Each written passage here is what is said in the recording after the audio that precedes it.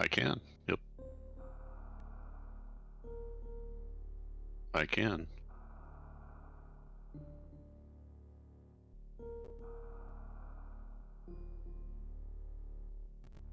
Wait, say something again?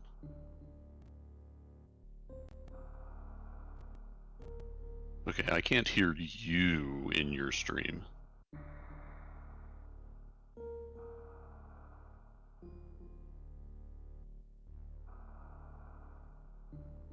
Okay, great. Because this should have my microphone working.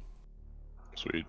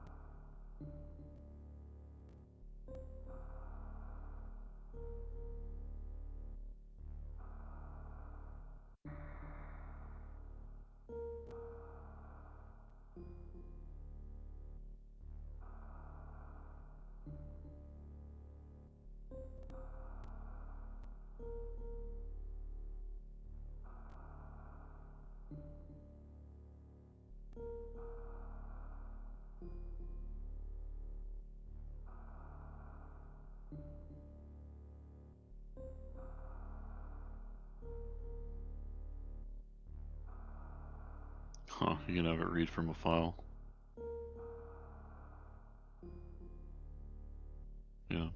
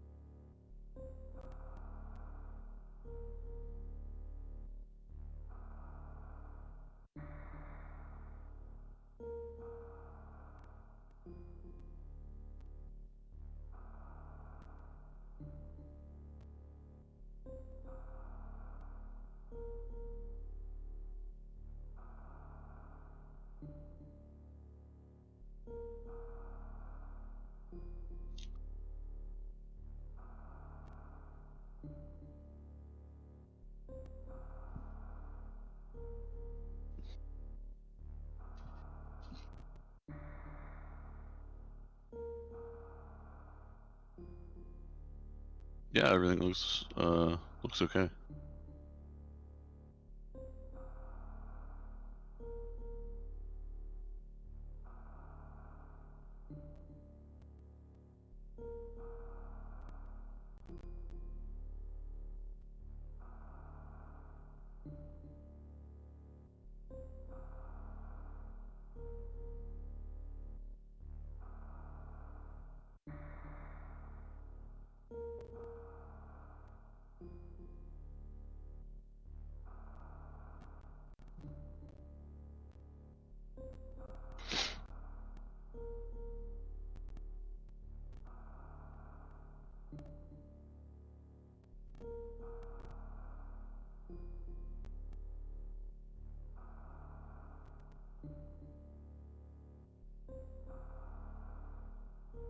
I'm gonna try to keep up with the tracker.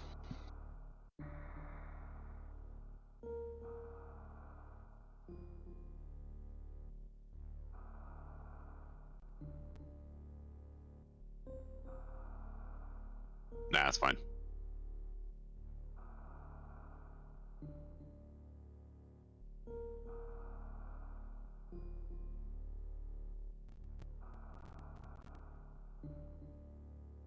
Yeah.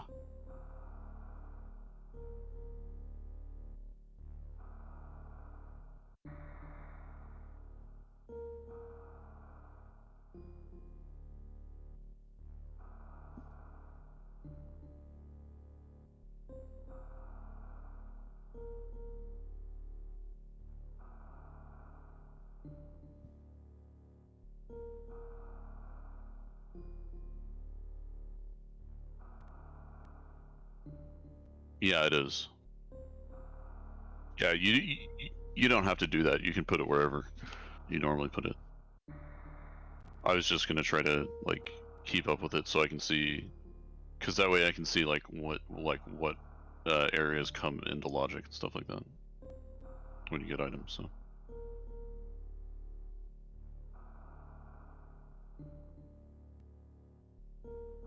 Oh yes.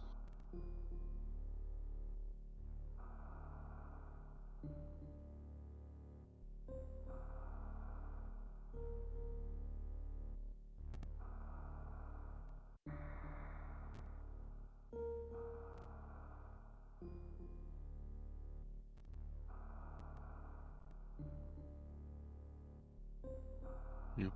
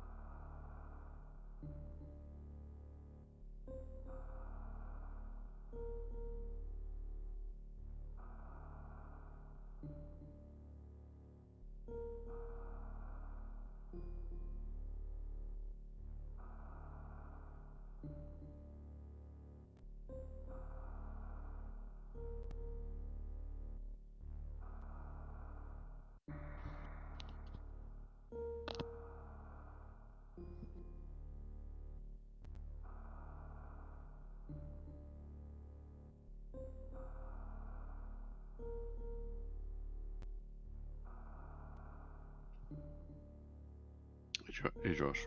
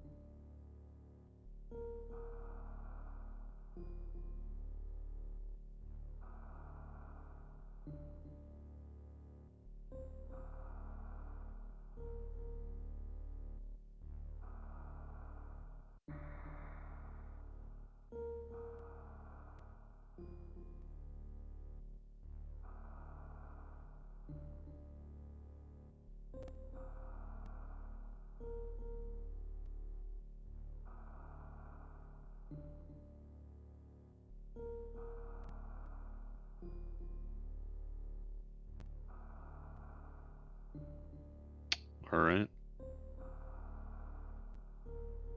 I've had the like Scooby-Doo incidental exploring the mansion music is stuck in my head since I woke up. Oh. I don't know if you know the one. It's like the one that's do do do do do do do do do do do do do. I don't know how much Scooby-Doo you've watched. Not in a very long time.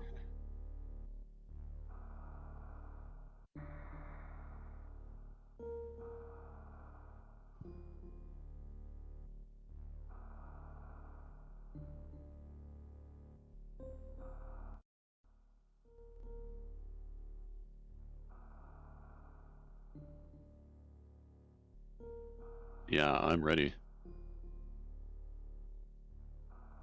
I am not ready, but I will never be. You are not prepared. All right. Don't forget the timer.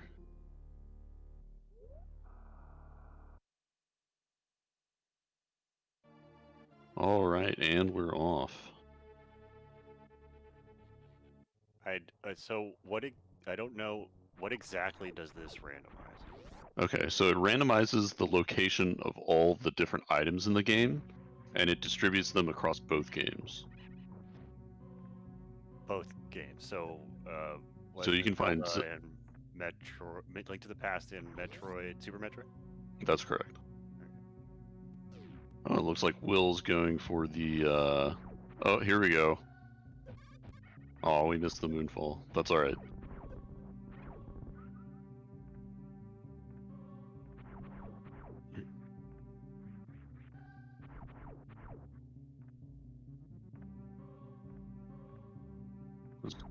Going for a. So Will's going for a glitch here that was found pretty recently, where if you moonwalk backwards off of a ledge, your falling speed is like uncapped. So you fall really fast. It's faster to get down certain really long shafts in this game. So do you? Okay, so there's like different characters, right? Yeah, there's a bunch of different custom sprites people have made for this. And they play differently. Or? No, they all have the same stats. Okay, but like, I mean, if you're not Mega Man, do you still have the Buster, the P Buster, Power Buster, Buster But- Cannon, whatever? No, it's the same. So It's the same weapon. All right, so Will's going right, for 'cause the it's Metroid, so you have a gun. Right. yeah. Oh, wow. So Metroid, I was going to say Will going for the Metroid opening, which is a little unusual because when you start out, there's only 2 items you can get in Metroid, and one of them is this energy tank, or normally it's an E-tank in the ceiling here, and it's even out of logic. So you want to usually you want to just go to Zelda straight away, but sometimes this play can pay off like it is now. But without high jump boots, you have to do a damage boost to grab this item, which can be annoying because you have to get this stupid enemy to cooperate. Or and without the freeze ray. Right? Yeah, yes, you could use Ice Beam as well. There's a number of ways you can get it. So the Power Glove is a Zelda That's item? a Zelda item, yes. So it doesn't do anything in this game. Correct. Okay, but you get to swap between games. Like, how? There are specific rooms that allow you to swap between games. Okay, and I assume that going back to the ship is one of the. No, it's not in the ship, but it's in that first criteria shaft that goes down to this little area.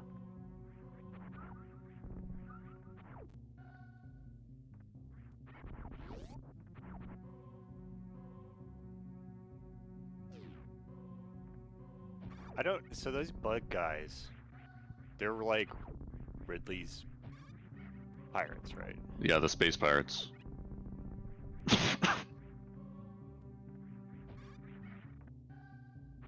I think as a kid it's just kind of confusing because like the Chozo are also buggy, so you're like, why are we fighting the Chozo? Yeah, they do feel like they're affiliated with each other. But they have kind of some of the same like body structure, I guess. But the space pirates are not native to ZBs. I've never gotten if the Chozo, it's like the Romulans and the Remans. Okay, so here's the first room that takes us to Zelda.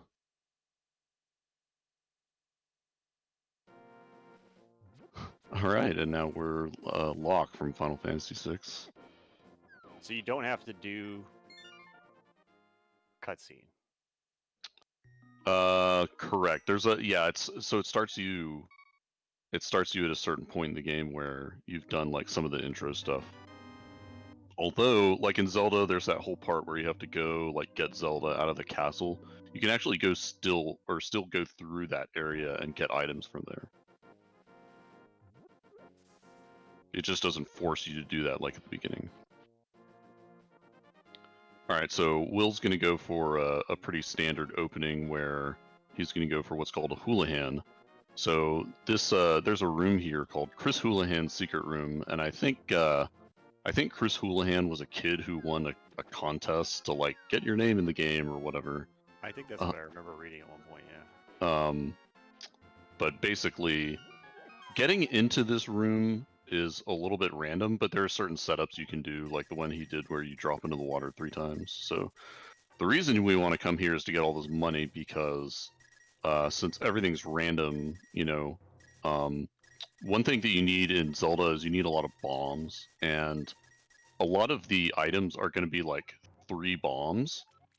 That's not what the message normally says. Yeah, they change all the messages and stuff too. A lot of the items that you get in the game are going to be like 3 bombs, and some of them are going to be money that you could use to buy bombs.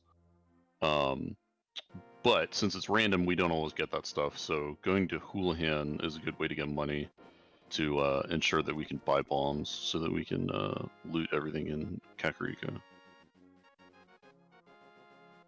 So apparently the contest to get your name in was to take a photo of yourself encountering Warmech in Final Fantasy. Oh wow. Which only has a 3 in 64 chance of appearing when you enter a battle in Tiamat. Yeah, something like that. On the bridge leading to Tiamat. Yeah. That's really interesting. So kind of like trying to get the Gutsy Bat. Yeah.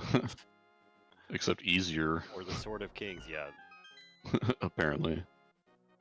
3 in 64 is much better than 1 in 128, yeah. 128.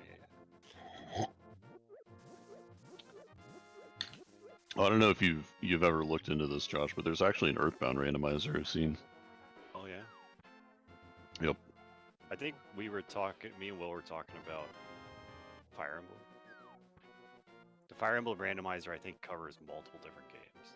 You get to pick which one you want to do. Oh, that's interesting. Yeah, so we just cleaned out the race. We're going to check the library. There's a number of places in Zelda where you can check items and not get them until you have like some items. So usually it's a good idea to check those to see if they are anything important. But library, normally you need the Pegasus boots and you run into the shells, the item falls off. Yeah. But it's just 20 rupees, so we're probably not getting that. The shops are not randomized? The shops are not randomized. It didn't look like it. Yeah, they're always there and they always sell the same items. So it doesn't, it just randomizes the items, it doesn't randomize So in the Zelda, dungeons themselves or anything? it randomizes the prize you get at the end of the dungeon. So normally you get pendants from the 3 Light World dungeons, and then you go pull the Master Sword, fight Aghanim, go to the Dark World, and then you get crystals from the 7 Dark World dungeons. Well, in the randomizer, it scrambles where the crystals come from, so the exact set of dungeons you have to do changes from game to game. What's Will's current record? I'm not sure that he has one. I'm not sure he's completed a solo seed before, so whatever this is will be This will be his record. This will be his record, Compass Rose. Guaranteed personal best. Alright, shovel gives us access to 1 item. Where you can... And it also lets you do the, like, speed shoveling competition thing. Was that this game? Or was that another one? There is a digging game in this, yeah. There was another one that had a speed digging thing, though, right? I don't remember. I've never beaten this. Not the randomizer, the actual Link to the Past. Right.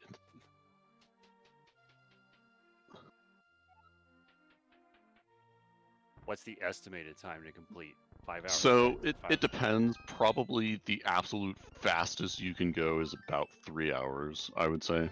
3 to 5 hours. Yeah, depending on I mean, you're basically beating 2 SNES games, right? Yeah, and just as a consequence of how the randomizer works, you are pretty much gonna 100% both of them. Yeah. You may get to the point where you've gotten like all the items you need early, and then you can skip stuff, but it depends on how nice or mean the seed is also, because if the seed makes you pull the Master Sword pedestal, then you have to finish all the dungeons in Zelda, and it takes a lot longer. Okay, since we got a bottle, we can go to Sick Kid and get this item. Hey, it's Plasma Beam. That's a pretty sweet item to get. As long as we remember we have it. Because if you find Plasma Beam in Zelda, it does not enable it in Metroid for you automatically. Because in Metroid there's a glitch where if you manage to enable the Spazer and Plasma at the same time, I think it just crashes the game. I don't remember. But anyway, to avoid that, if you find Plasma or Spazer in Zelda, it won't turn it on for you, so you have to remember that you got those. Sometimes people forget for a long time, and it's funny. Man, you talking about a sick kid is making me feel bad. Why? One of my residents in Animal Crossing was sick yesterday, and I forgot to get the medicine. Oh no. They'll get better, but it's just like you can give them medicine, and they're like, "Oh man, thanks." All right, high jump boots. So, high jump boots actually give you access to certain things in like Metroid. The thing you already got. Right, like that one E-Tank, but specifically they let you Fool. They let you get into Upper Norfair. Of course, there's a number of ways to do that, but as we'll see in Metroid, or maybe not see, we okay, so this item's really important to check. This is called a Lumberjack Ledge, and it's just an E-Tank. So that one item, the requirement is you have to defeat Aghanim, because it makes those Lumberjack guys go away, and you need the speed boots, or the Pegasus boots. So that's good. Quit as like a warp, basically, right? Yeah, so you save and quit just to warp around to move around the game faster. So it'll take you to the church. Huh? Does it always take you to the church?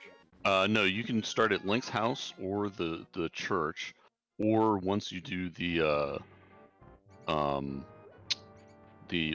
once you rescue the old man, you can start up in the mountains. Which we'll probably see Will go do the old man pretty soon, because he's got there's Zora Flippers. Because he's got the glove, which you need to get into the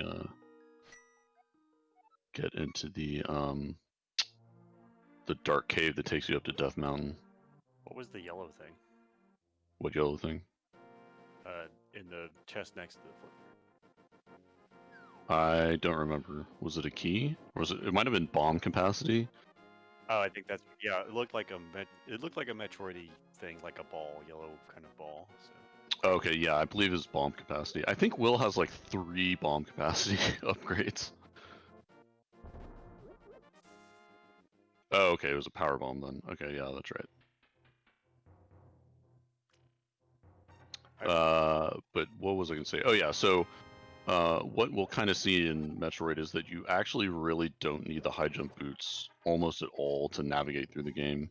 There's only a few places where they're really helpful in Meridia and Lower Norfair. But otherwise, it's kind of a quality of life thing more than anything.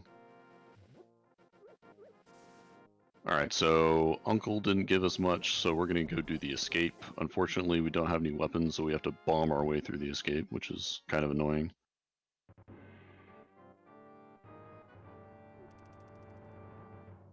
I've also never finished Super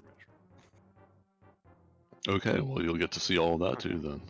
I only finish games in popular series that are not the most popular game. Oh, okay.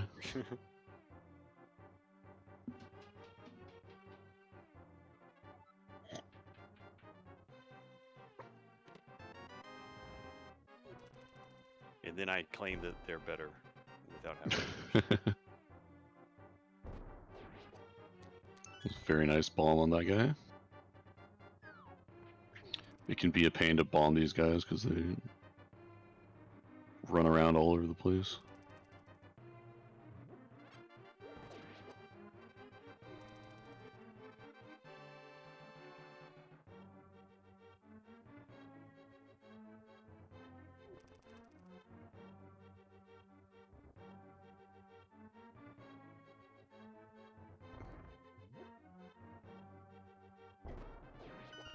Yeah, we're just gonna suicide bomb that guy. Ice beam, alright, we're getting some beams.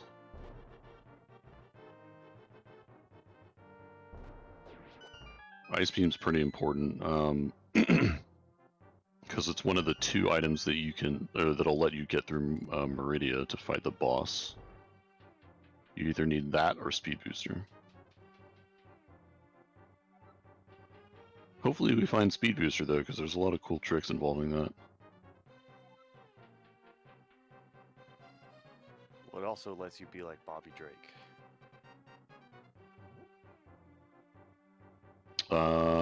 That is correct. Although I feel like a lot of times people just turn it off because it just makes it take longer to kill most enemies.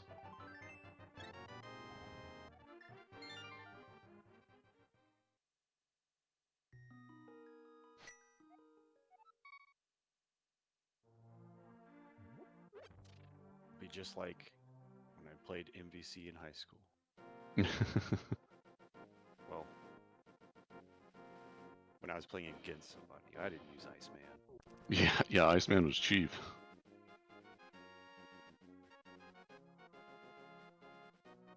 The Beam Team, Oh, Iceman, yeah. Cable, and Cyclops. That would be a pretty annoying team. Alright, so we're gonna go dig up the flute location. And just a missile.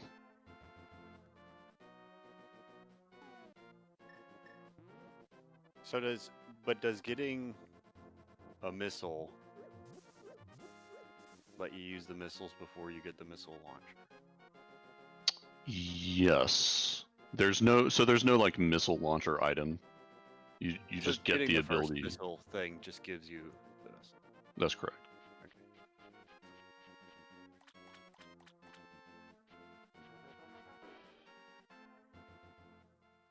Yeah, so you need some, for Metroid, you need some of all of the ammo. There's some more money.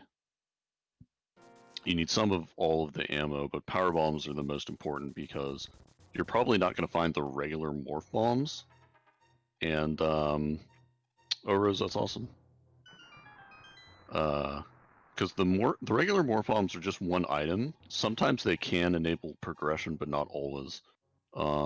It depends on what other items you get. So you may or may not find them, and you're gonna have to use power bombs to bomb your way through Metroid. But before that, you need to find the morph ball, which is one of the first big tasks, or really that's the first big task in the randomizer, is finding morph ball, which unlocks like huge parts of Metroid. So this is the mini Moldorm cave. There's 5 items behind this, and it can be a pain to kill these guys with just bombs, but Will's having a pretty easy time with it. No sweat. Okay, Cane of Samaria doesn't really help us much here. It's it's necessary to get through a couple of dungeons later in Zelda, but right now it is okay, so here's our map check. Oh no. That is rotten luck. Getting all 3 pendants in the light world. Normally you get some crystals in the light world, but yeah, actual vanilla too. The green crystals on Eastern Palace. So the color of the crystals does matter. The green crystal you give to a guy named Sahasrara, and he will give you an item.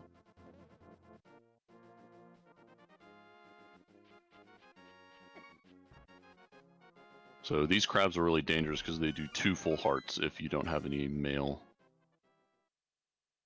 But Will's got 5 hearts, so he's in pretty good shape. Well, he's got 1. Well, he's got 1 now, but had 5. All right, so we're probably going to see most of the flipper checks now, since we just actually have flippers. There's actually a neat set of glitches where you can jump in the water and start swimming even if you don't have flippers. But we got Zora flippers really early, so we got bumped into this whirlpool, which we did not mean to.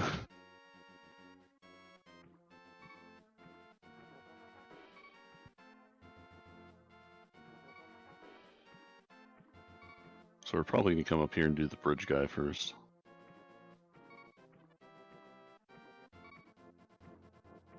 What are those bean guys called? Which beam guys? The little green bean guys. Oh, you know, I don't know what those guys are.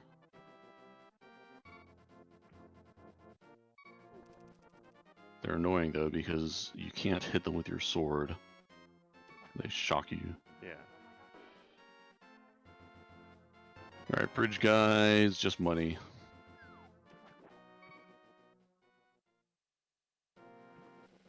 I feel like in other Zeldas they just got replaced by slimes. Like the elemental slimes. Yeah. Yeah, they're kind of unique to this game, I guess.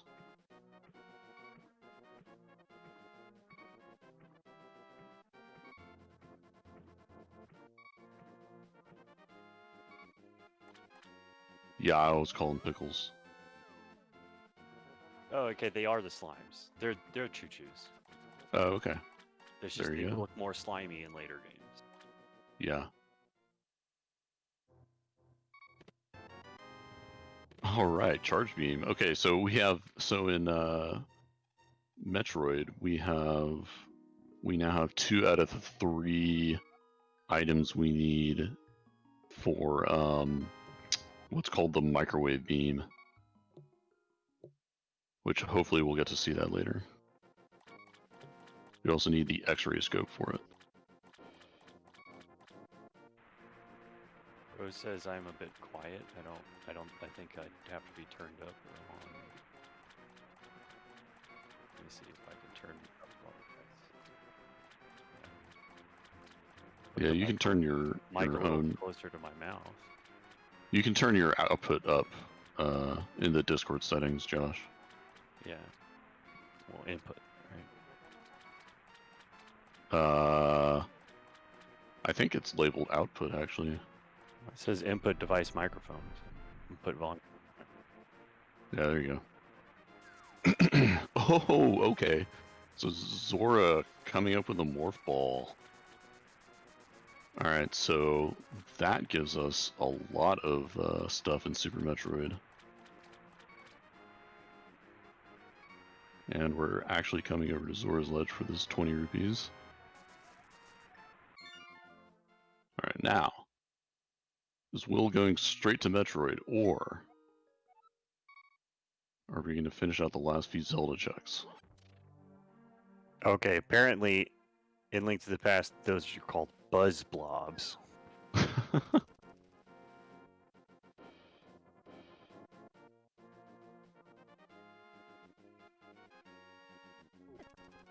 Yeah, I think it's just later games they were replaced with choo-choos.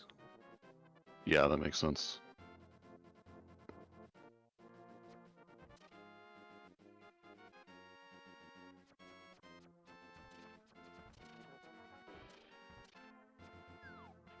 Alright, so this is one of the last big troves of items. So this fellow here is Sahasrara. And in his closet, he keeps 3 items that we want to get. Hey, a sword. That's nice.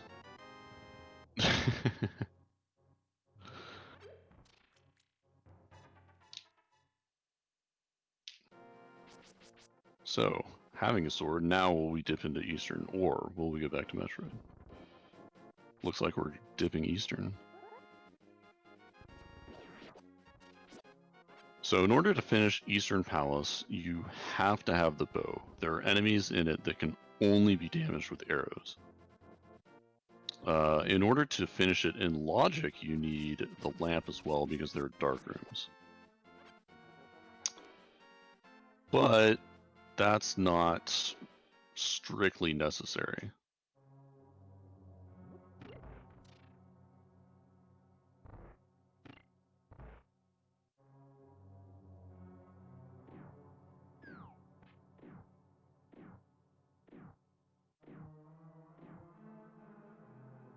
You can just have it memorized, right? Since the dungeon itself isn't randomized. Correct. Yeah, it's possible to navigate your way through dark rooms without the lamp, and it's a pretty common thing to see certain dark rooms in the randomizer.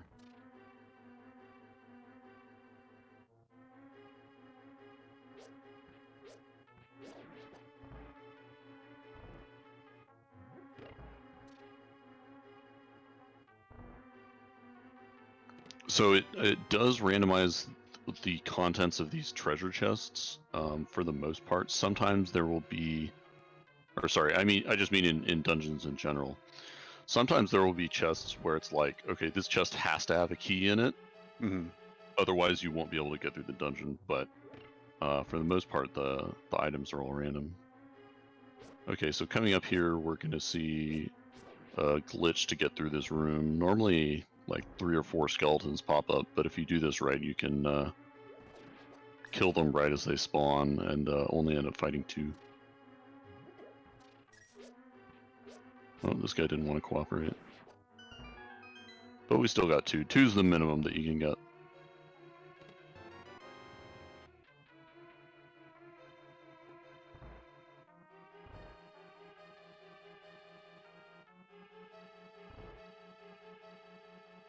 Alright, we already got the big key, so we can grab the big chest, which is just the map.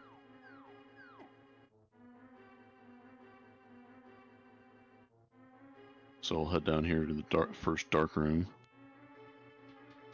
So there's 2 dark rooms. There's this one, which is kind of in a big ring shape, and then there's one to the right.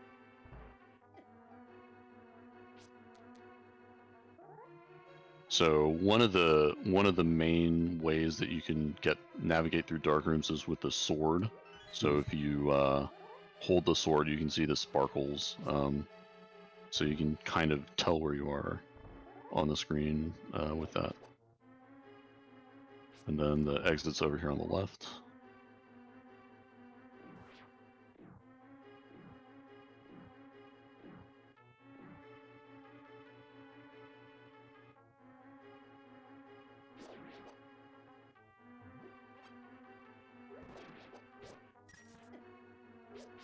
Yeah, if you have more hearts, it's easier to just go and grab the pot and then step on the switch, but 5 is a little low for that. Hey, Pegasus boots, that's very nice. So we don't have the bow, so that's about it that we can get in whatchamacallit, Eastern Palace.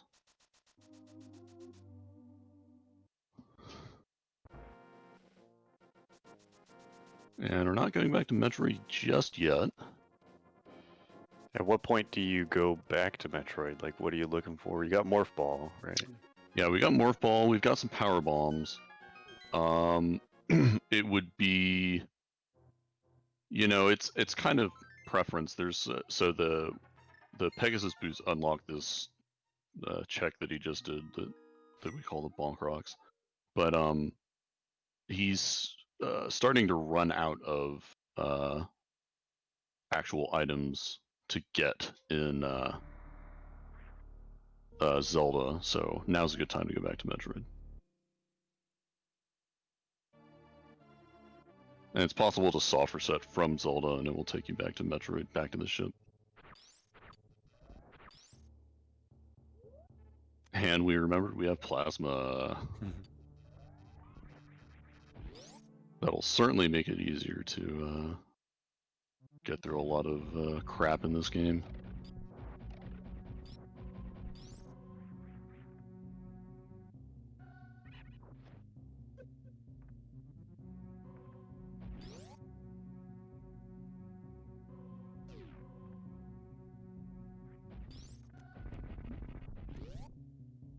So first we're going to check. This is normally where you get the morph bombs, but you don't have to fight this guy unless you actually have bombs.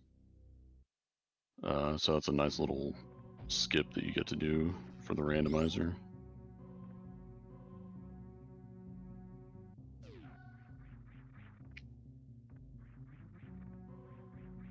Alright, and we're going to go for the Alcatraz escape over here. It's actually possible to just wall jump up out of here without having to bomb over on the right. But it's kind of annoying to do with high jump boots, so...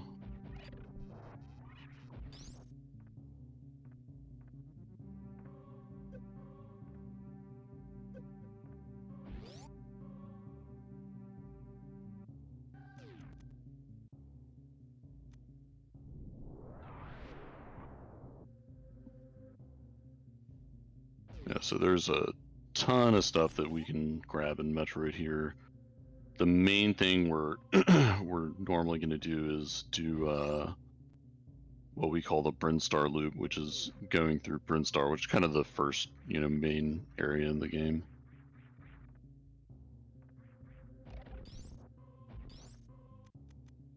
I thought maybe he'd already found what he was looking for. I thought it was just at 20 rupees. Yeah. Yeah, now we can go back to Zelda.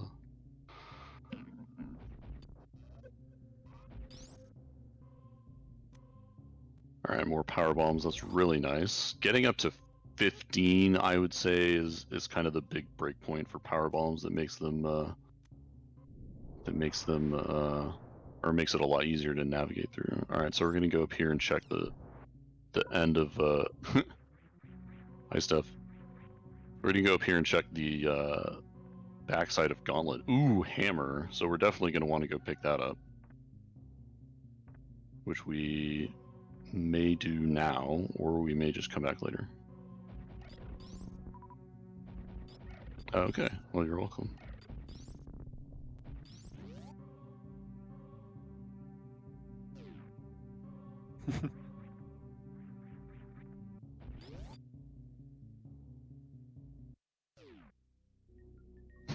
I got excited for half a second because it looked almost like did I tell you about Makaryoshka?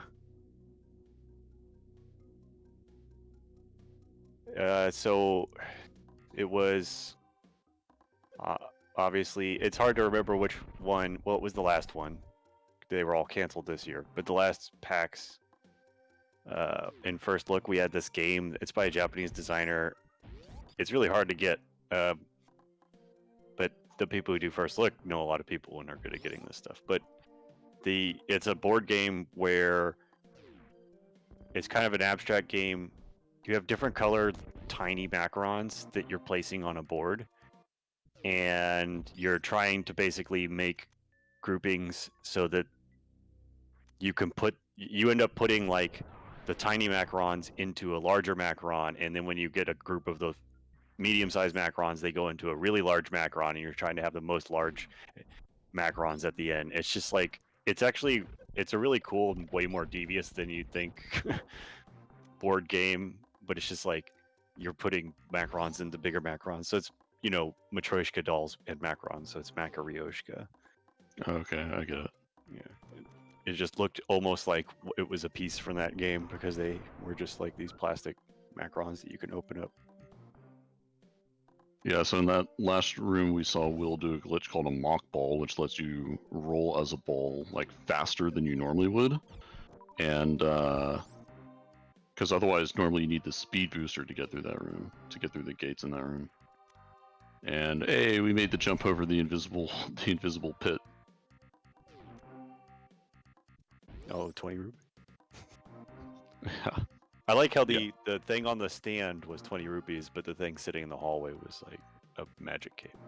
Yeah.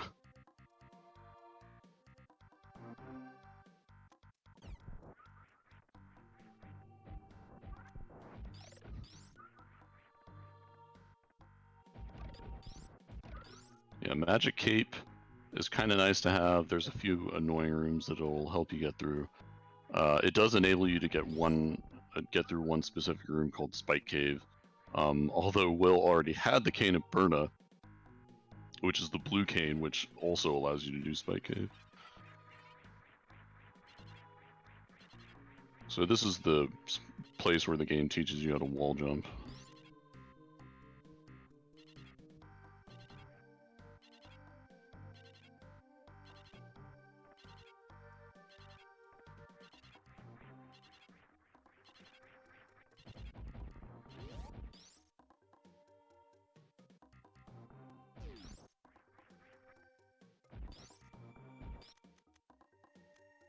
Yeah, you're welcome.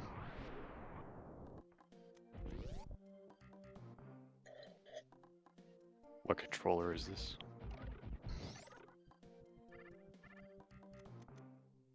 Yeah, what's the control? It's the iBuffalo.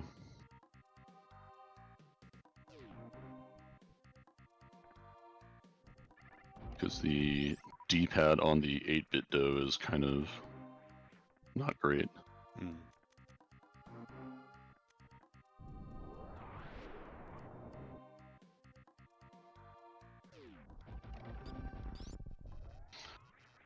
Yeah, having plasma is nice for these assholes, because they do a ton of damage if you don't have any suits.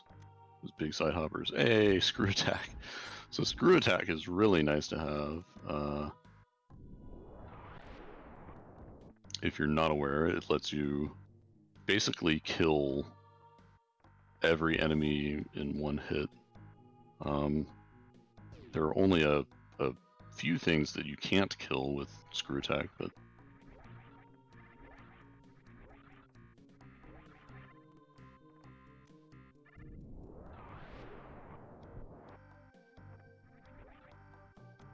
alright, so we're gonna do a little I don't know, exploit here to get into the back door to Alpha Supers. I don't know exactly how this works, but it has something to do with like this scrolling the screen. And sometimes it can be a little tricky to get.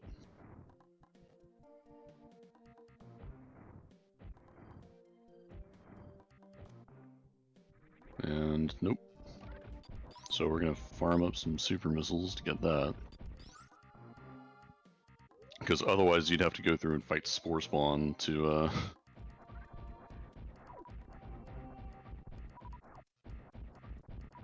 get to those super missiles.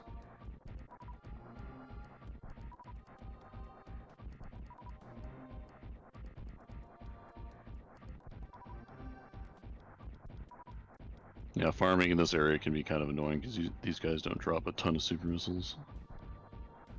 Now it's just like Mega Man. Yeah.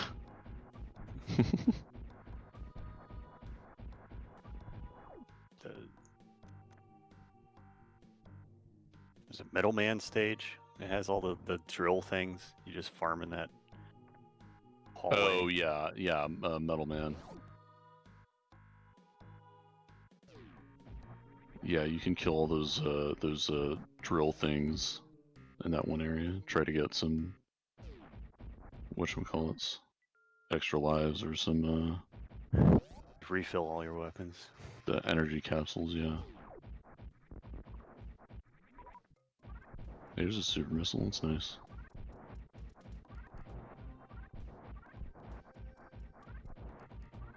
Yeah, we need more super missiles because there's another glitch that we're going to do in just a second to try to get through this wave gate. So there's a couple of glitches involving these gates in Super Metroid. Normally you would need the wave beam, which lets you shoot through walls and stuff.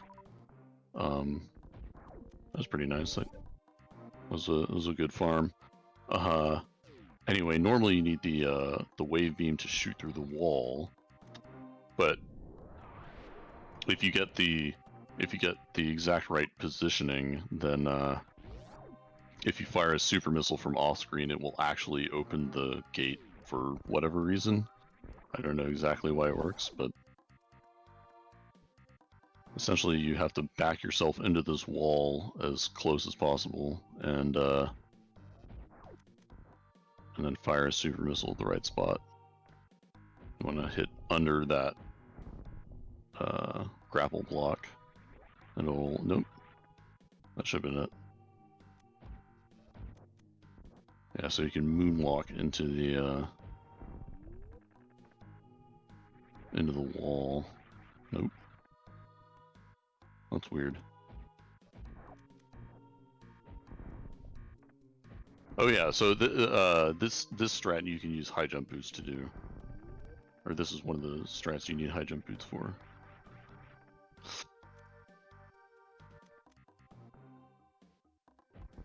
But we can also do it the old-fashioned way, where you jump out from the door.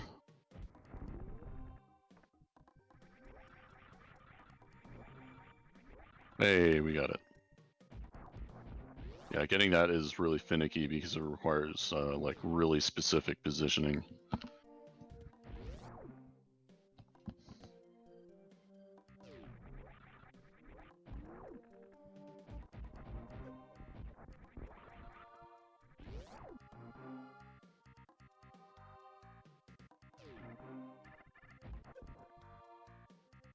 Alright, so I think that's about it for Big Pink. Oh no, we're gonna go down here and grab the charge beam item. Okay, now we're done with Big Pink, so... we're gonna head onward and upwards through Brinstar. Well, not upwards, but...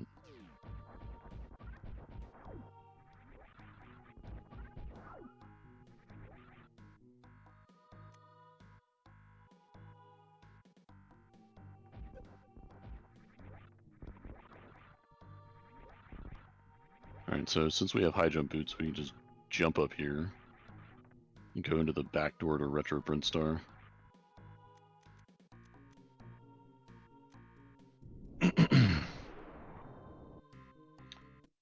Fight some more big side hoppers.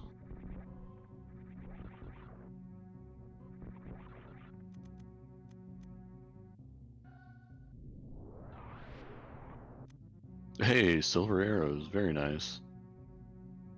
So silver arrows are fun to get early on because once you get the bow eventually, silver arrows do a ton of damage, and there's a lot of enemies in Zelda that they make it really easy to kill. Bosses you can kill in one hit and stuff like that. If you get the bow. Yeah, if you get the bow. The bow is gonna be required because you also need it to get through the Palace of Darkness in the Dark World, and that is we know that is a crystal. So speaking of the Dark World, so our first objective in the game is to find the Morph Ball so we can go to Metroid and start getting those items. Our second objective is to get Dark World access, because that's where the bulk of stuff is in Zelda. And in order to get Dark World access, you need 3 items. You need the Moon Pearl, which of course lets you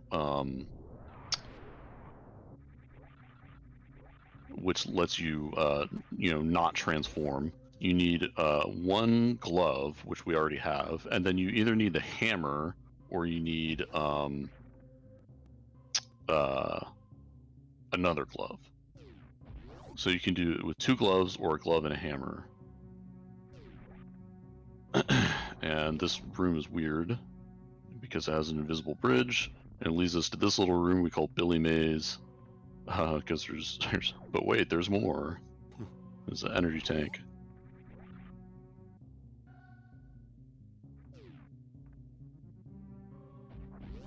There's also falling rocks. It was a really strange room, actually.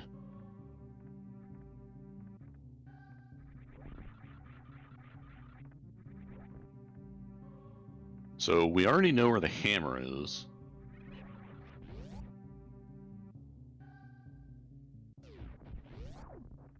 So we next step is we got to find that Moon Pearl, and it is likely somewhere in Super Metroid. Although we're starting to kind of run out of checks that we can do in Metroid.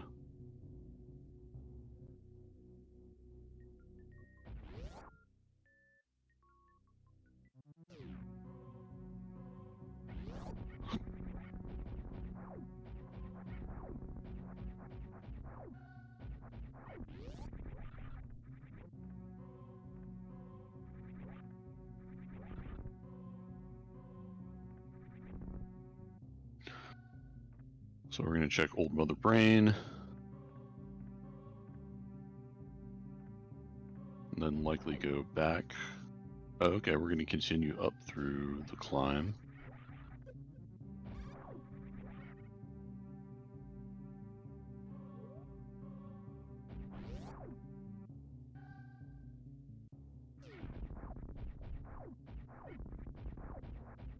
Or we're going to go back out through the back door of Retro Bryn.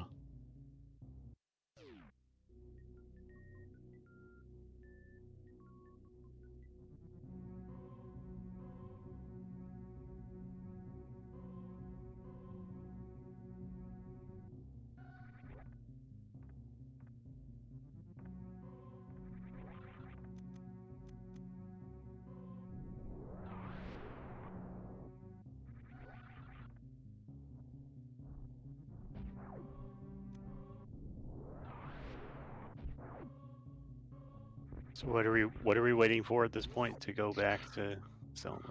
We're looking for the Moon Pearl, and then we'll want to go pick up the hammer, and that'll allow us to get to the Dark World. And then we can start thinking about doing some of the Dark World dungeons. Although there are several items that we need to do those as well. There's one dungeon that really doesn't have any requirements that you can pretty much always do. Which is Thieves Town, which is the one that's in the village. But other than that, most of the dungeons have requirements. It's actually pretty interesting because the Light World dungeons tend to have a lot of requirements. Like Desert Palace, you need like Pegasus boots and a glove and a light source. And just stuff like that. But a lot of the Dark World dungeons, you don't need as many items, or it feels like you don't need as many items to do.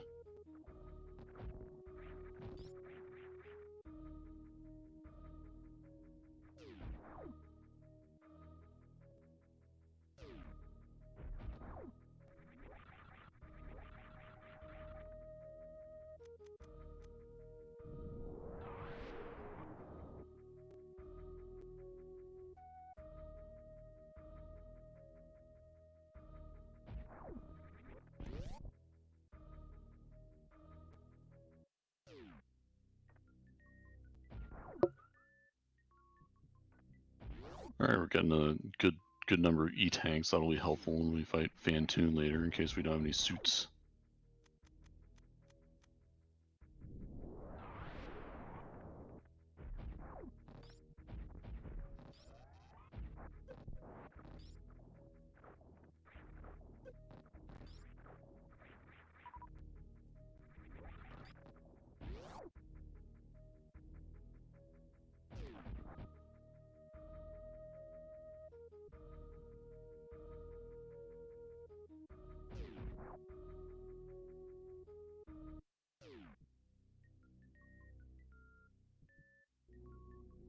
Alright, before we go fight Kraid, which we don't have enough power bombs to actually get through that area, we're going to go down and possibly pop into Zelda here real quick. So here's the second room. You can see it on the mini-map there. The one that the one that we're going in right now. So this one takes us up into Death Mountain.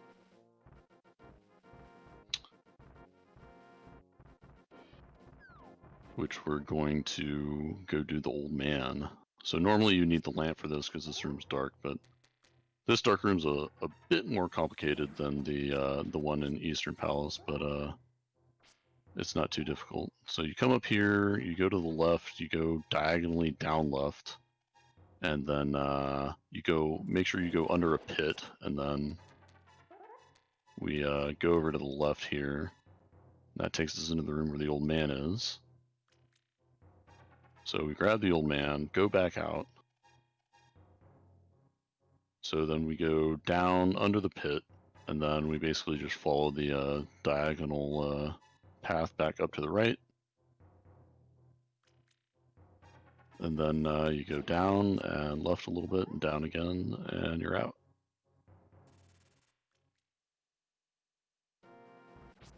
You did it. Yeah, so the old man gives you an item as a present for rescuing him, and he'll also fill up all your health, which we don't need because we have full life. And once you rescue the old man, it unlocks another starting point when you save and quit.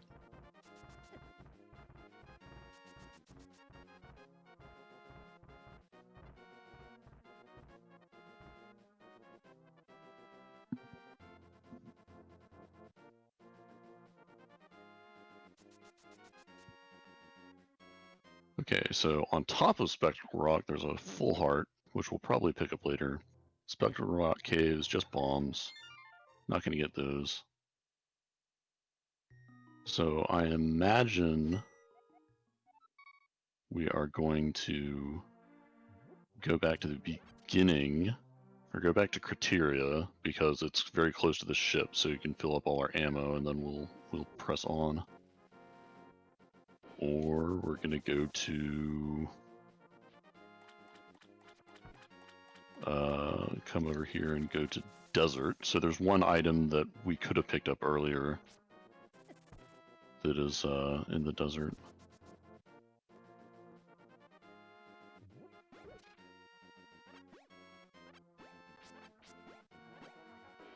These, oh yeah, these crab guys, the prize that you get for, or that the crabs toss out is randomized. So it could be bombs, it could be hearts, it could be rupees.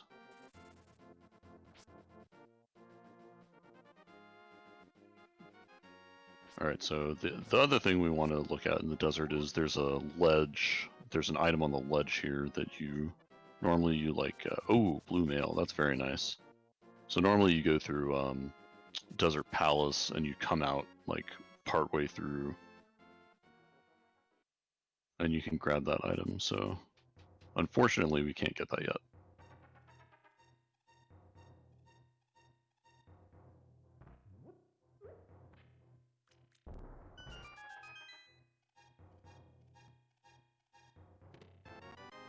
And it's just 10 arrows.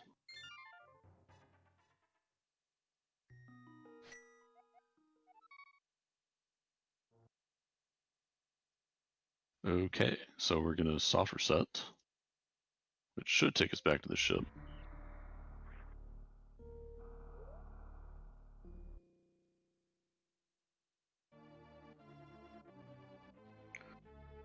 which we can immediately dip into to get all our ammo back.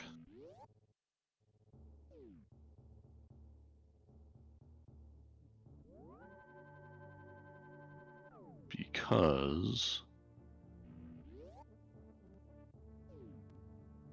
not having power bombs is annoying.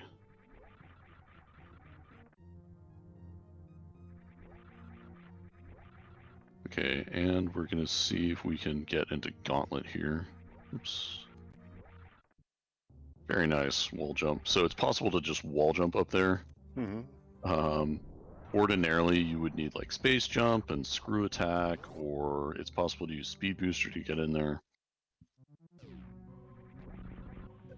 But with careful wall jumps, you can make it. And actually, doing the Gauntlet is much easier with screw attack.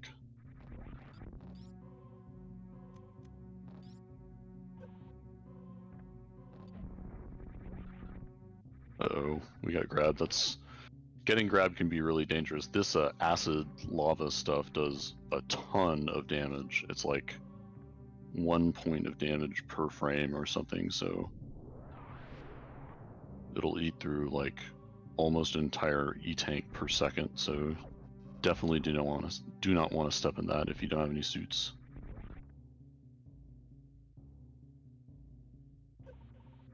Having suits reduces the damage a lot.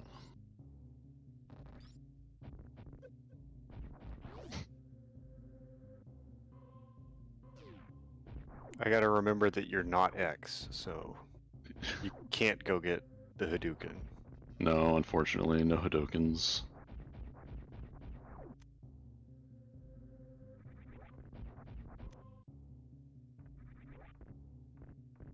I think that's like 4 bomb caps now, or 3 or 4.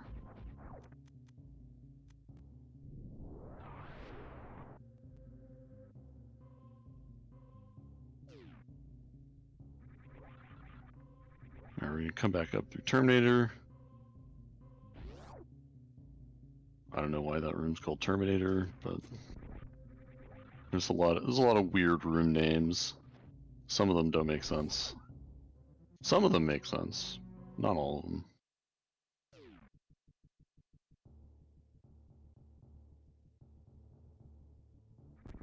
Alright, looks like we are going to head over here and likely drop through Red Tower.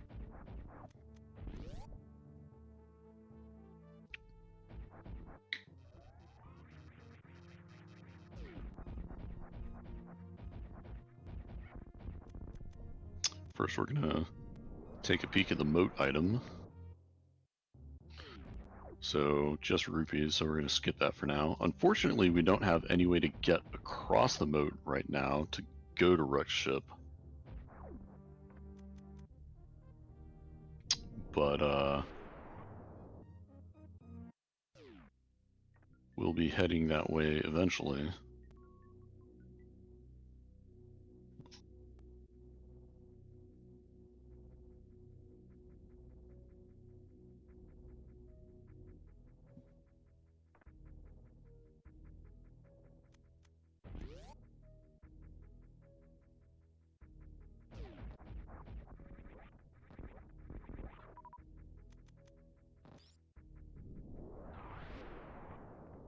A speed booster, that's very nice to see. Okay, now we can get across the moat and go to Rex ship. Although I imagine we won't be seeing that just yet.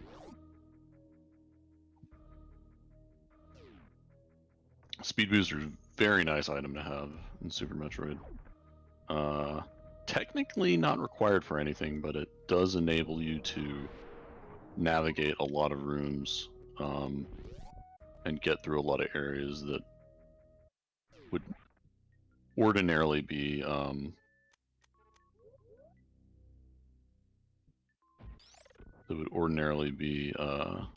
more difficult. And obviously it lets you run a lot faster, so you can go faster. And there's Moon Pearl, so now we have full-on Dark World access. So that opens up a ton of stuff for us.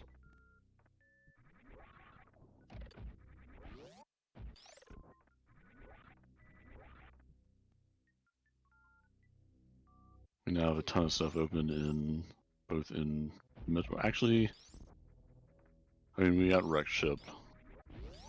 I don't know if you can call that a ton of stuff, but it's a fair amount of stuff. And then we got Dark World, so there's plenty of that when we want to get back to Zelda. Oh yeah, so I should mention the sub objectives of the objective of this whole thing is to beat Ganon and Mother Brain, of course, and you can do that in either order. The kind of sub objectives of Metroid, you have to defeat the 4 bosses, and Zelda, you need to collect the 7 crystals, so that you can get into Ganon's tower and fight Ganon.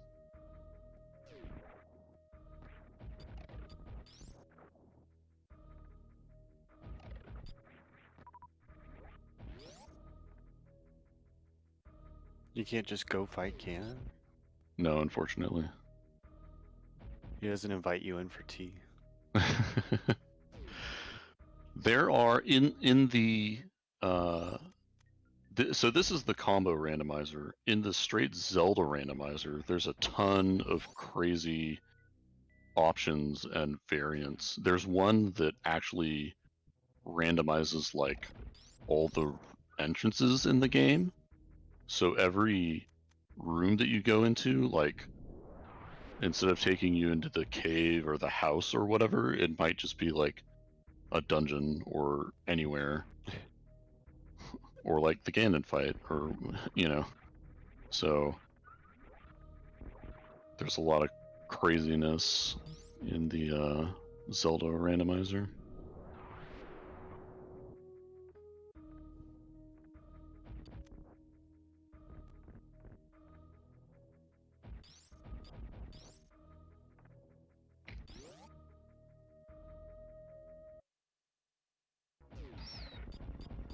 And we're going over here to fight Kraid, of course. So it's possible to kill Kraid before he stands up and gets really big. It's very difficult to do. There are various setups for it. It's something that Will and I have been trying to figure out, but we haven't got there yet.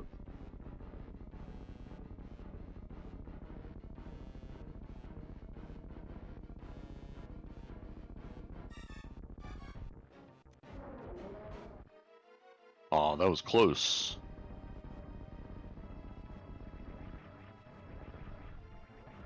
Yeah, you did have the you did get his mouth to open the right way, but did not get the supers in there. That's okay. And we just unleash Hot Fury on Kraid and take him out.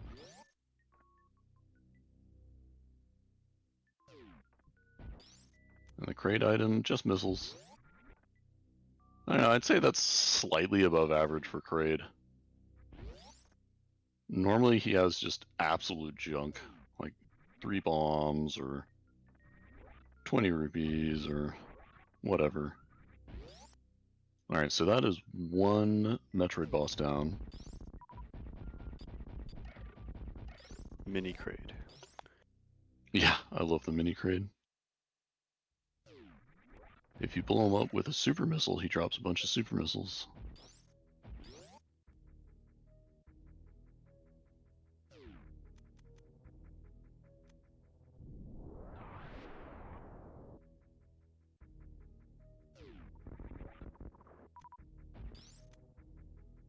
Hey, full heart. That's funny, because in the vanilla game, that's an energy tank.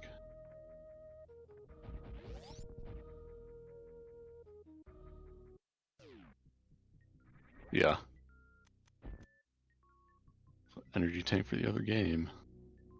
Alright, now that we have some power bombs and stuff, we can pop down here into Norfair and grab the high jump items.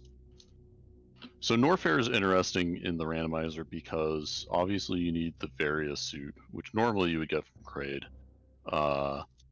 Because there are a bunch of rooms that are really hot and they do damage to you constantly. if you don't have the Varia. But it's actually possible to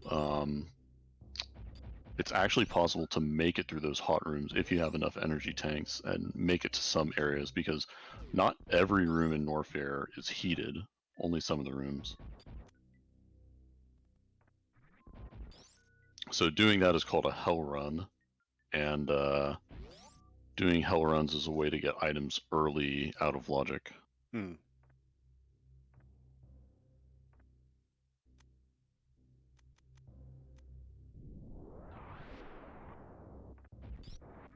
And you got to kill that little guy. I believe that guy is a gamer. And you got to kill that guy before you can get out of this room, which is annoying because he speeds away really fast. And we're going to check the croc escape item, which is just missiles.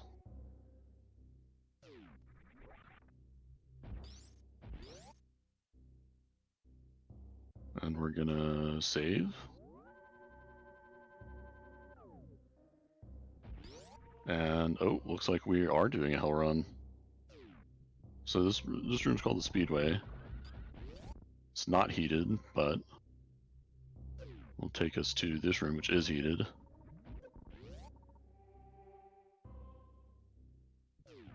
We're gonna head up to Bubble Mountain.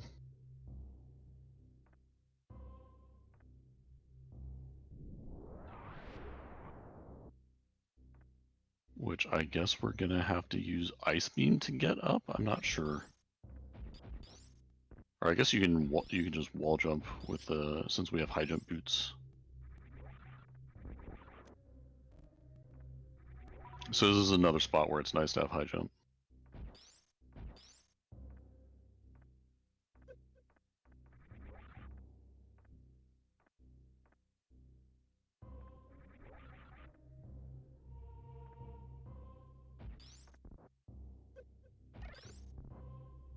Nice.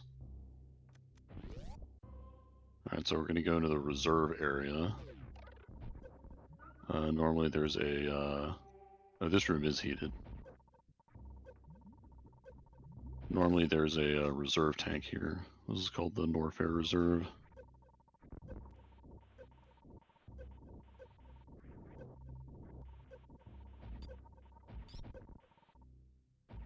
And we got power bombs and missiles. This might be a short trip though.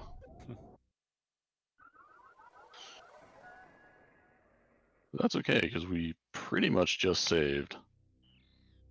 So Metroid, unfortunately, is really brutal about saving. If you die, you do lose all the progress you made since your last save.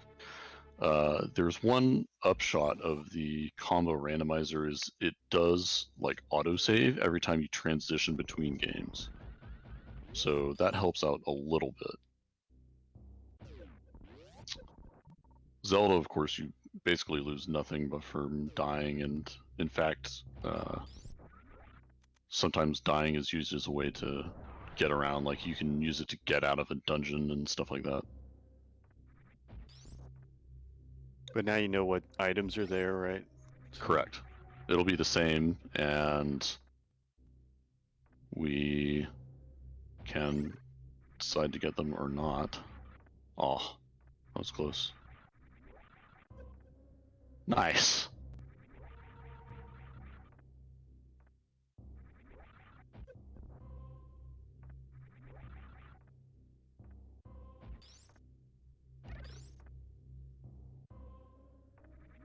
Yeah, the hitboxes of these guys are weird.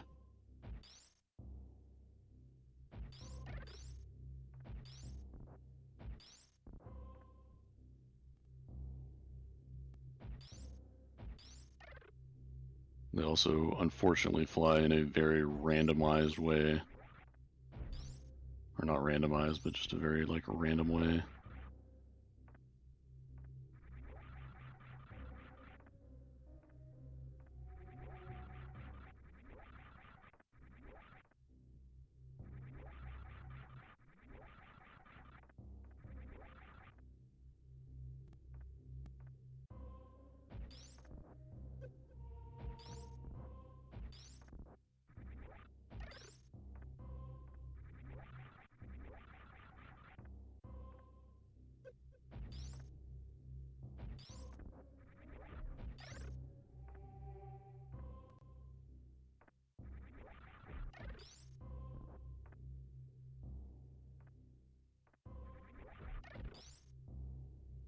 Oh, it was close.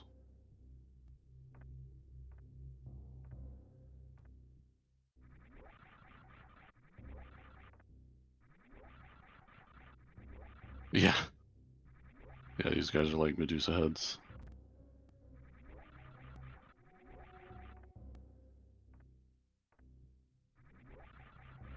But not the Medusa head. No, not the big one.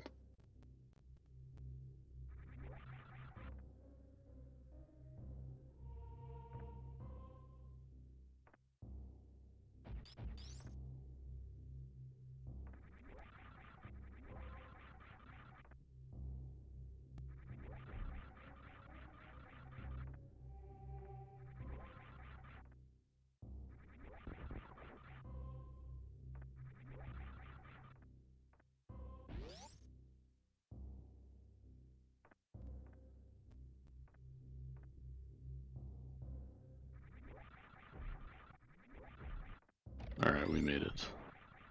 On top of Bubble Mountain. So this is, this whole room is heated, but that's not a problem for us because we're going to where, this is where Speed Booster is, and, also there's a really good farming spot right here. There's actually, like, these flying head things, but like 5 of them pop up at once, so they drop, or they can drop a ton of health for you. So this is the area where you normally get Speed Booster. So it'll only take us a sec to zip through. And I'm kind of surprised we haven't found any reserve tanks yet. Normally it feels like you get one by now. Hey, how about that? So yeah, had to say, hey, it would be useful to have for hell runs.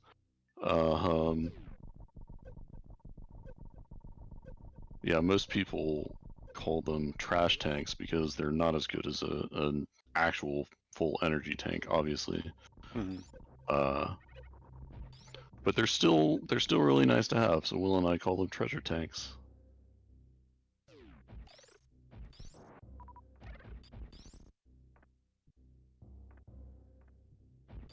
Should also get a sprite replacement for those to make them look like E-tanks.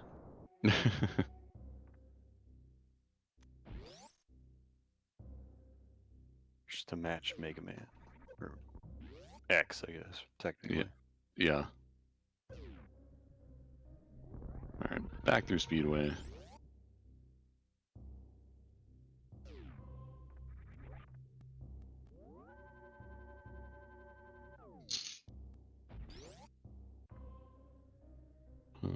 Why is that stuff not...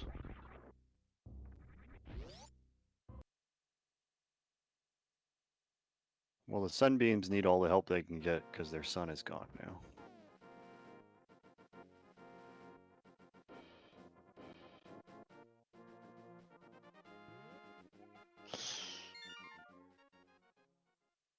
Alright, so we're coming back to Zelda. And I imagine that it's time for some Dark World.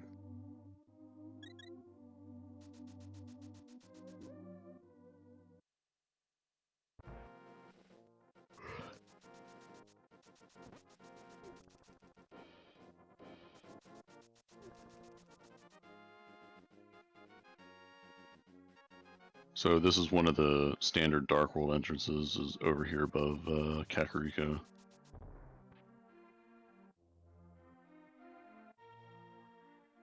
The other one being right under Link's house, but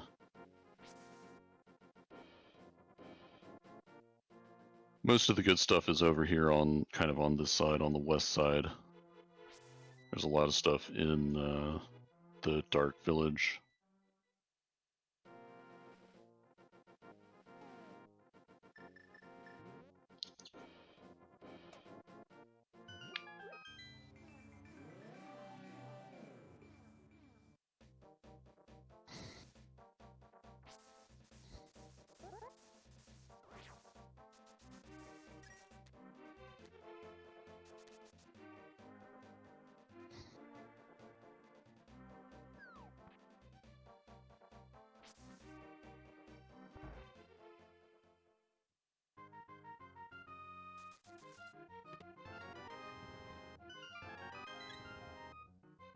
full heart out of the chess game. It's pretty nice.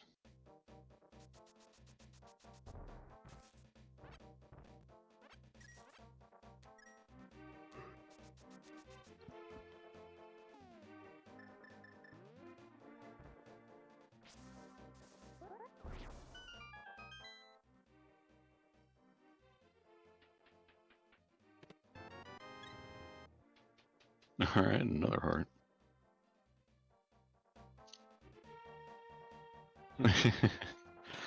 Hey, you need without any mail, you need all the hearts you can get.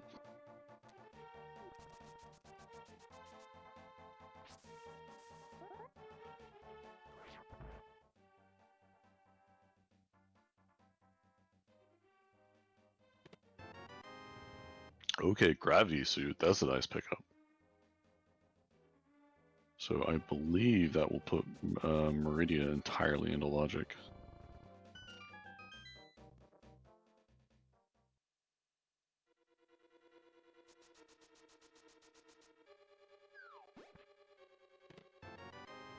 Alright, so here we are in Thieves Town.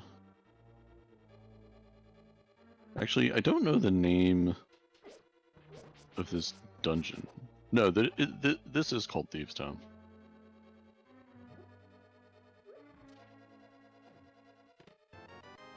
Sounds less like a dungeon and more like a fungeon. It's just weird that the village isn't called Thieves Town. And this place should be called Thieves Fortress or something. Or Blind's Funhouse. Oh, we got hit by one of the things that turned us into a Moogle.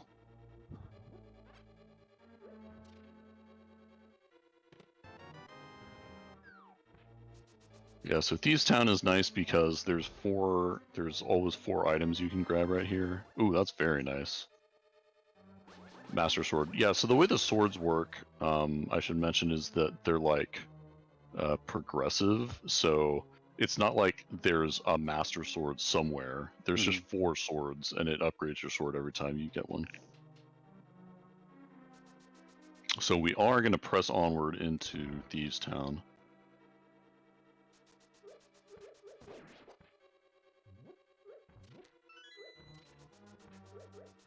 Wait, so this randomizer includes stuff from 4 Swords? Yeah, definitely. No, although there's actually a relatively new game called Link to the Past Online where you actually can play like multiplayer, which is crazy, and you can like actually see the other people running around in game.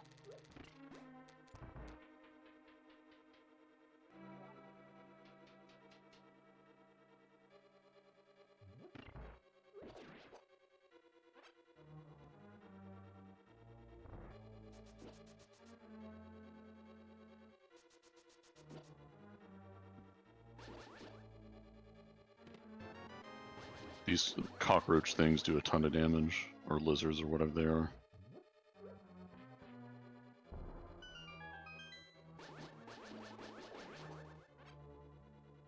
They do 3 hearts if you don't have mail? I don't remember.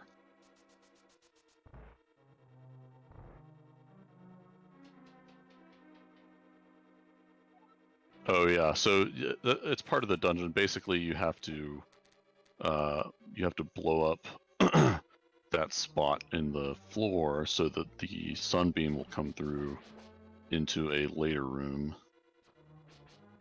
which we'll see the purpose of shortly here.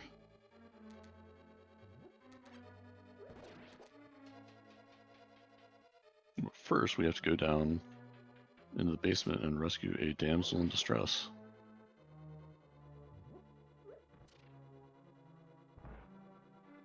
Apparently those are Bazoo. Huh. They're grasshoppers. Oh, grasshoppers, okay. Man, a grasshopper that big would be terrifying. Also known as Buzz. I guess because, Bazoo. Right. Okay. So this next item is a little bit annoying because technically you don't need the hammer to complete this dungeon, but if you don't have the hammer, then you won't be able to get this particular item. Because you have to hammer down these moles to get into the big chest. But thankfully we have the hammer, so that's not a problem for us.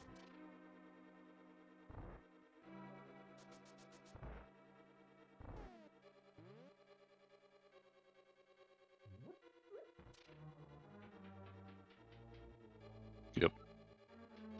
It's also a crystal, so we gotta do it.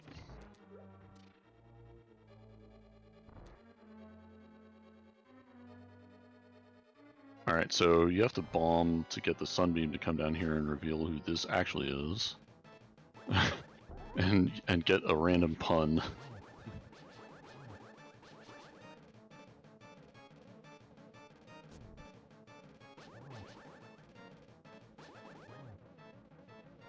And we're doing pretty good on the blind fight here.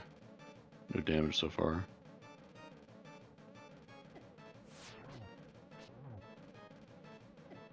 Yeah, blind's interesting because you just have to hit him 3 times per head. It doesn't matter how much like damage you do, so you don't need a particular weapon or anything like that. It's one of the things that makes this dungeon pretty easy.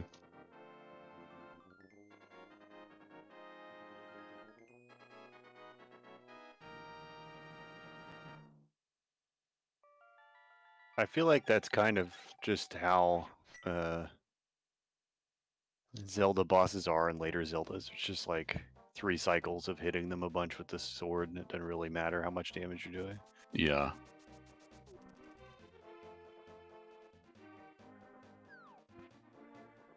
Alright, so that's about it for... Oh no, there's one other thing we can do. So here's the digging game. Which I think, as you were saying, Josh, and I think in the vanilla game you do need the shovel to do this, but in the randomizer they just like give you a shovel temporarily. And it is rigged so that you will always get the item on the first, and it's a heart on your first try through it.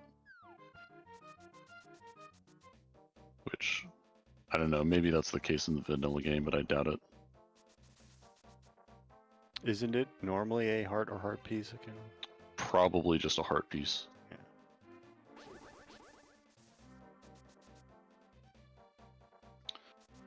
And let's see what old Stumpy has for us.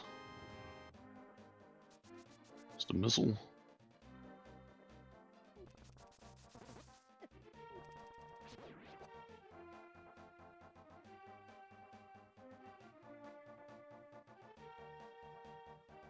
And it's time to come over to a place called Hype Cave. So, in days long past in the Zelda Randomizer, when it had different logic, this cave would very often have progression items that you need to go forward.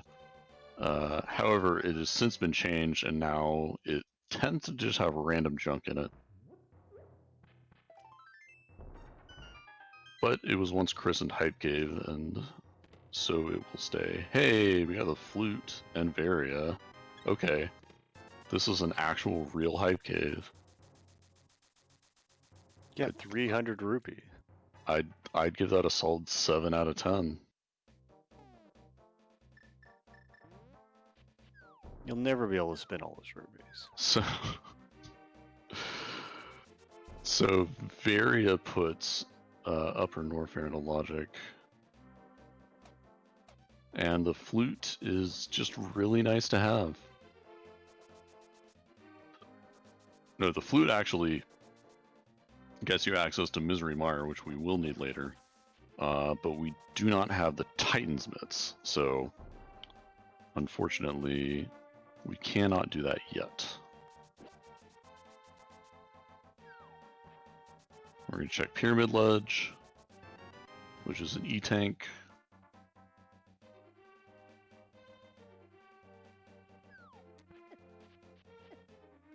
I feel like they've overused pyramid ledge in the Silent Hill games. Yeah. Yeah, he shows up way too often.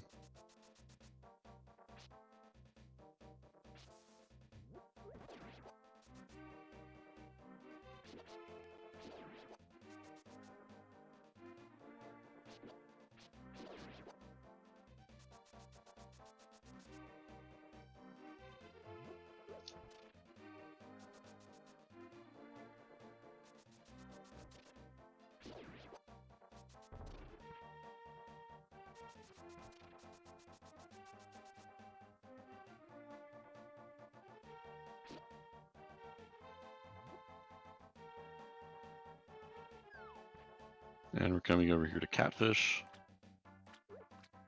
also known as Algernon.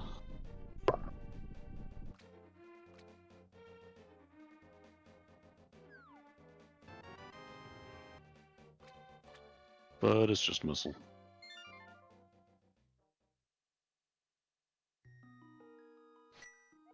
Alright, so there's not much left we can actually do in the Dark World.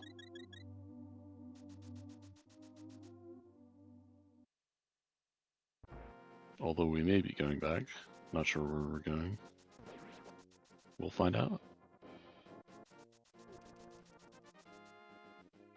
Likely going back to check Bumper Cave, I guess?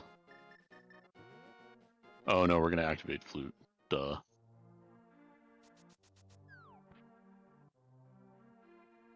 I don't think the catfish was in the sequel.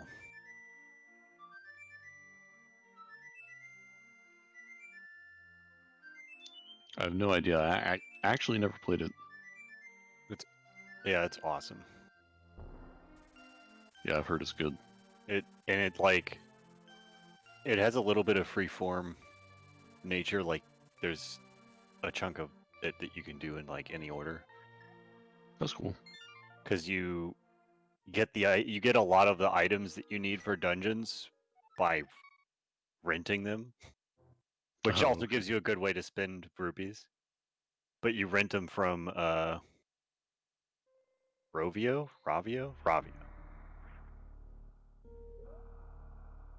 And you can rent to own too. You can actually eventually buy them if you get enough rupees.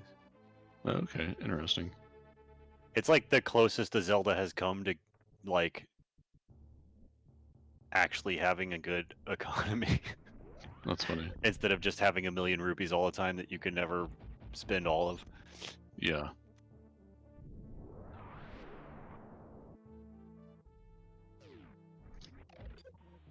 And they do a lot of cool puzzle stuff with the like flattening yourself against the wall Ooh. thing. That's very nice.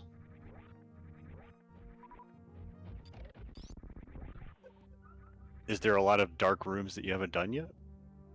Oh yeah, there's still plenty of dark rooms to come.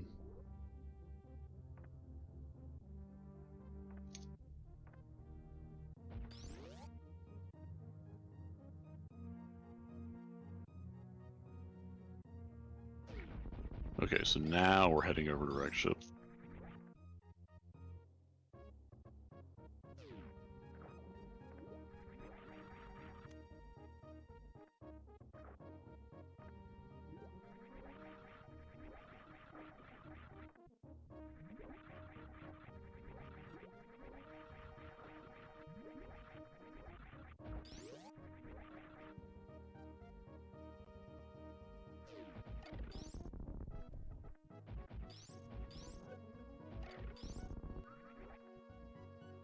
Alright, so we're going to come over here and do a short charge that lets us charge up the Shine Spark in a shorter space than normal.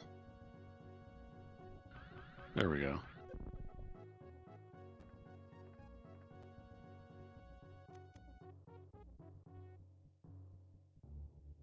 Okay, so we're going to go, looks like we're going to go for the full Ocean Fly, where it actually lets you skip not just this room, but the next one by Shine Sparking through it.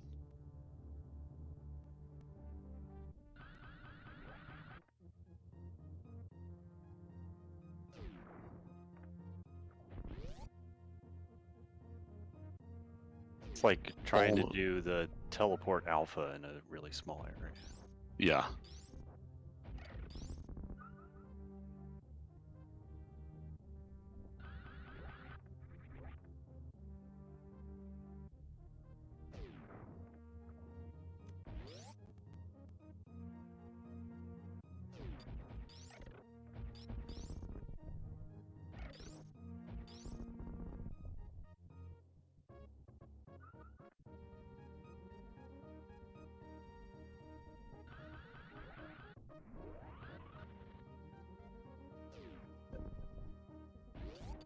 So we're gonna fly over the moat.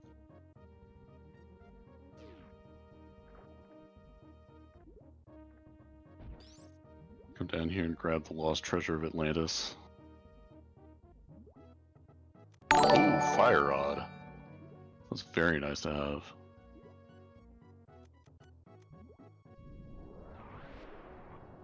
Sometimes it can be a huge pain to find fire rod, but it's one of those necessary items.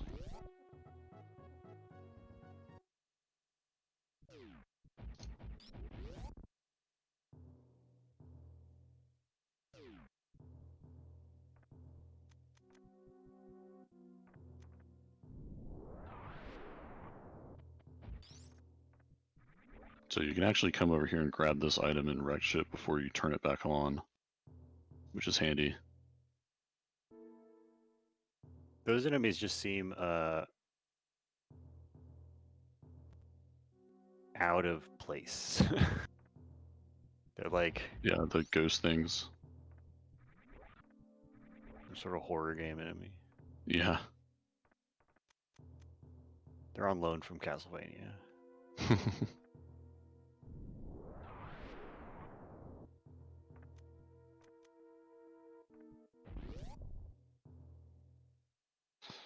Yeah, it's just like a ghost and not some kind of alien.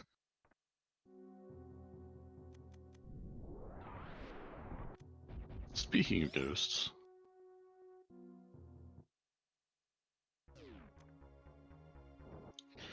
So Fantoon's kind of a weird fight. It's actually faster to just use regular missiles on him, because if you use a super missile, he goes into this kind of like enraged phase where he that takes a really long time.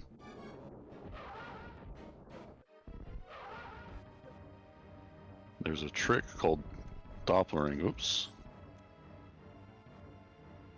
That was weird. Basically, there's a trick that you can use to get a lot of missiles into Fantoon. The way Fantoon works is kind of weird. Like, if you shoot him with missiles too fast, he runs away, basically. But there's that was a really good one. There's a way that if you run and fire at a certain pace, you can get more missiles into him than usual.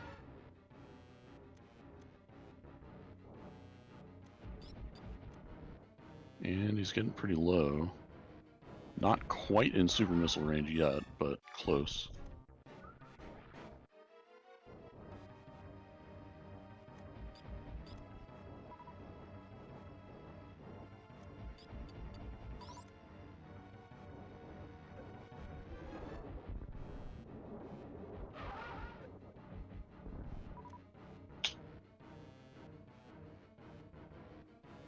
And that was a pretty solid Fantoon fight. This kind of sets a precedent, right? Because don't they have like Chozo ghost stuff in other games? I don't know if you're talking about like Prime. I don't know.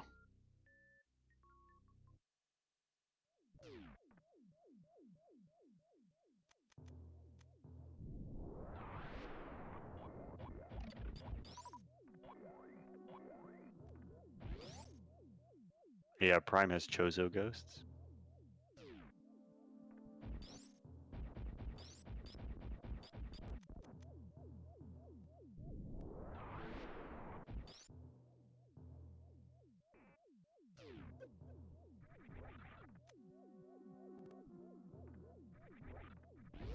Alright, so that is 2 Metroid bosses down.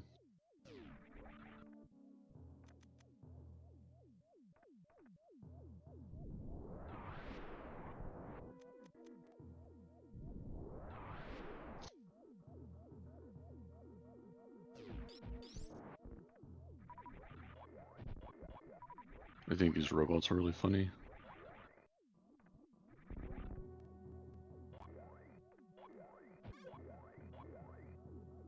Okay, so apparently Fantoon is the ghost of the ship itself, so that's interesting. I wonder if it's like somehow sentient or like AI or something like that. feeds off Mother Brain's thought waves. Okay. I can believe that.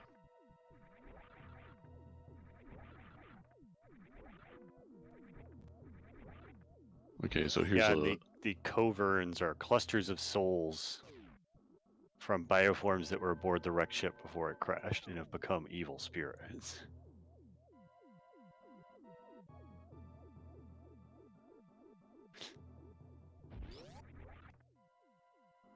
So here's a little area that we can possibly skip. It's kind of a pain to get through this room. So usually we save and then reset if the item's not good. So this room's called the Spiky Room of Death. I think for pretty obvious reasons. And especially if you don't have gravity suit, it can be really, really dangerous to go through there. Because I think spikes do like 60 damage or something if you don't have any suits. Mega Man did not look out of place in that room. Yeah. Well, if it was Mega Man, he would have just died instantly, right? Unless you can get hit before you touch the spikes, yeah. Oh yeah, that's right. So we have gravity, and it's just a missile pack, so we're gonna reset. So if you reset from Metroid, it'll take you back to the last place you saved, which is occasionally handy.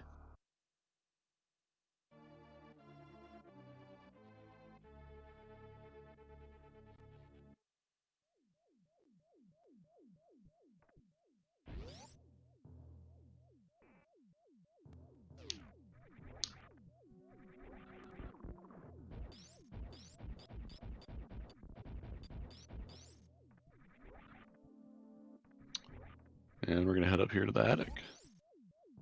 So this room's kind of annoying because you have to kill everything in it to move on. Thankfully we have plasma and screw attack, so it's not too difficult to do that. Still an annoying room.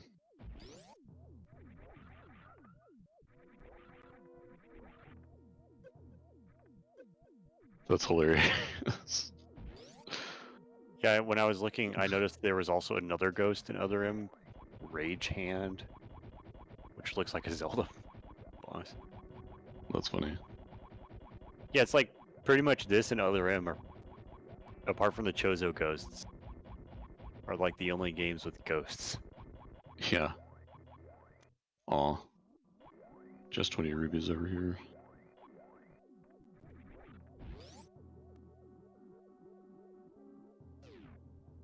Those gonk droids are hilarious.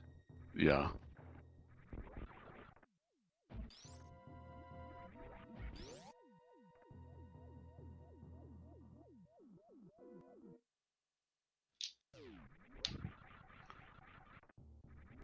Alright, so now we're in the great outdoors.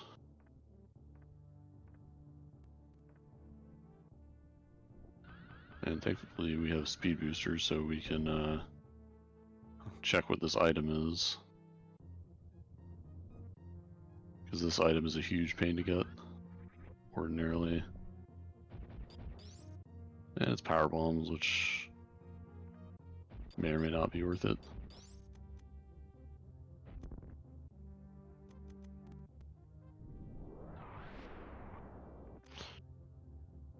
Grabbing that heart container is probably worth it.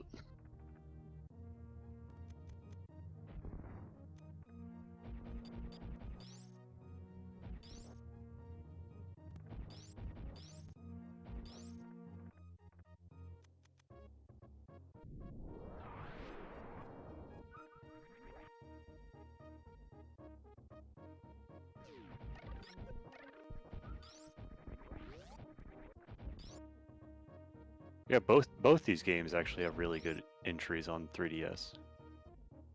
Because I also really liked Samus Returns a lot.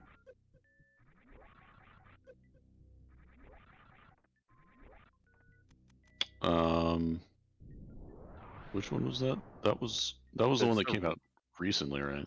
Yeah, it's like a remake of the second Game Boy Metroid? Yeah, Metroid 2. Yeah, that game was pretty good. Like a very extensive remake. They changed a lot of stuff and Oh yeah, added a whole like counterattack thing and stuff. yeah.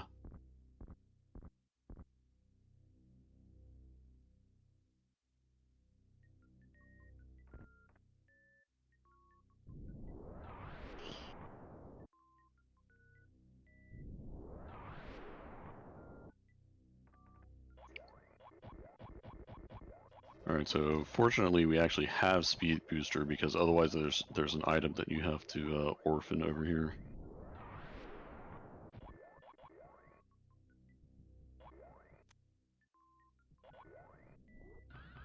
Speed Booster is only required to get like 2 or 3 items in the game.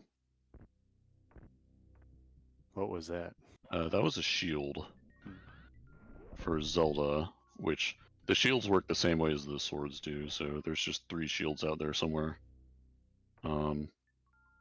Which the level 1 shield is like not that great, but the higher level shields can be useful to have.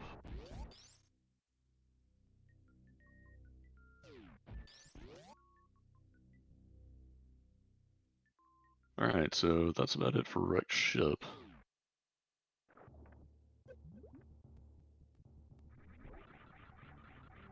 Get And wrecked. Get wrecked, ship. yeah, get wrecked ship. And unfortunately, we didn't really get anything out of wrecked ship, which happens sometimes.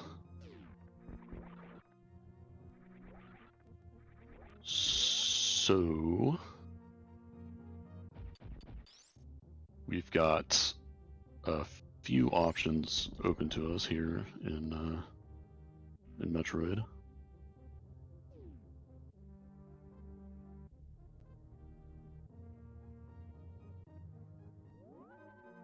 Still looking for Bo, right? Yeah, no still haven't found Bo. There's a lot of stuff we need from Zelda. Bow, hookshot, we're gonna need ice rod, some amount of spell pendants, the mirror.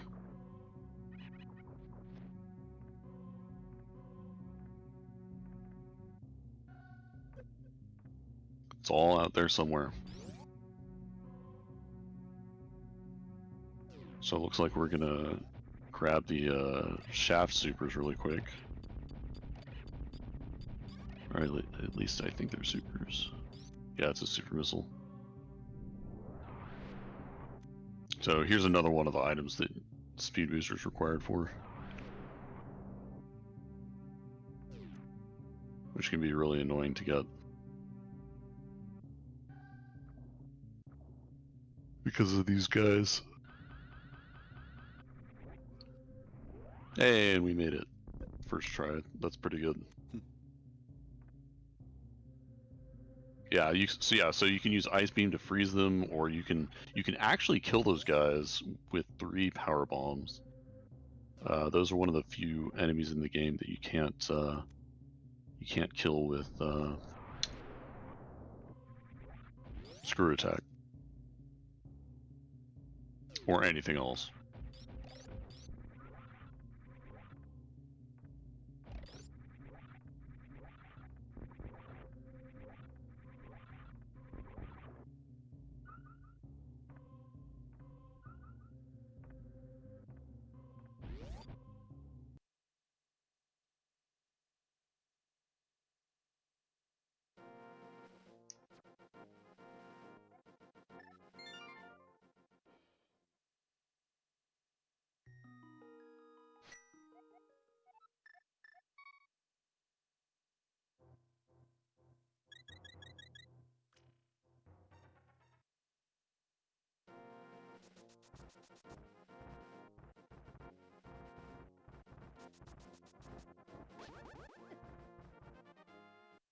Alright, so we're going to pop back into Zelda real quick. And warp down to Norfair.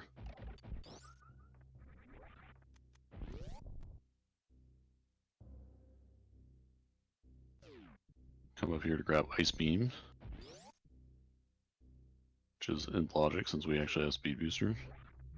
Speed Booster puts Ice Beam in logic, but you don't have to have it to get it. You can do a Mock Ball to get through that room.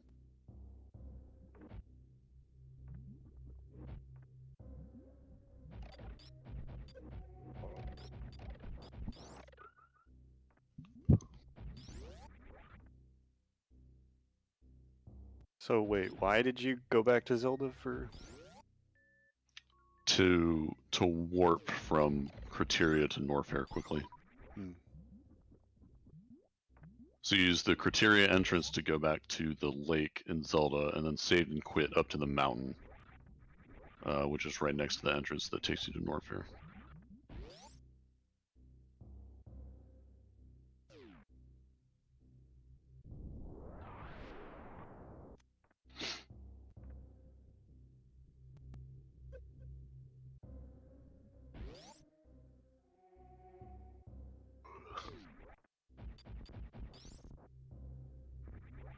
That E-Tank may be worth getting. So the games connect in specific spots. Right. Oh, okay. Yeah, it's only specific rooms that take you between games.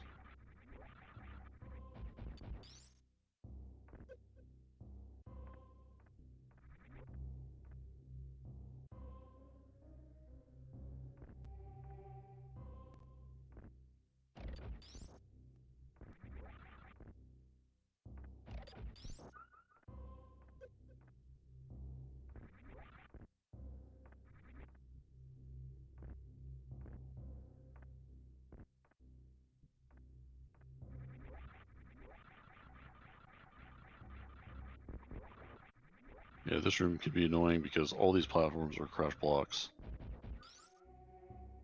It's actually possible to jump off the crush blocks if you jump at the right time.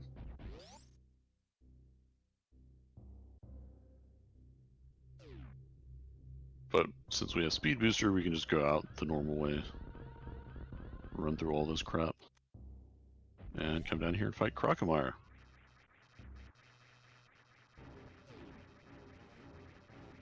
So Crocomire kind of a funny guy. Oops. So normally it only takes one charged plasma shot to take out Crocomire, because Plasma Beam is capable of hitting like multiple times as it passes through enemies. So if you have charge in Plasma, it just walks them all the way back.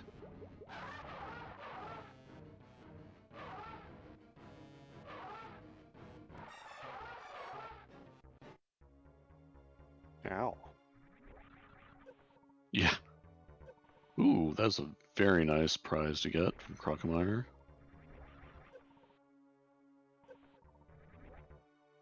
Mirror is really important for Metroid, or for Zelda.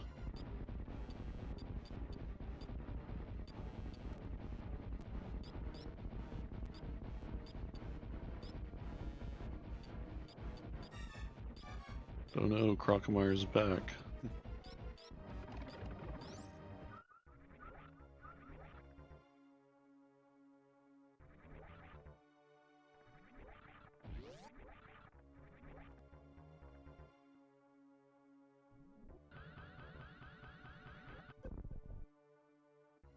And we're going to set up a Shine Spark here to make it easier to get the next item.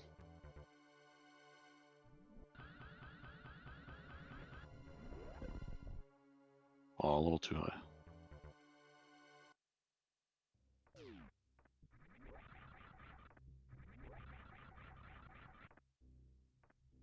So Crocomire is SCP-682.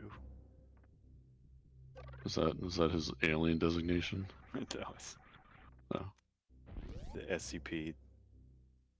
There's one that's like an unkillable reptile. Okay. In the picture's this like kind of alligator-looking thing with a melted off face. Oh.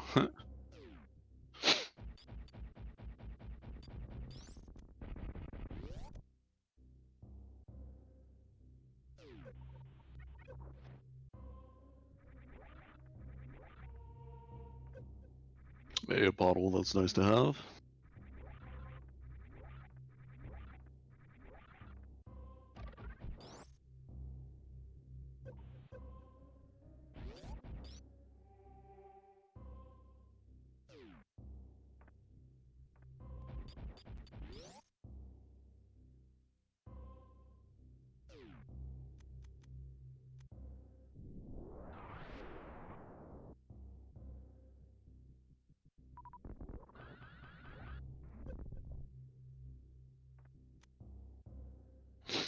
And there's a couple items we can grab here, and then that's about it for the croc area of Norfair.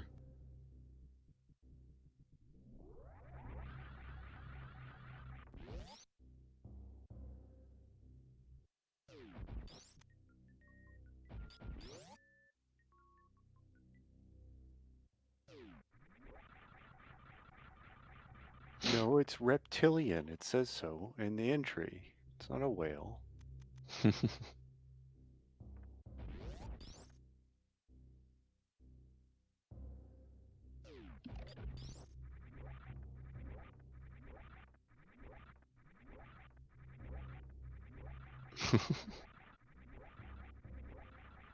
Too many puns.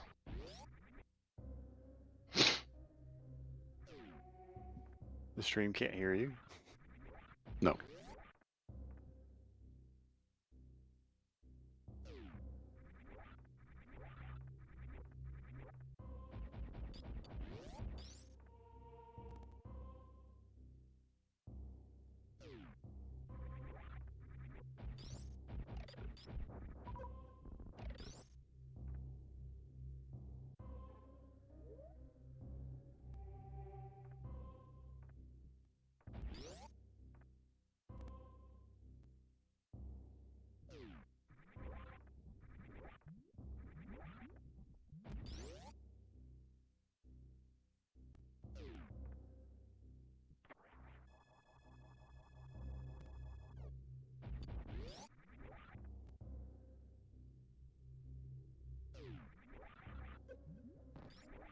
Well, I'm just like watching this thing in complete silence. So.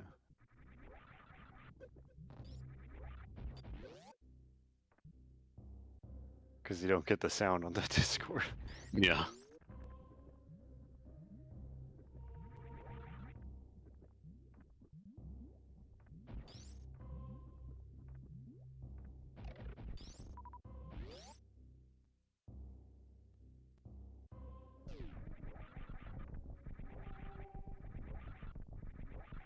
Alright, so we're gonna come around over here up to where the wave beam items are.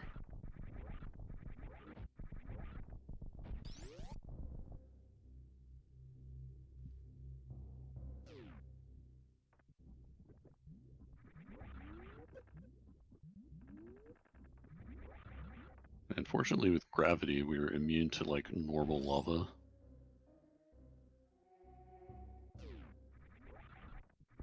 Oh, is that how gravity works? Yeah, definitely.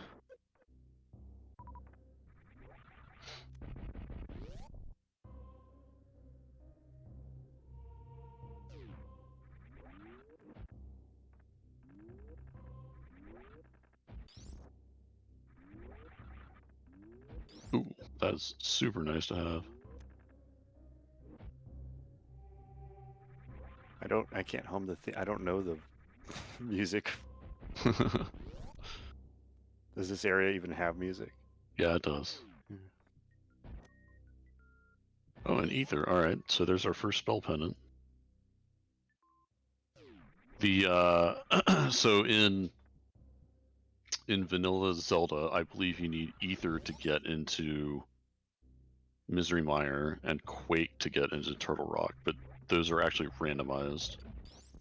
So you need random spell pendants to get into those two dungeons. And it could be the same one.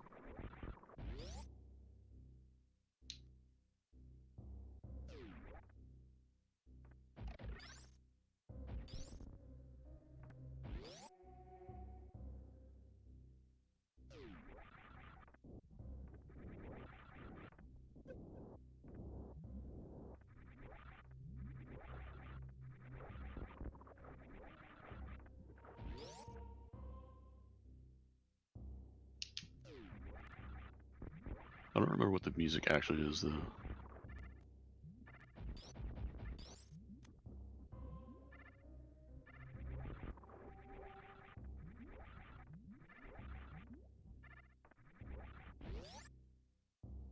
I just have Zelda music in my head.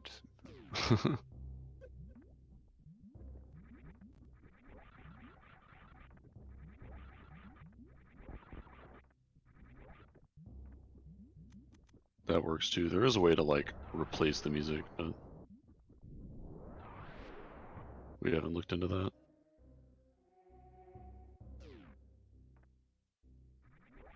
Alright, so I think that's everything in Upper Norfair. So it looks like we're going to pop into Old Meridia.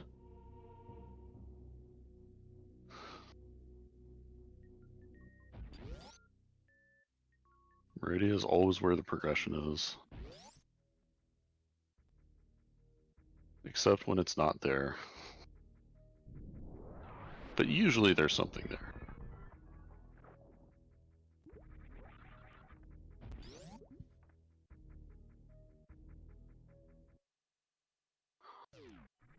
So Meridia is another place where it's really nice to have high jump.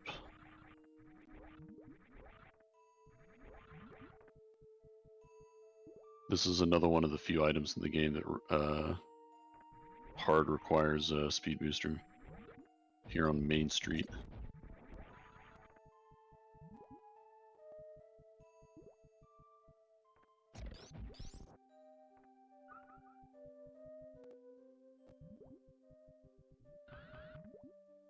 Charge up a Shine Spark.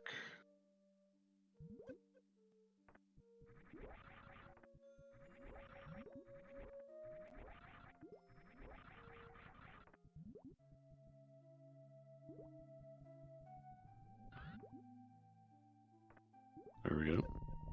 Aw. A very specific place you have to stand. And there we go. Hey, grappling beam. So grappling beam would enable you to get into certain places. For example, that's one way you can get into Wrecked Ship. Since we already have a speed booster, it doesn't really allow us to navigate through Meridia. Or I mean, we could, but we're going to use speed booster instead. So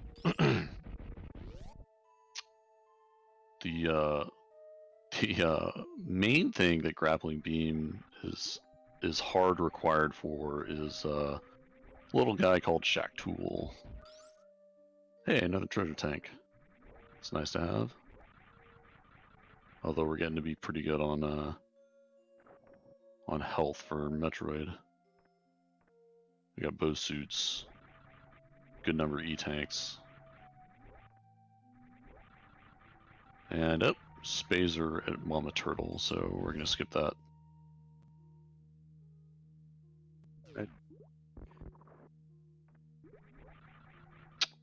Hello, chat.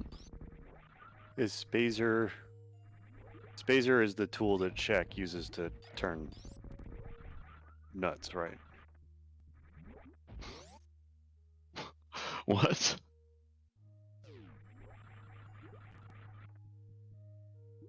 Oh, I see. No. Spazer is like the Shaq tool.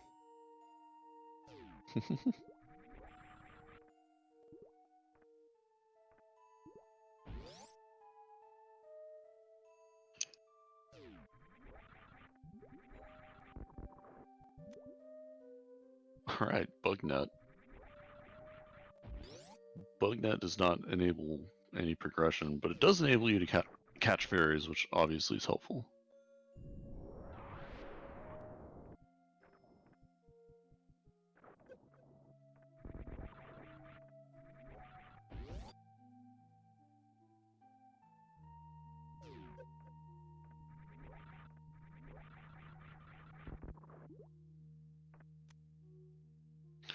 And Watering Hole just has a heart piece and some power bombs.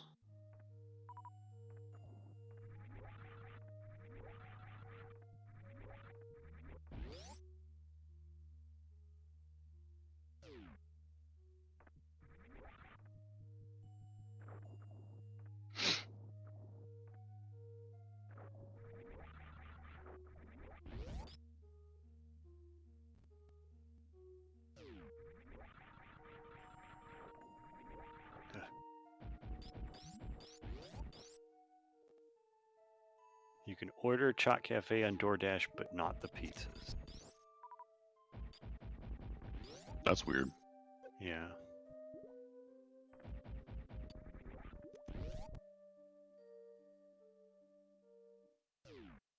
Alright, so here's another area where we can save and quit to our advantage.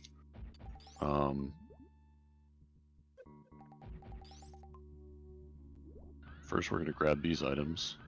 Here's another item that speed booster is hard required. Oh, that's true. There's you're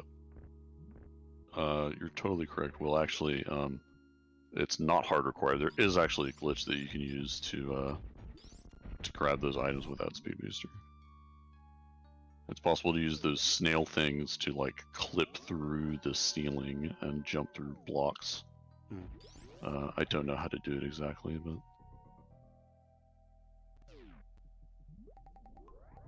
so we're going to save at the save point. We're going to come down here and grab these sand pits. This is also where Shack Tool is. So these sand pits are nice because they have oh yeah, morphing and unmorphing like that lets you get through this area a little bit quicker. Oh, unfortunately we're going to have to keep this one because it's got ice rod.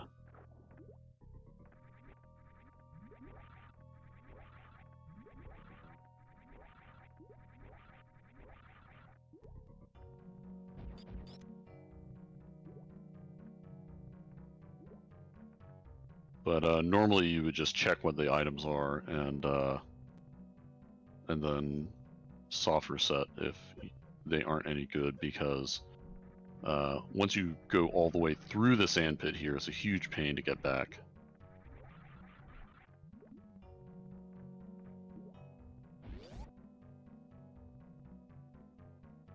So while we're here, we're going to go over here and visit your friend and mine, Shack Tool. You have to have grapple beam to make that block disappear. And then it is an enormous pain to jump up through this gap, because the physics in this jumping out of these sand pits is so wonky. I've never been able to, still to this day, never been able to figure out exactly how it works. Hey, we made it.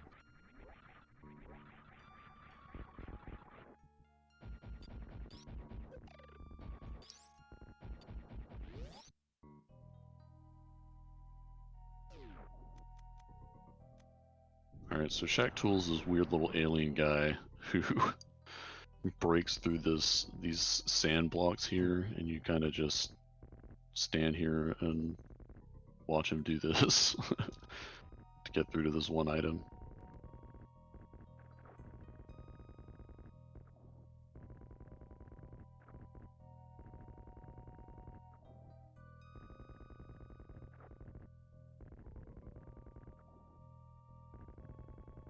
Looks like Gunstar Heroes enemy.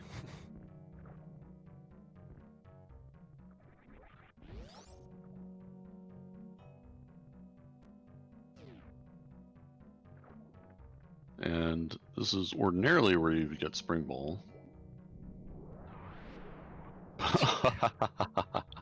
Was that 5 rupees or 10? That is a single rupee. Single rupee.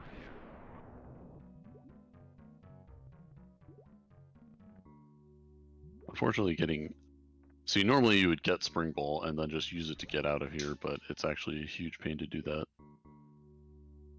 without Spring Ball or Morph Bombs. I think it might be easier with high jump off.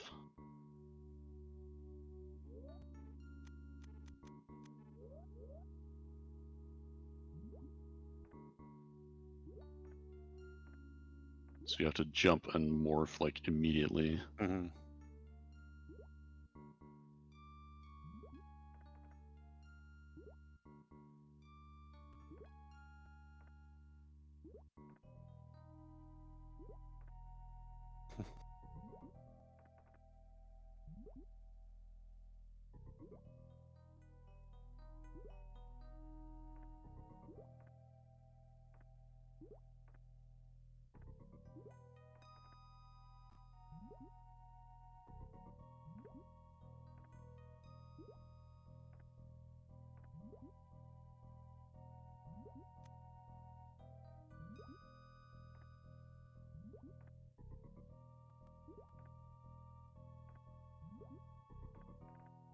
Which is a huge pain. And I think this is like the smallest space that you can actually do that in. So yeah, it's going to be quicker to just soft reset, go back, grab the ice rod again, and then head on through.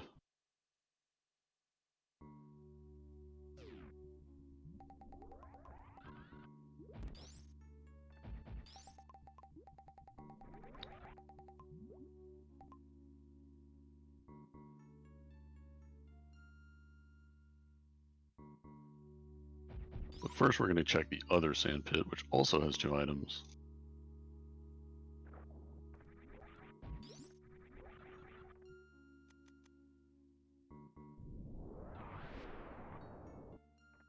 Ooh, that's a nice item.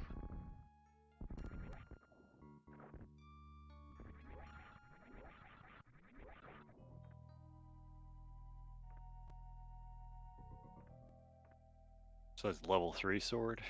Yeah, tempered sword is really nice to have.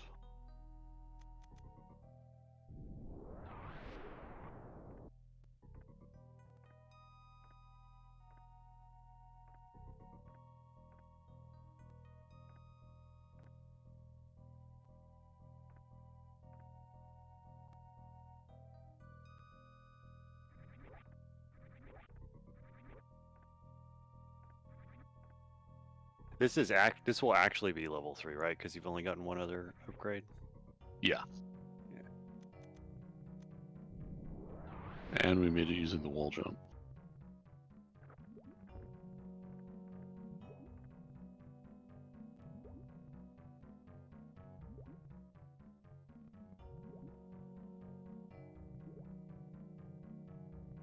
And I don't remember where the exit is. It's on the left. Yeah, so quite unfortunately you have to go a really long way around to get back around to like the entrance to Meridia.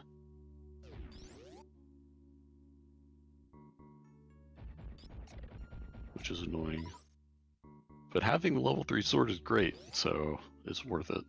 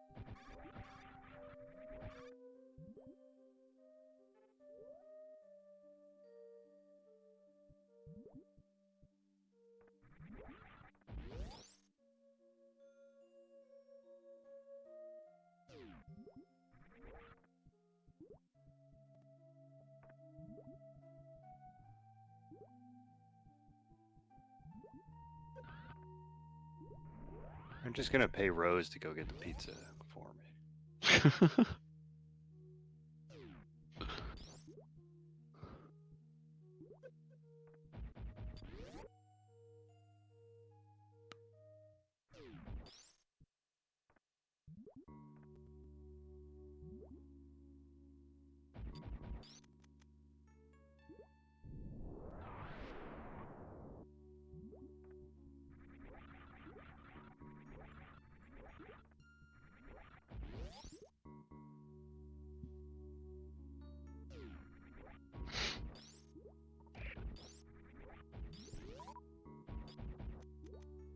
titular enemies.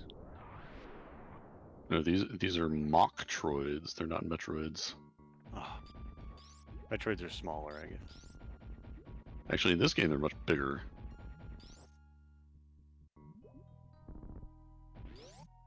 As we'll see eventually. But first we gotta fight Batoon. Which is this weird snake guy who really does not like charged plasma. Does anybody? No. I guess those little yellow jumping guys, they don't care about charged plasma.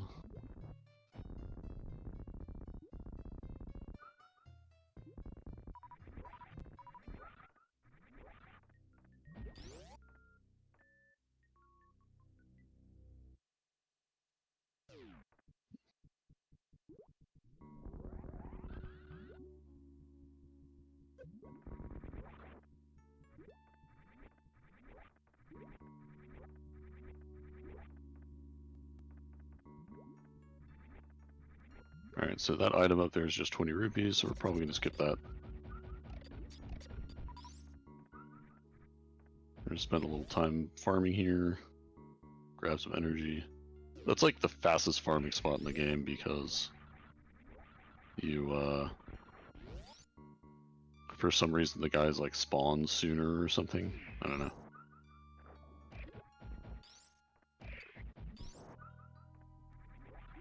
So we're going to come over here to this big annoying spike room. Actually, I guess there's not that many spikes in here. This room is annoying though. Normally you'd use grapple beam to like wall jump and stuff, but you can just do normal wall jumps. I guess the reason why I think of Metroids as tiny is because I just think of it's the infant Metroid that's in. Oh yeah. At the beginning of this and in Metroid 2. It's the last surviving Yes. Metroid in nature. All the ones after that are created in labs.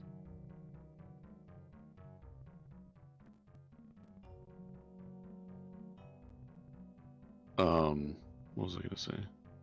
I feel like they're kind of small in other games.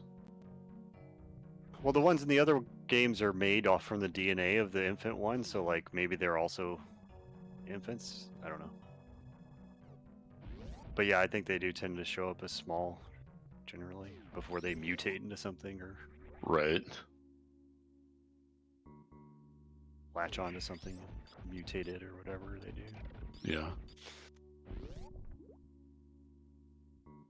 There's none of that in this game, but the Metroids are still pretty terrifying.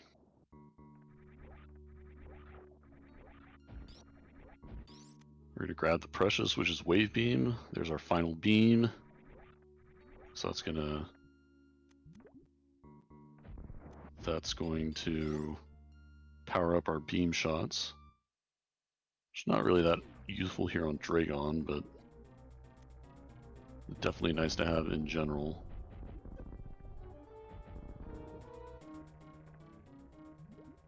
They have 7 stages to their life cycle.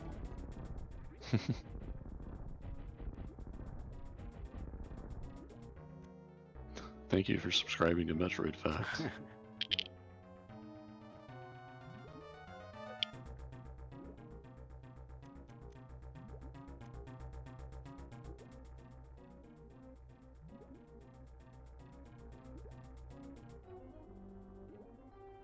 And we're gonna use the good old... You might have to shoot him or something. Oh, there we go. We're gonna use the good old grapple beam trick to kill Dragon.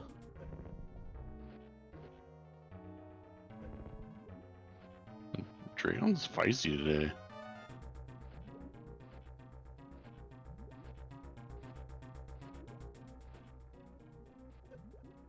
Zap. For legal reasons, in the Galactic Federation, Metroids are not considered alive. That's kind of sketchy.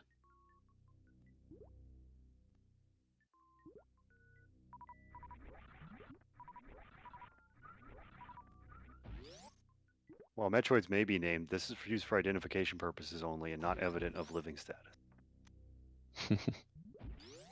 I'm Right, just so- I'm just retheming servo facts as Metroid facts. Oh, okay. So there's Bombos, which is nice. That's our second spell pendant.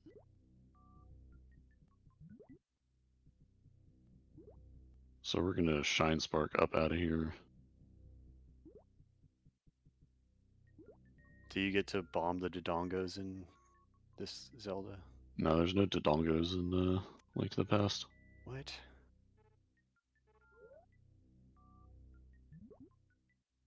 Is there a Hurl Warriors randomizer? Hyrule Warriors? I don't believe so. No, it's Hurl Warriors. Oh, almost. So Will's doing a glitch here called Gravity Jump, where basically like you jump and then turn your gravity suit off. And doing that like makes you carry your momentum, sort of. But you know, I don't know exactly how it works, but it has to do with the different physics between when you have gravity suit on and when it's not on. So lets you jump a bit higher than normal. Otherwise, normally you would get space jump from fighting Dragon, and you just use that to get out. But It's like you jump and then you really quickly take off your iron boots so that they aren't weighing you down anymore because they're in your inventory. yeah, And then you just float out.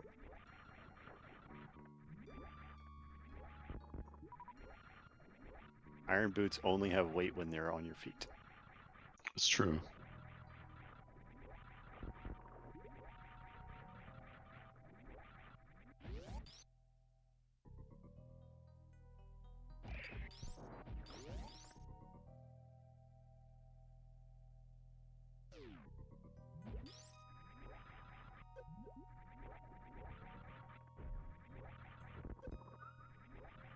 And we want to make sure we don't forget our Ice Beam, which we can grab on the way out of here in the other sand pit. Ice rod. Or Ice Rod, yes. It's We got the ice beam real early, right? Yeah, it's the Zelda Ice Beam. Ice beam. Ice beam. Arctic attack.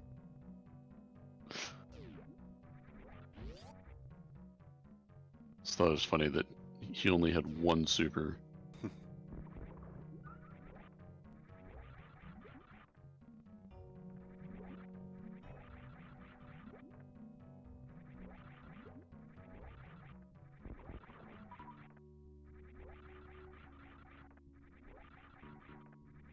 So the item that we're grabbing here is where you normally get Plasma Beam, and you don't want to come over here and try to do this unless you have Plasma Beam or Screw Attack, otherwise you'll get stuck in the room, because They expect you to have plasma beam to leave, right? right, you get Plasma Beam in here and you can only kill these guys with Plasma or Screw Attack.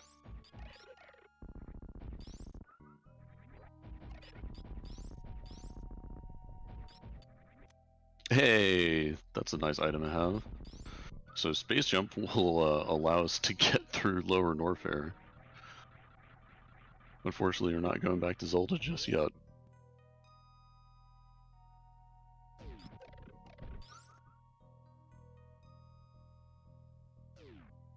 See, a lot of the time you get items for the different games in a different order and you kind of go back and forth, but sometimes you kind of just get the Morph Ball and then like fully clear out Metroid and then go back to Zelda and do Zelda.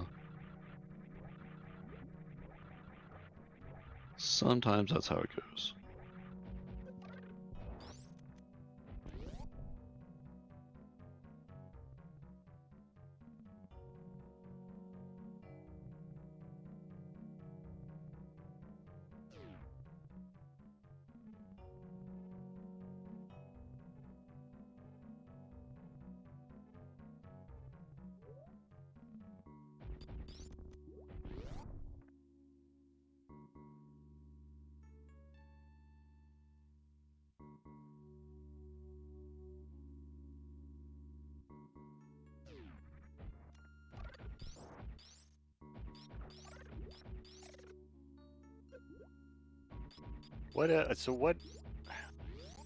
What weapon would X have equipped to be this color? That's a good question. Purple was... No, Boomer Kuwanger's thing was red, I'm pretty sure.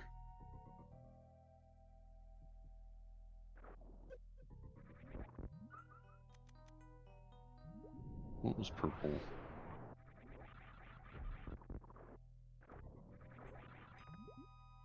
Let's see here.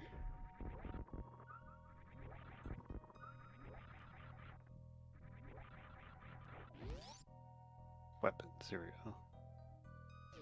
Boomerang cutter is like a dark gray. Chameleon sting's green, of course. Electric spark is like a yellow. Fire wave's red. Homing torpedoes like a dull green. Rolling shields, pinkish. Shotgun ice is ice and yellow. Storm tornado is the closest. There's not exactly this color. Not in the first one, anyway. But yeah, storm tornado is like a different purple. Oh, there you go.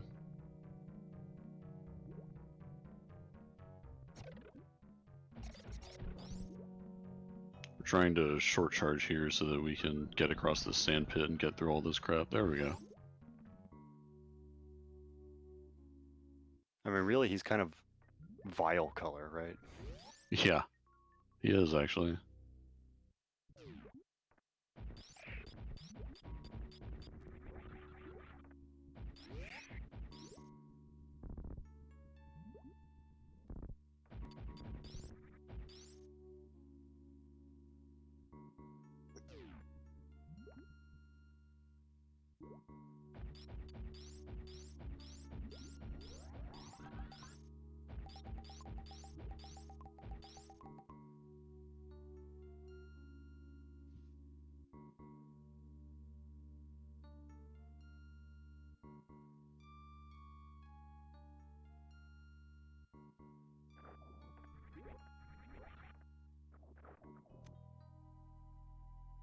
Huzzah! Alright, now we got our ice beam. So now we're out of here. Done with stupid Meridia.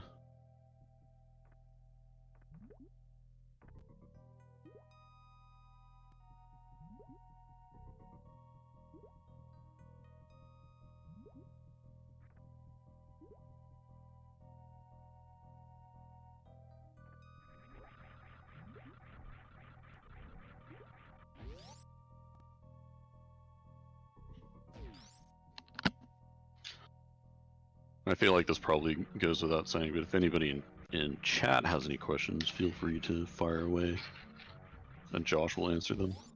Yeah, I know a lot about this stuff. He's basically an expert, so...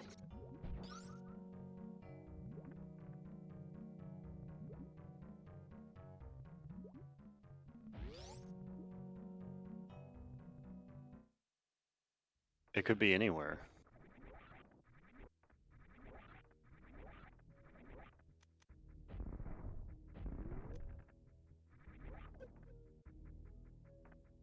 I'm gonna predict Turtle Rock.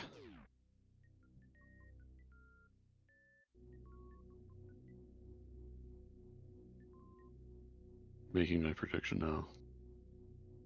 Actually, it's no. I know the answer. That's in the wrong game. You're thinking of a different game. Because you have to trade like the magnifying glass for the letter, right? In Link's Awakening, that's how you get the mail. Oh, yeah. And then you deliver the letter to get the broom.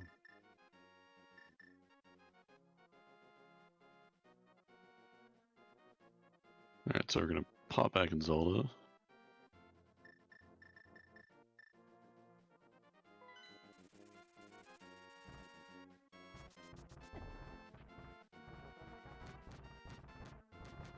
Oh no, the squirrel got in the way. I hate those guys.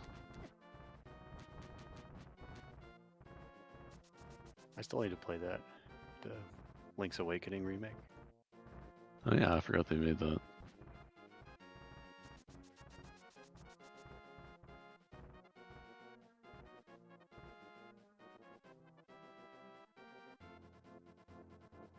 That was the first Zelda I played.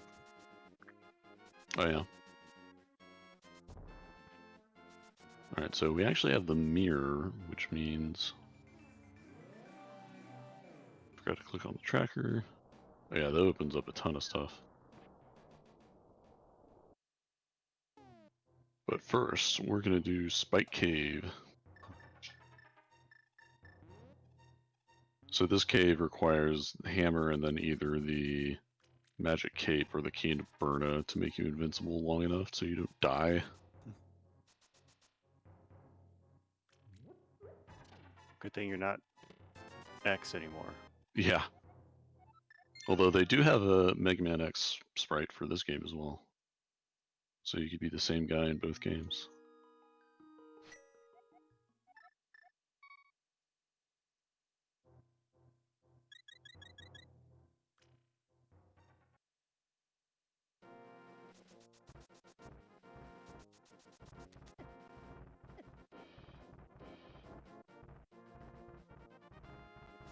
I'm trying to think.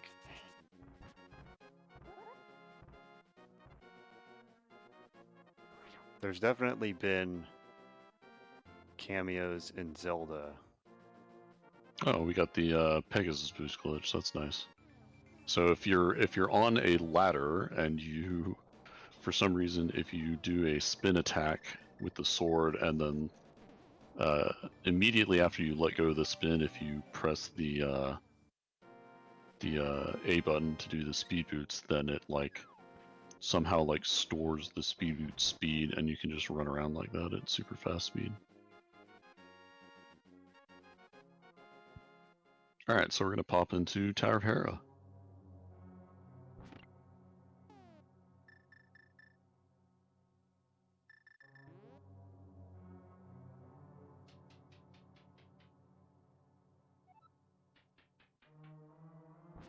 And there's the big key, which is nice. Means maybe we won't have to go to the basement.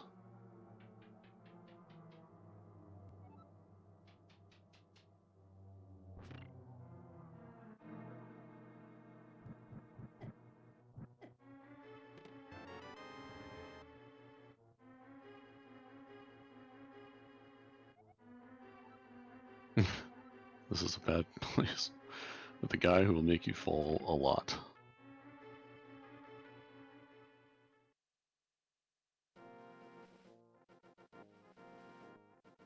Alright, but first, I have a feeling we're heading over here to east side of Death Mountain, which you either need, to get over here, you either need the hook shot or you need the hammer and the mirror. So now that we have the mirror, we can get over here.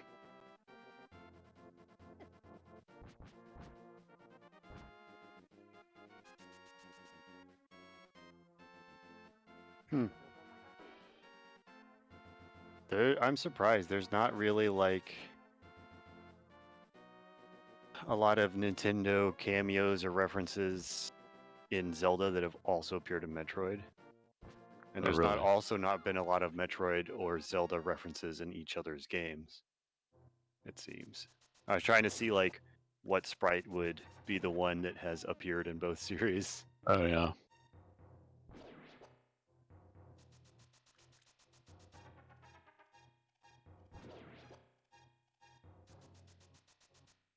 So first up over here in East Death Mountain is this cave called Spiral Cave, which only has one item, but ooh, it had a very good item. Okay, so now we have Titan's Mitts, which opens up a lot of stuff. That's very nice because it allows us to get to Dark World in a couple of alternate ways than the hammer locations. Excuse me. But first we're going to come over here and do a cave called Paradox Cave. It's named that way because the internal structure of the cave does not match like the outside. Like you go in and you go upstairs and then you leave and you come down, you come out on like a lower floor and stuff like that. But mostly it's nice because it has a lot of items in it. It has 7 items.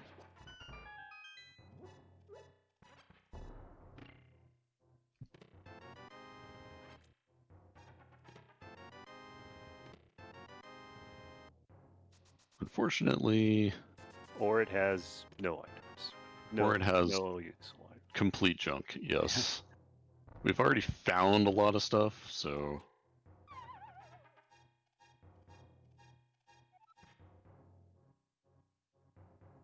Spike Cave doesn't have much for us. Yeah, what big things are you still looking for? Or sorry, Paradox Cave does not have much for us. Okay, in Zelda, we need the bow, the hookshot. Right, the bow. Forgot we still hadn't got that. Yeah. Those are the main things we need. We might need the 3rd spell pendant. We haven't checked those yet.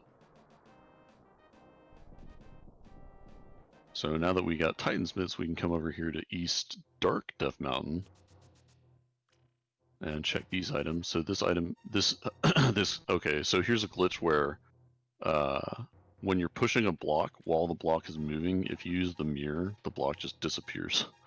So you can get through this cave a little faster.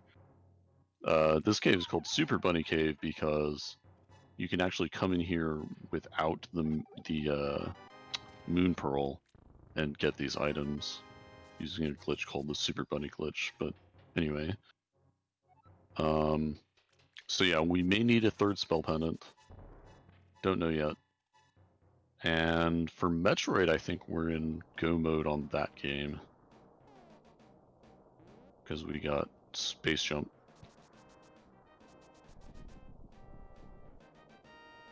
Alright, so now we're going to come over here. Okay, so we do need Quake to get into Turtle Rock. We do not have Quake.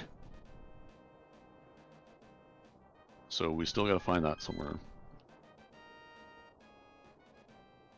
So we're going to pop into... This cave is called Hookshot Cave because normally you need the hookshot, but there's actually one treasure chest we can get with the Pegasus boots. By bonking off of these... whatchamacallit, pots or skulls.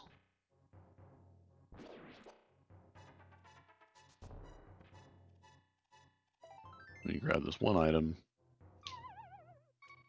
And then we can come up here and get the float. Oh yeah, we already checked the floating island item. I think it was a heart piece, so we're not gonna, probably not gonna get that. Alright.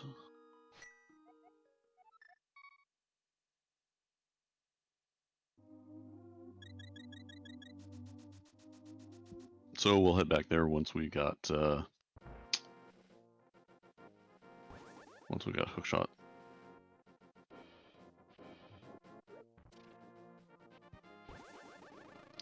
So now that we have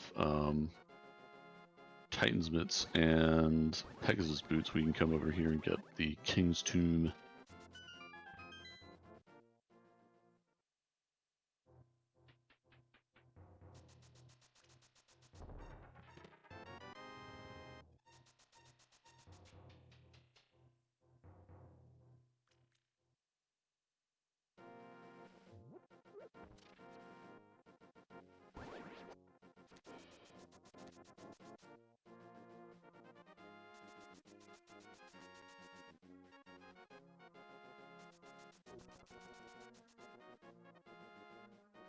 Okay, and I am actually going to take a short break, so I'll be back in 5 or 10 minutes.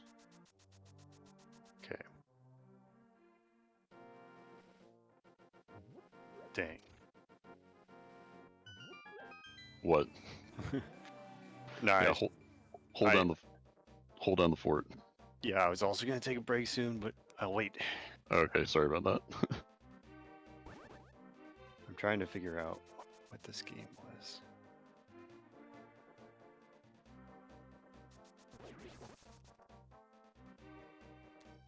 Because I thought it was a Zelda, but it's seems like it wasn't. There was like a thing recently. Those blocks disappearing reminded me that I had recently read about somebody was doing. It was a thing where it was like, it was kind of like Twitch plays Pokemon or whatever, but he was using a thing that tracks his fish's movement to play through. It was Pokemon. Okay.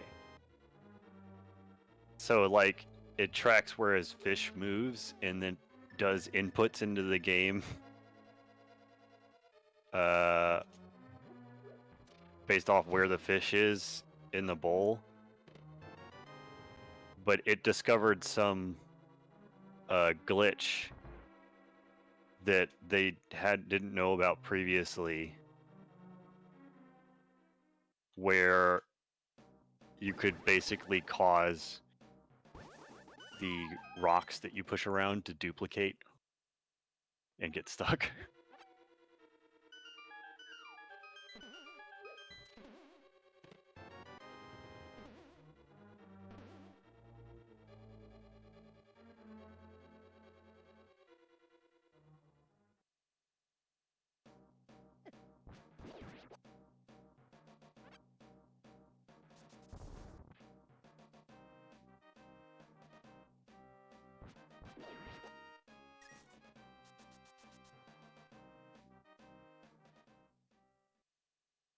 Now you're in the Secret of Evermore area.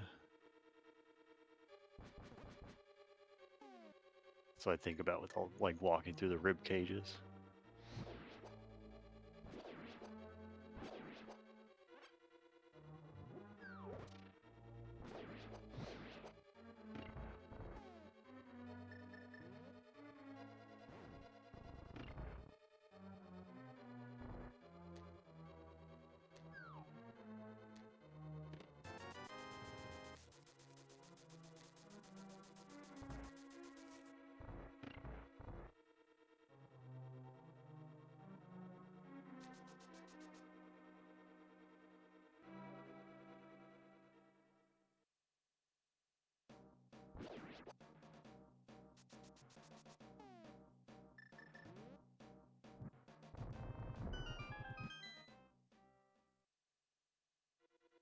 Yeah, it was the seafloor cave and emerald.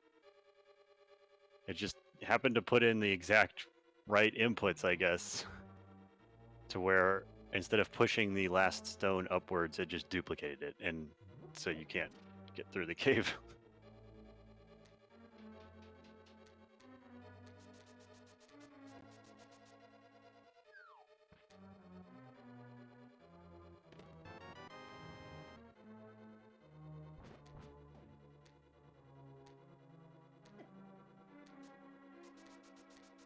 How'd you just walk through the mummies?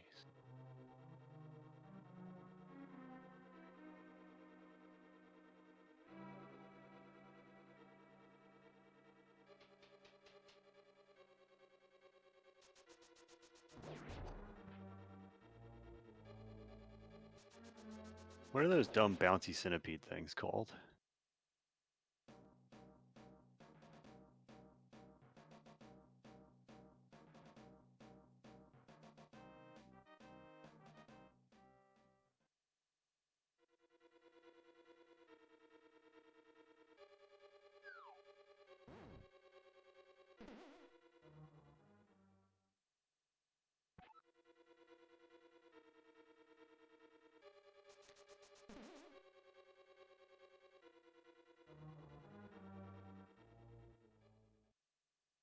If we're gonna make up a name, it needs to sound like a Zelda enemy name.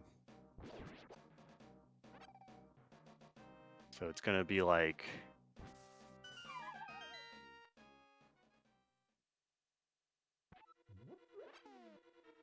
Boing Tox.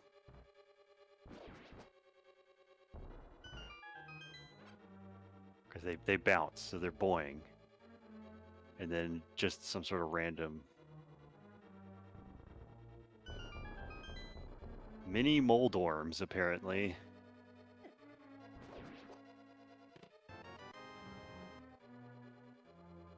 So what's a regular Moldorm?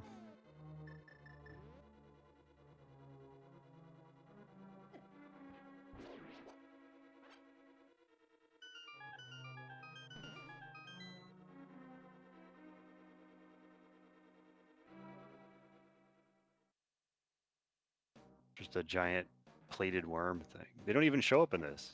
Yeah. Well, no, there's no Moldorm in this.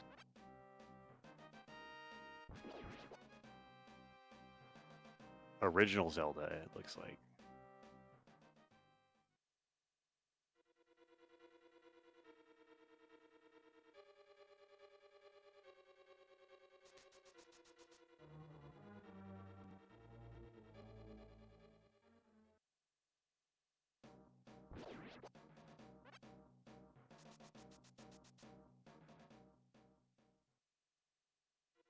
Hera? I don't...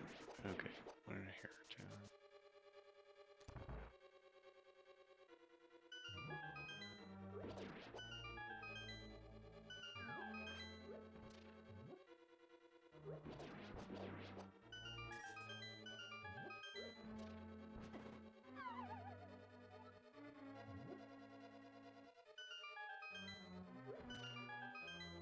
Oh, I was looking at a different entry on the wiki, apparently.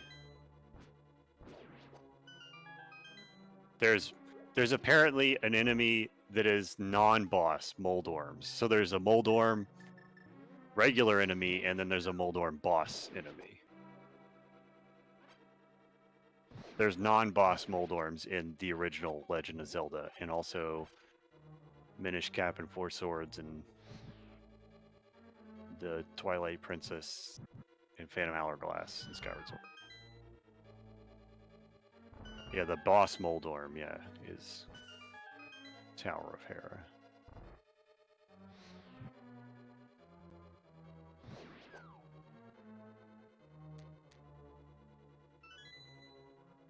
Yeah, the boss ones just look like giant versions of the mini ones. The other ones look like a different kind of worm thing.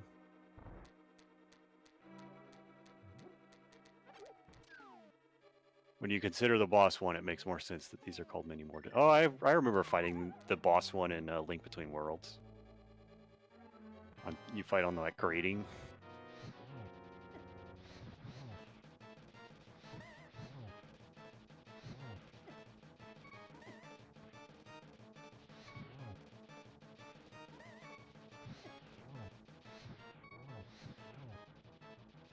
And you fight a purple one in Low Rule. Oh.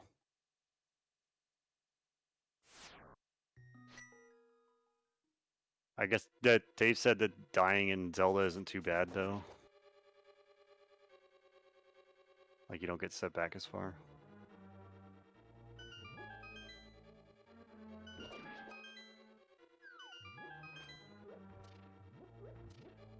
Oh no. Watch out.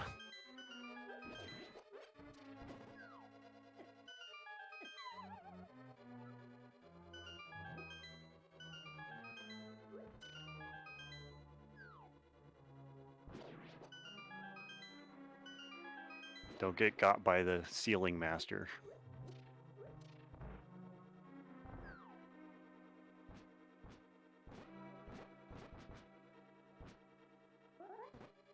The more correct term that the name that they should have.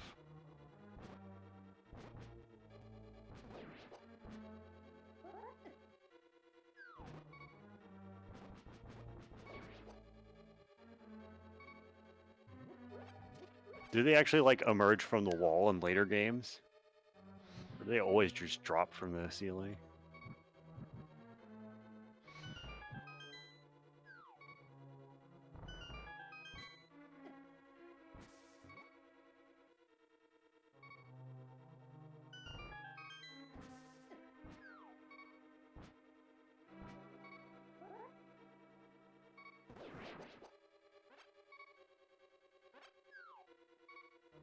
I guess Sealing Master is just not as punchy as Wall Master. But it's like there are other hands that are Floor Masters. So why wouldn't these be Sealing Masters? Roof Masters. There you go, Roof Masters. Now you're fighting Mothra.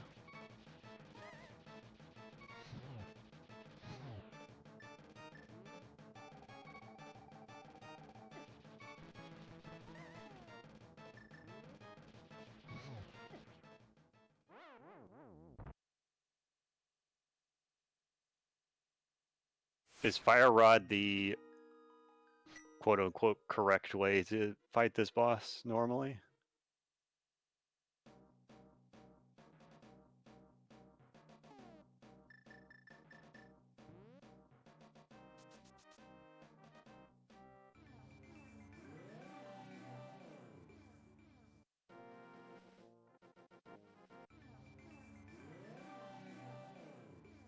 What? That was the Master Sword. Why didn't you get it?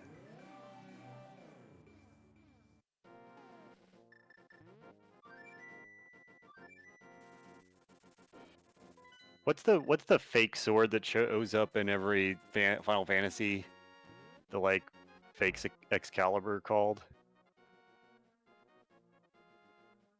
Excalibur, yeah.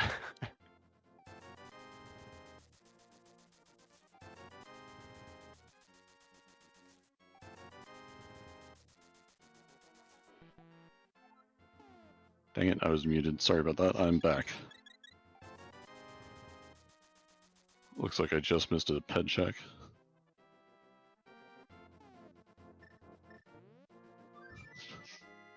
We died to Mothra a couple times. So Oh, no. we're getting some potions. Aha, okay.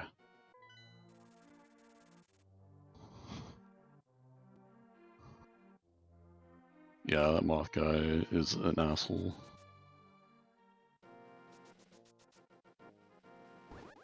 He completely missed the Master Sword, though. I don't know why he skipped it. It was just right next to him. Oh, yeah, so you need the, what did it say was on the There it is. pedestal? Get it. Get the sword. It's right there.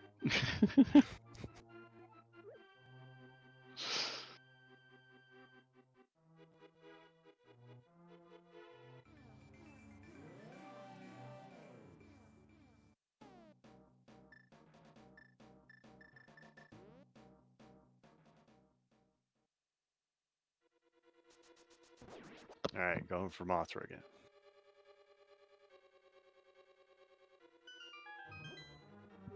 I was talking about how these should be called Roof Masters. Yeah.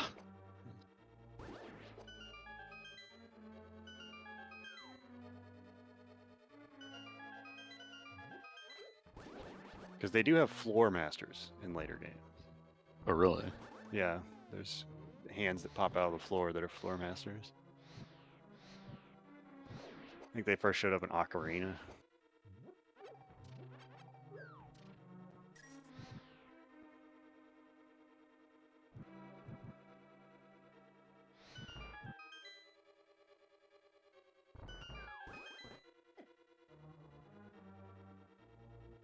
Yeah, they're the green hands that split into smaller hands in Ocarina. In Wind Waker, they look like shadowy hands that actually pop out of the ground. Huh.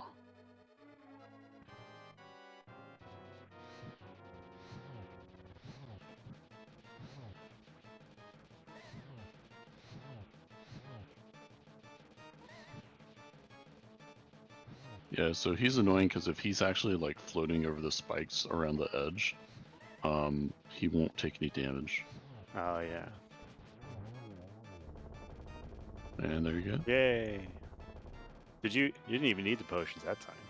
Nope. Just aced it. Like a pro.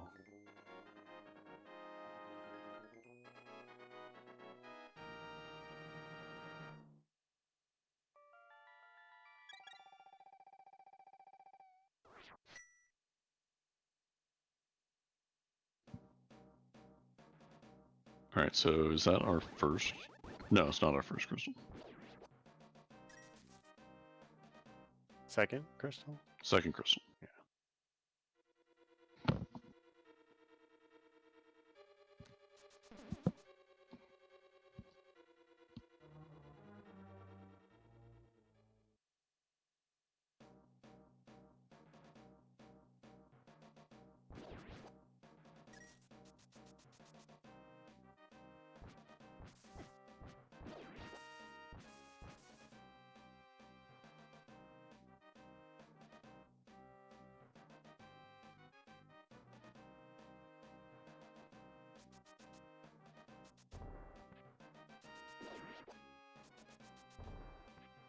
Well, forget this. 2 terrorist streaming. I'm gonna go watch that. It says so on my followed channel.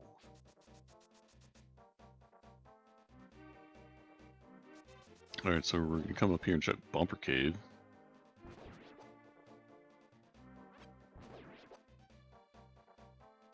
That's the one at Putt Putt. Yeah. It's just a reserve tank, though. That's a, there's a little cave where you have to go through the bouncy thing using a magic cape. Which we have, but we're not going to bother getting the reserve tank, because we really won't need it for Metroid. So it looks like we're going to come down here and grab the frog.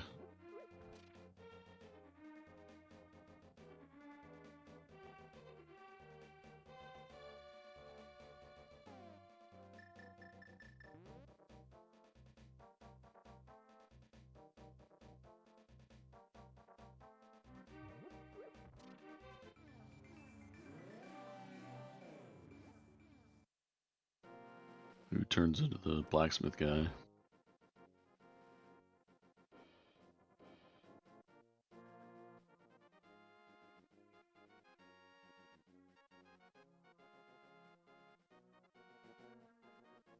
And you just have to leave and go back in. He'll give you an item. So in the base game, that's how you get the tempered sword. Hmm.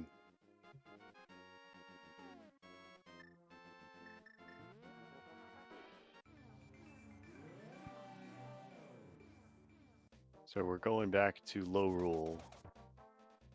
Yeah. I didn't know you could do that. Yeah, so this is a glitch if you hit dash and item at the same time. It's really useful with a hammer. There's a couple of other items where you can do stuff. You can do neat stuff. But it's just rubies. Yeah, Link Between Worlds has another world that's very similar to the Dark World, but it's not the Dark World, it's low rule.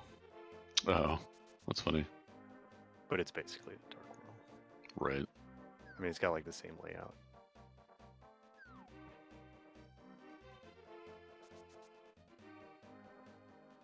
And they have Princess Hilda instead of Zelda.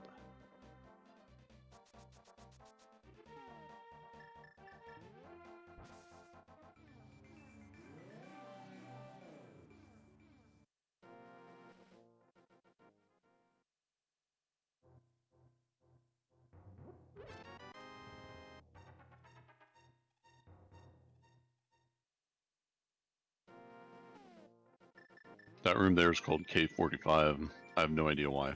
I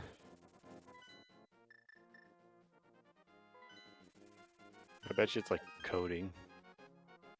Yeah, Like in probably. the code, it's just labeled as K45 or something. It's highly likely. Alright, so now we're going to do some more mirror checks. So this is the Mire shed. Oh wow, Misery Mire requires cake. Requires Quake as well. That's kind of funny. And that's the one we do not. Yeah, that's the only one we don't have. Actually, that's really unfortunate.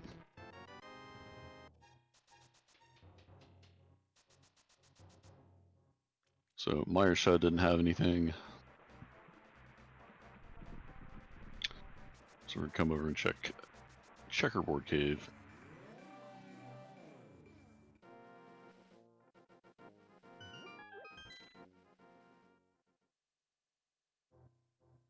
Which is Blue Boomerang, which I don't think we have any boomerang, so this is kind of a nice pickup.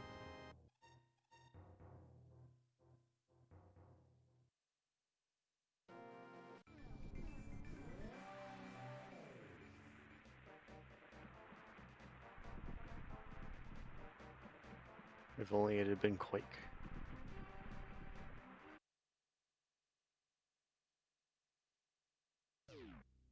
Or even Quake 64. Yeah. So that little room right there is the back door into Lower Norfair. Basically, so here we are back in Super Metroid. We're gonna come in here and fight the gold chorizo.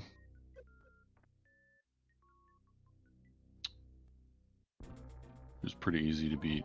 There's a safe spot if you like stand on his leg right there. I think it maybe slightly faster with charged plasma. Maybe not. I guess super missiles is faster.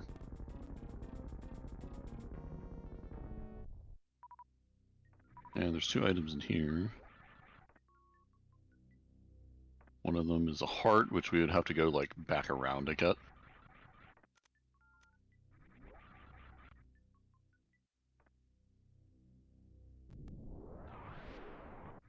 And the other one's just bombs. So that's unfortunate.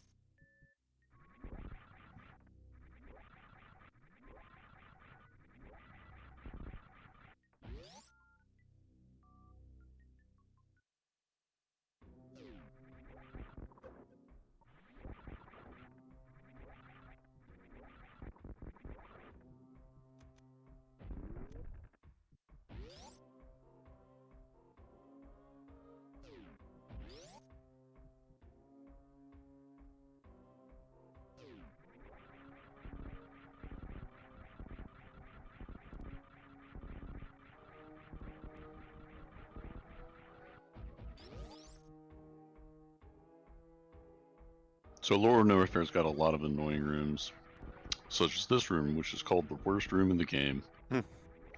However, thankfully we have space jump and screw attack, which normally you would anyway, but they make it much easier to get through here.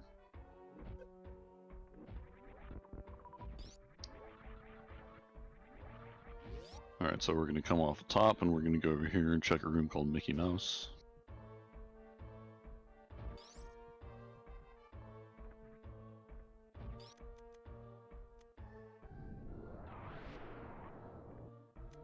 Hey, there's Quake. Very good. You did it.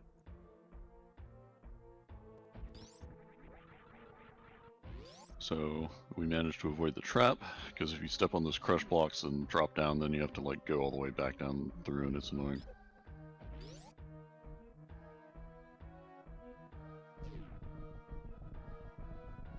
Here's another pretty annoying room, but again, much easier with space jump.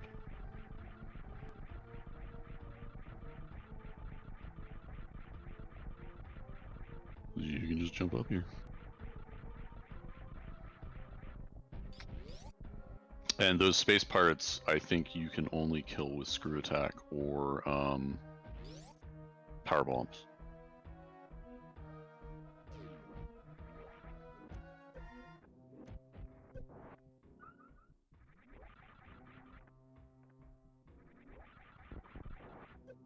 Do they call that hand rock? I don't know. Hand rock room. I don't know what this room is called. Claw room.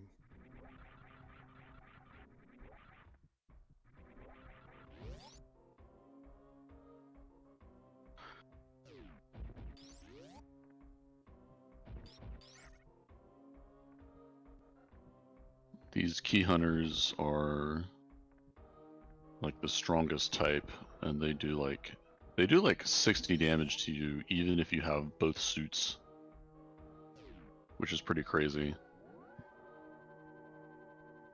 I think they're probably one of the like strongest like normal enemies in the game. But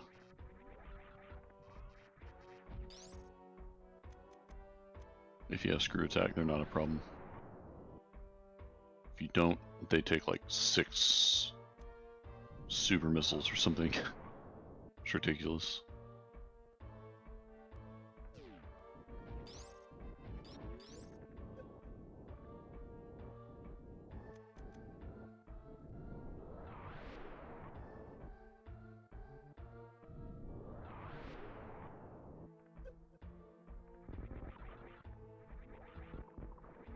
So we're going to come over here and grab the power bombs of shame.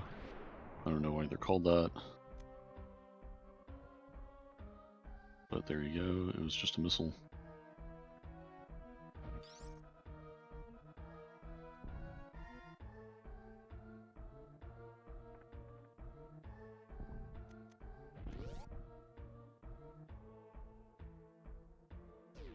And fight the ninja space pirates.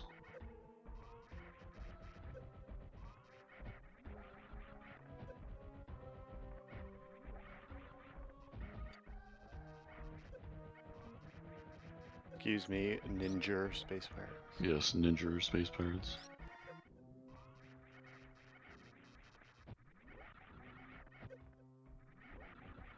I guess they're not like purple or red though.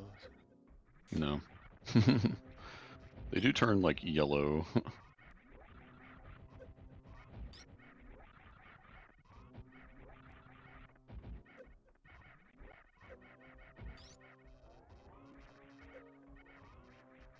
I mean, yellow is a good ninja color. Yeah, it says so.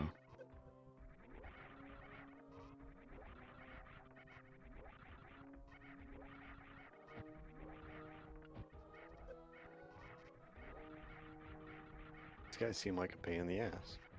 Yeah, they can be really annoying to deal with.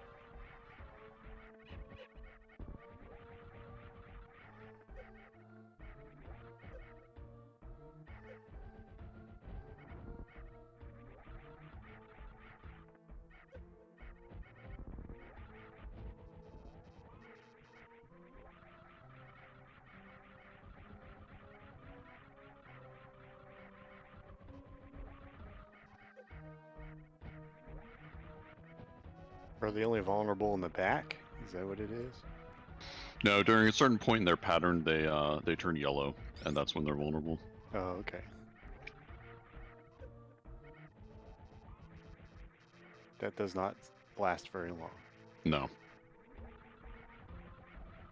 And it's especially annoying when they get next to each other. Alright, we got one down.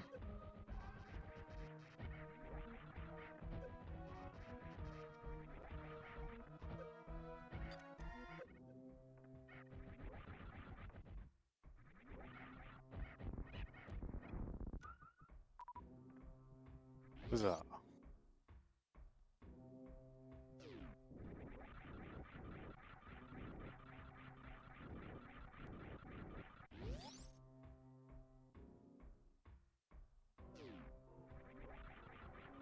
They send a Chozo statue to issue a ninja challenge.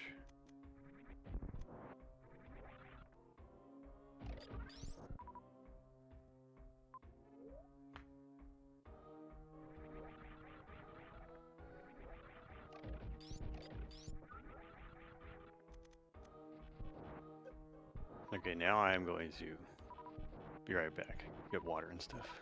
Alright. So we're just gonna farm up here before we fight Ridley.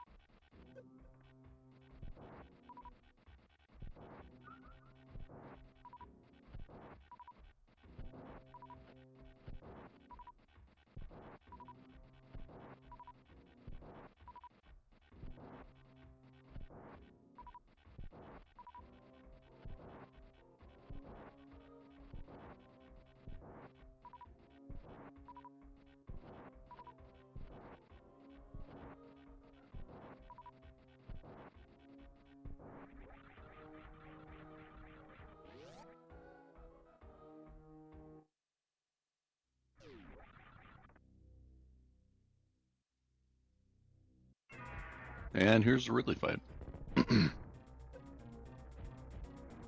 This guy can be a huge pain.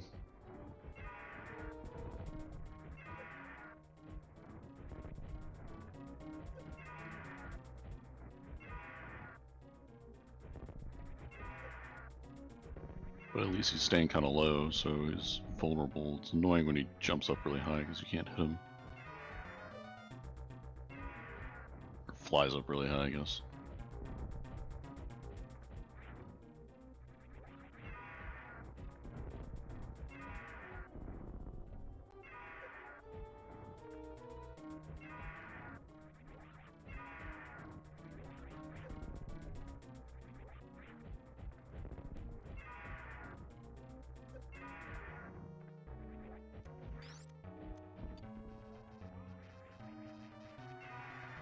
And that's the Ridley fight. It was a pretty solid fight.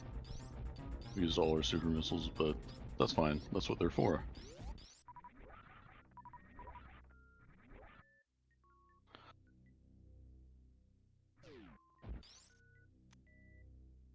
And that's worth getting. It's not an amazing item.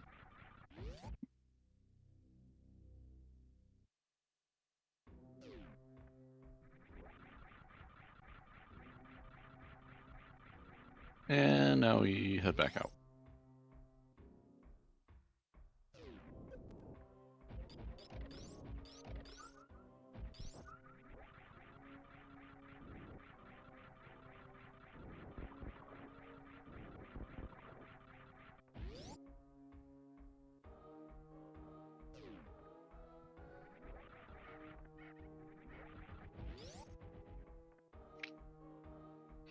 So there's just a handful of items left to get in Super Metroid. There's actually quite a few on the way out of Lower Norfair.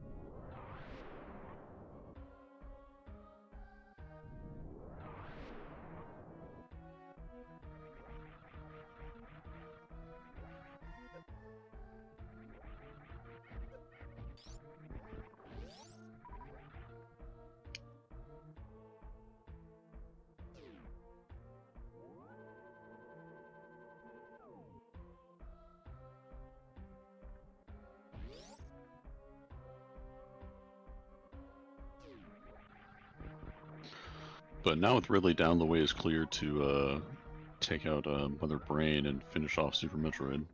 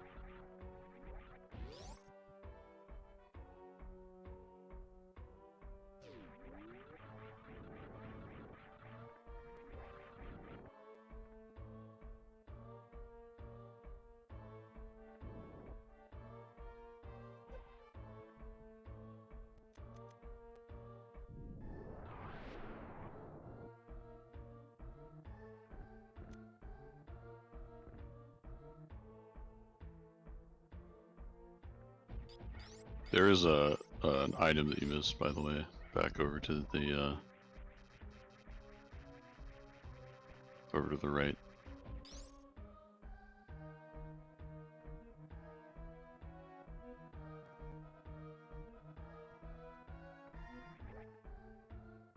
It's on the way to that missile.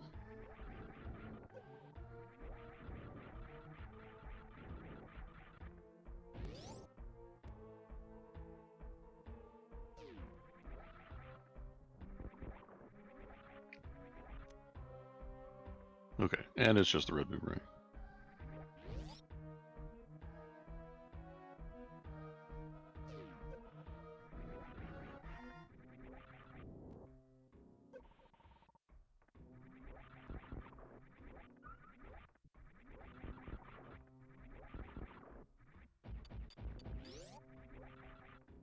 Alright, and I think that's pretty much it for Lower North here.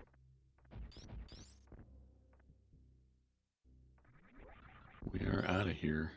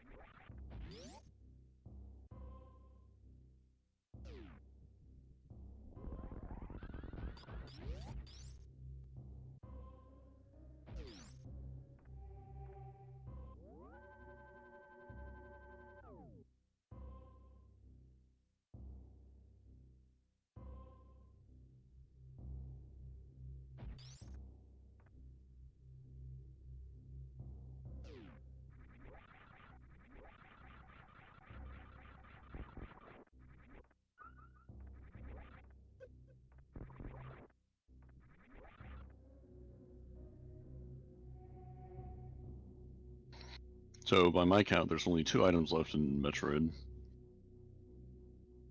which are both sort of a pain to get, but it looks like we're gonna go grab those.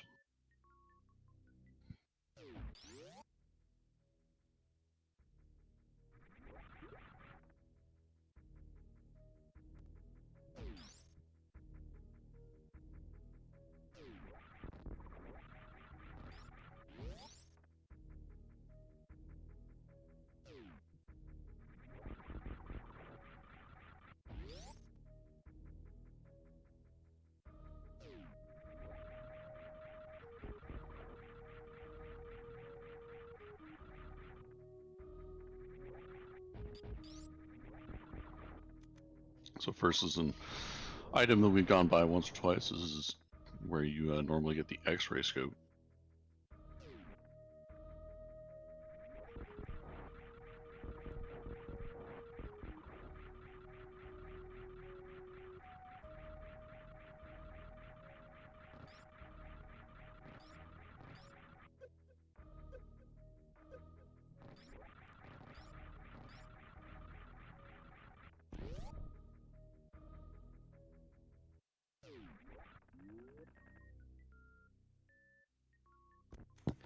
Okay, now I'm just waiting for my Vietnamese coffee to brew.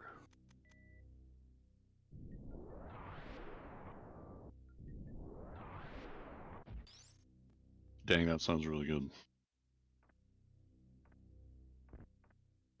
It's been okay. Oh, I can't seem to quite get it right. okay. Doing it at home, I don't know if it's the brand or what. Oh man, we got spam bots.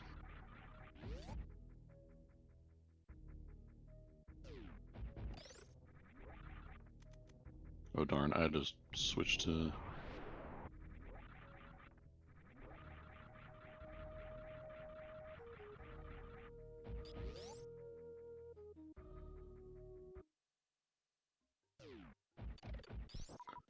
I had to switch to mod view. Oh well.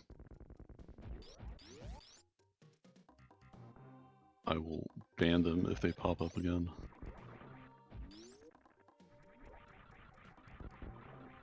So here's another item that we're yeah, that's my favorite website. Bigfollows.corn. So now we're heading over to another item. Josh, while you were out, we defeated Ridley, and we got the items in Lower Norfair, and this here should be the last item in Super Metroid. This is Waterway. This is one of the other items that hard requires a speed booster to get. Which, unfortunately, just due to how things work out, you frequently need to orphan this item and come back for it later, but I don't know. The Josh that is on comms.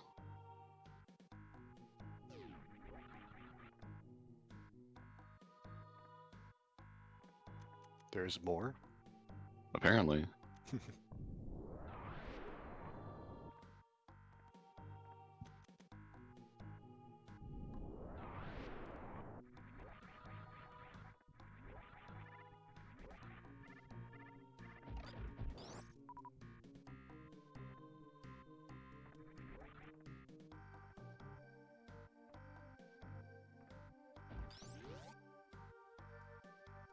Oh.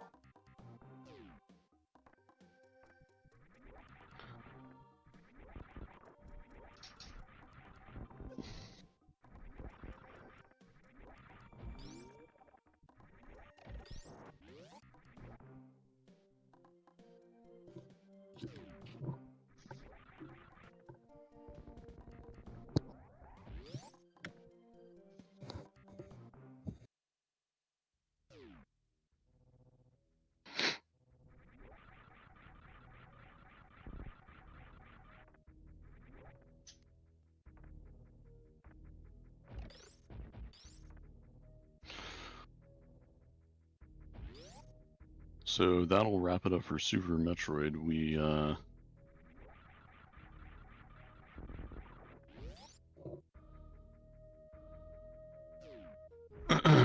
we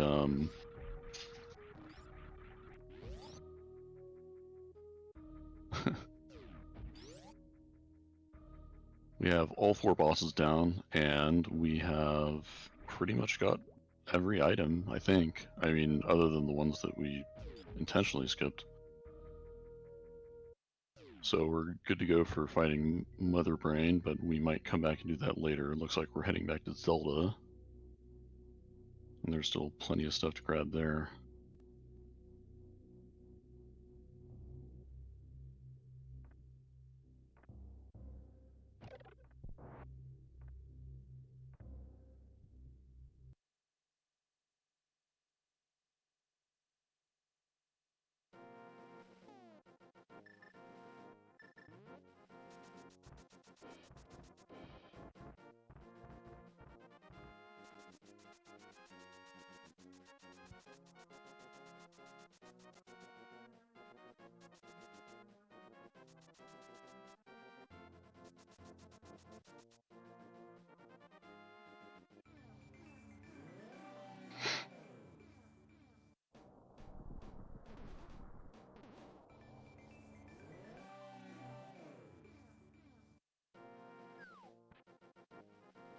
Alright, so looks like we are heading over to Turtle Rock. Which, you know, if you've got all the items for it, you might as well.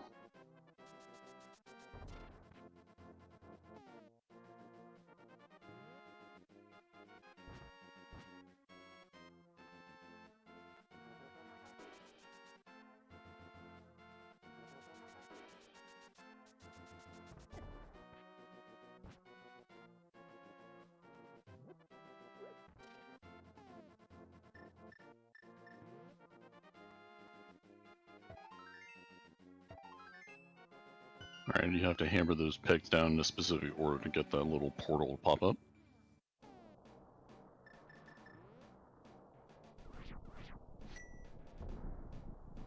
You come down here, hit the quake, and open the way up.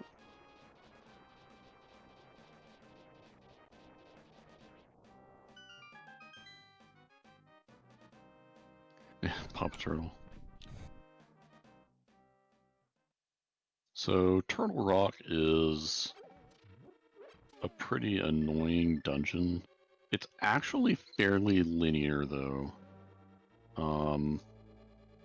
There's not a lot of room to, like, get lost or anything. Once you've gone through it a few times, it's pretty straightforward. Hey, big key, that's nice to get right off the bat.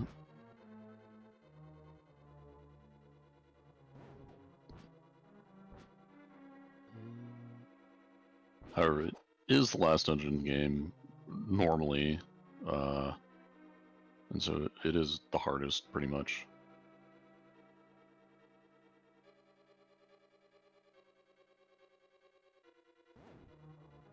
There's a bunch of rooms where you have to use the Cane of Samaria to make these platforms and ride around.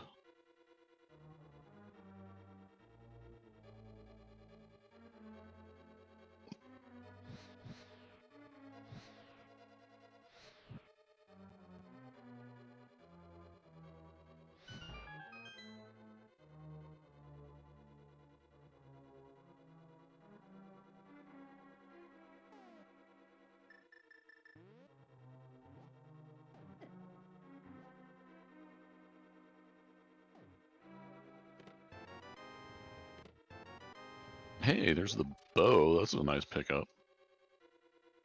About time. Yeah. Been waiting on that one.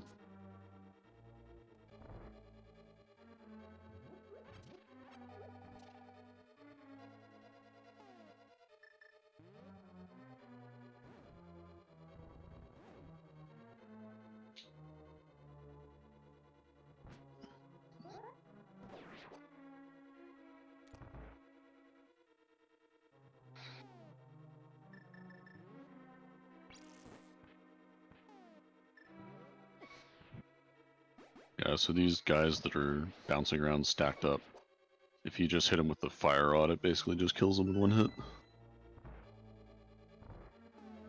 hit. Here's a Mario reference.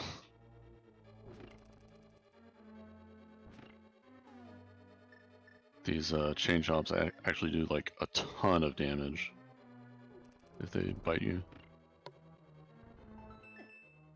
I didn't know they had chain chomps in this. I thought that was just a Link's Awakening thing.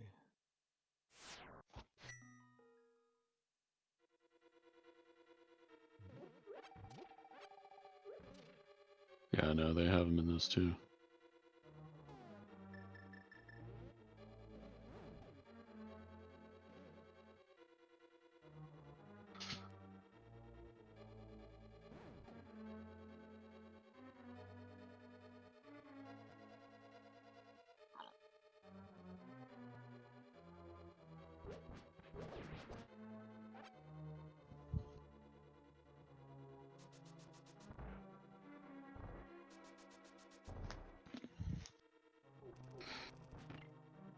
Ooh, that's close.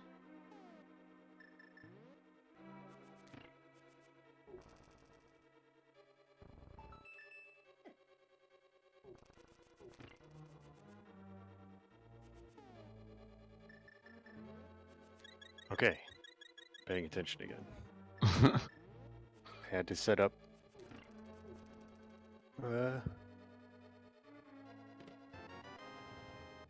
So the randomization is not actually that's affect the character sprite.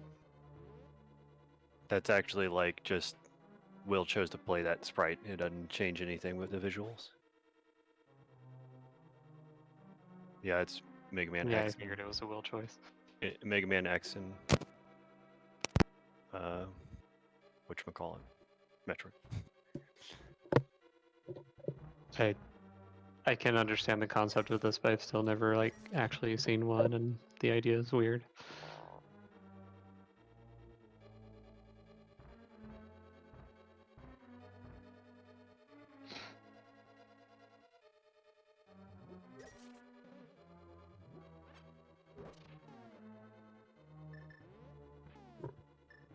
I'm gonna check on my coffee. All right.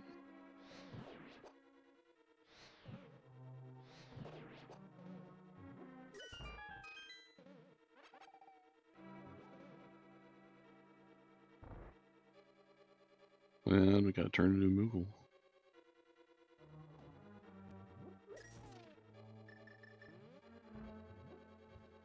All right, so we're gonna take a dip outside here. Go to a little place called Mimic Cave.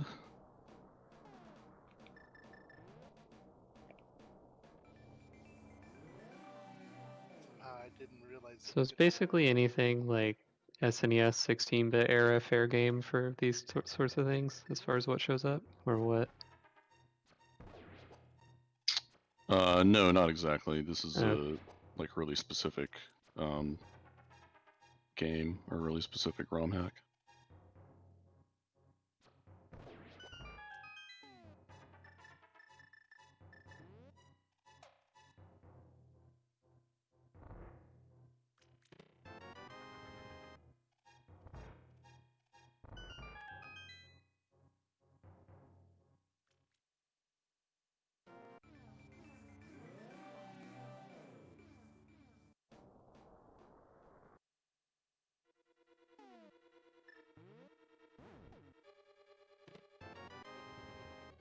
Well, there's X-ray scope. Unfortunately, that's not useful to us now.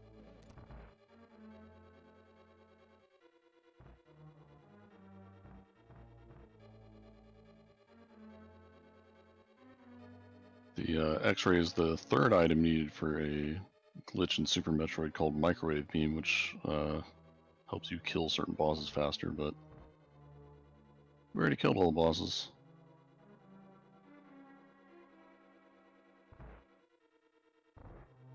I have never seen this room in Zelda.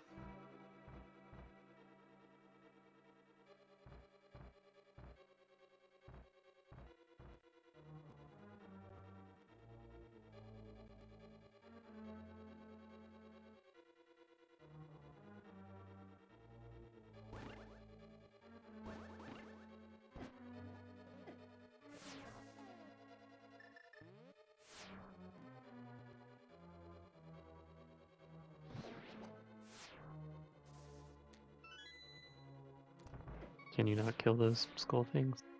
You can, it's just not worth it. Okay.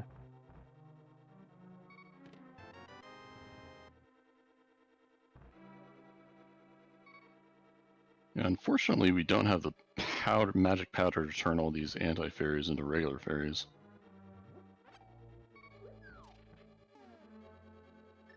That would have been helpful, but the powder only gates one item, so it is sometimes it just doesn't show up.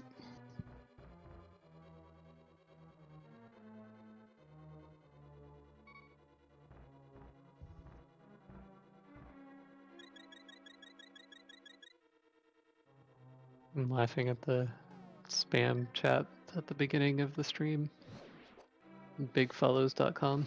Oh yeah.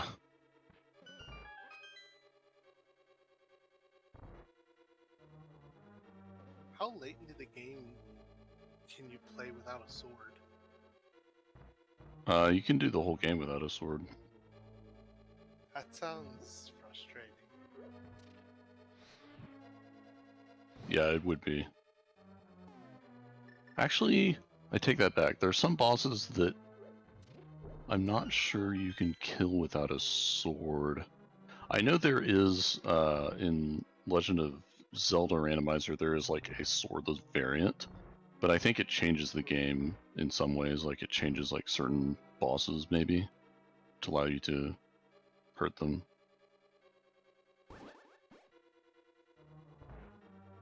But yeah, it is possible for your first sword to not show up for quite a while, so...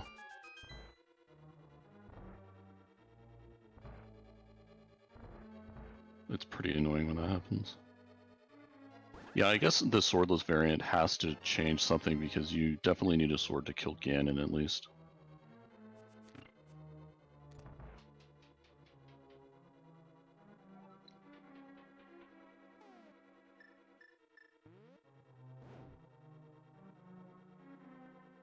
Alright, this is the super annoying maze room.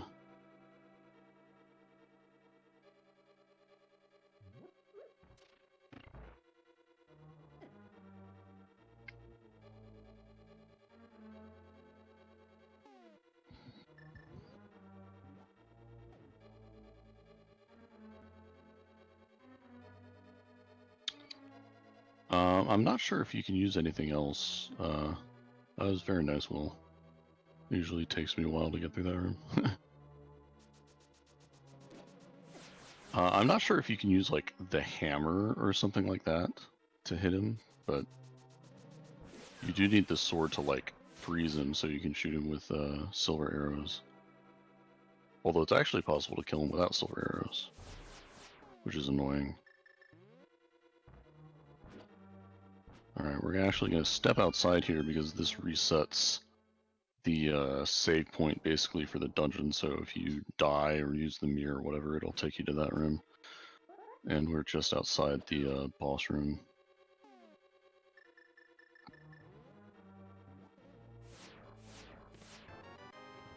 Hey, there's the mushroom. Okay, so mushroom opens up exactly one item, which of course is the old lady.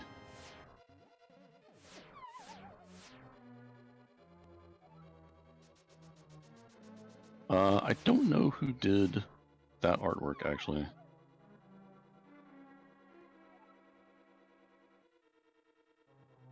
Feel pretty confident, but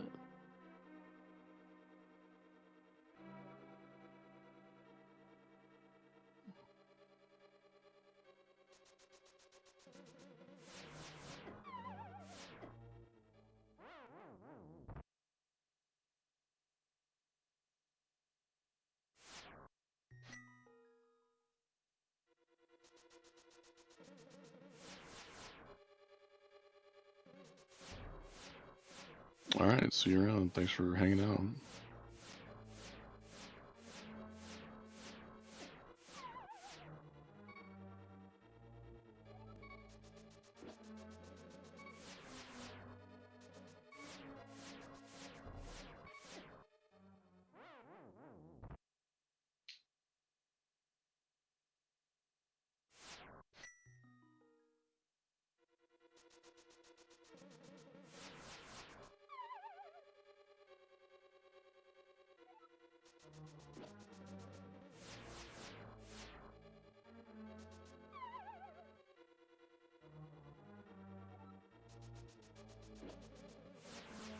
Yeah, getting these chests without magic can be a huge pain. Or without the mirror shield, obviously. That's how you would normally do this. So normally you would get the mirror shield in this dungeon so you can do this room, but if you don't have it, you gotta improvise.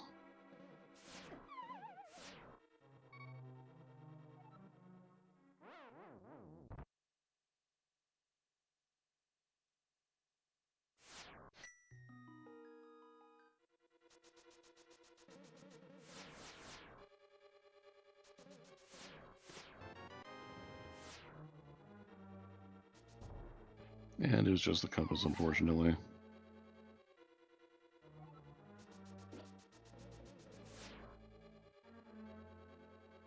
But that's okay, we're now on to the boss.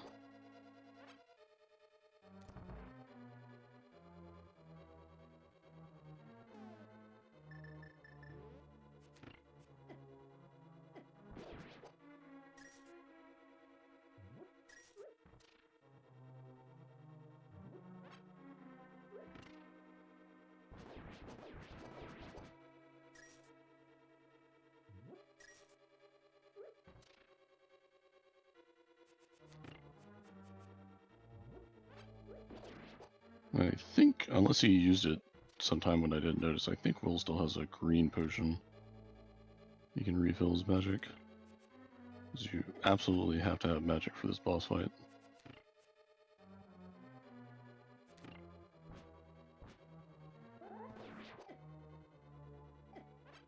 And that anti-fairy is out to get him.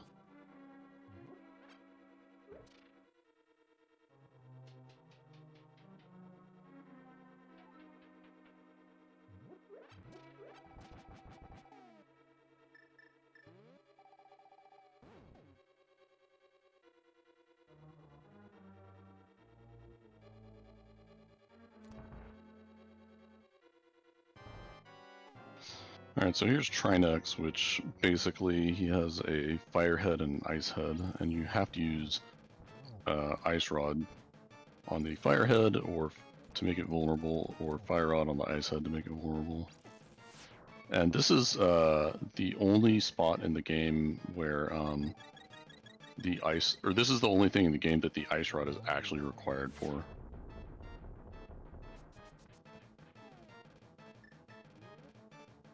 Which means that sometimes it can be a huge pain trying to find the ice rod because it can just be anywhere because it doesn't gate anything else. Oh no, there's too much ice. That ice that the ice head puts down is annoying. Alright, let's go bomb some Dodong. No, this isn't Dodongo, unfortunately.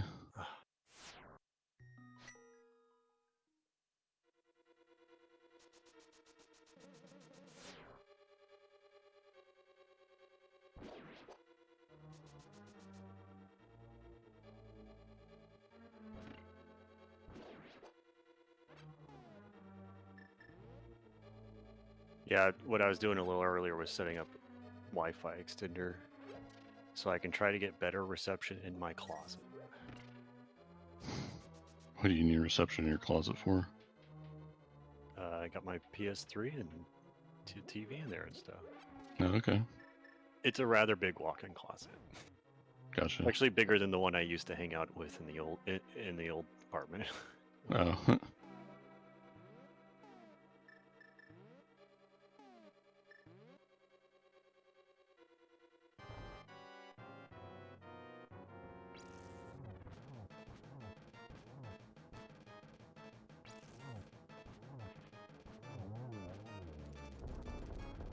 Alright. That was faster, or seemingly faster for some reason. Without Tempered Sword, this boss is a huge pain.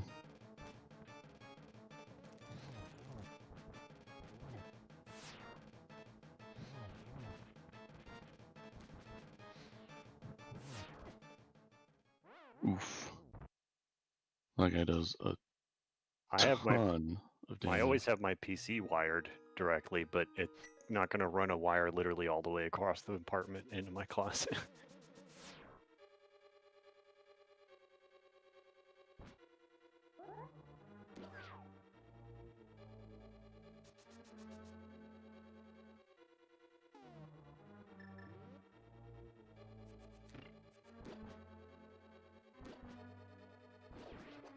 Though the extender itself does have an Ethernet port, so you can like Yeah, that's a nice drop.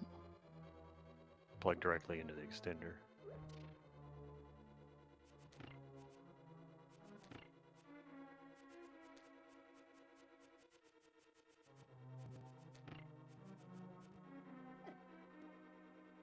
Man, those anti-fairies.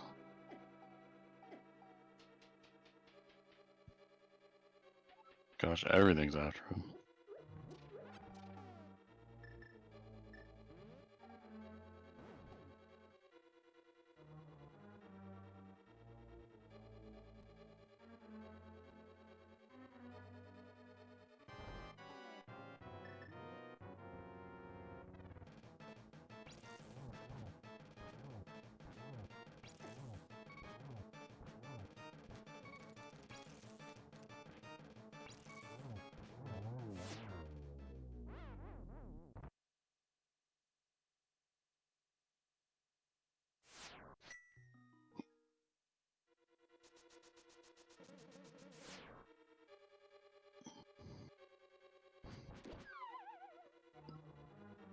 No.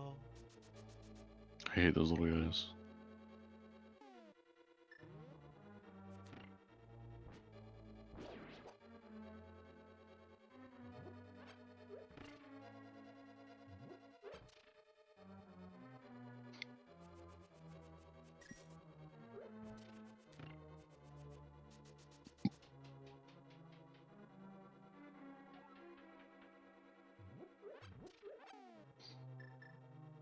I assume you do the fire first so that you're not having to deal with both at the same time.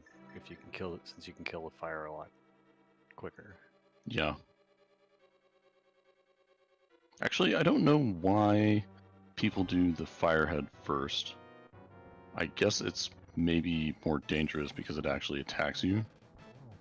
Because the ice head just spits ice, as far as I know, or ice on the ground.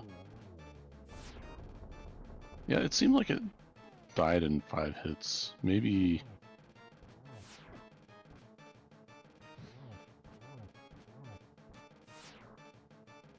Whew, that was close. Okay, and that head's down. Alright, so we got to the final phase, which is a bit easier. We just need to dodge him. Hit this kind of middle section.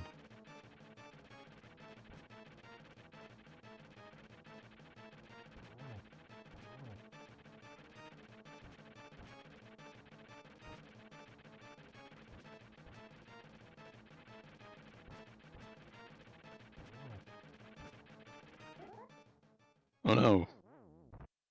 And that was a lot of damage from one hit. Yeah. That guy does a ton of damage if you don't have any mail.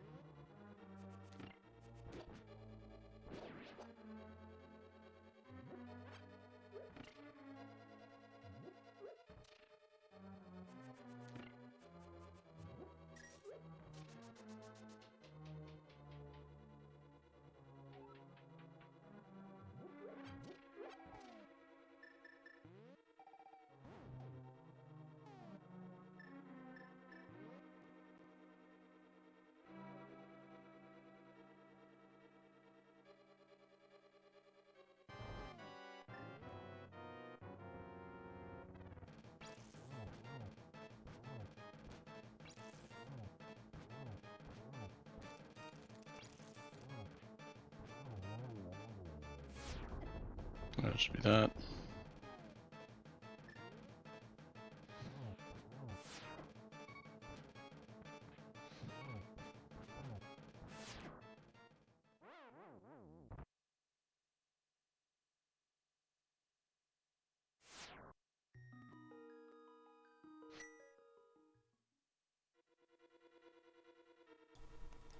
Alright, I'm gonna drop into the voice stream as well just to say hello. How's it going? I figure you can probably imagine right now, but were I smart, I would have grabbed the mail off of Desert Ledge first, is actually what I should have done before coming here. Yeah. And or, you know, brought... I guess I was full on potions, I think? Yeah.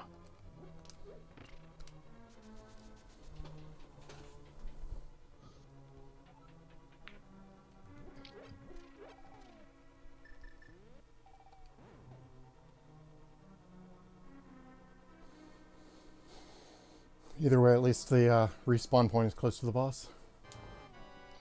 Yep.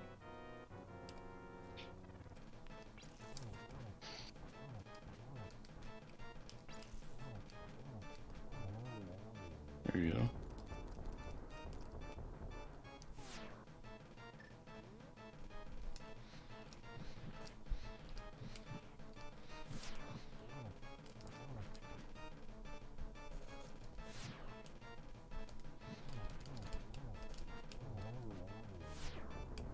Oh, you got it nice.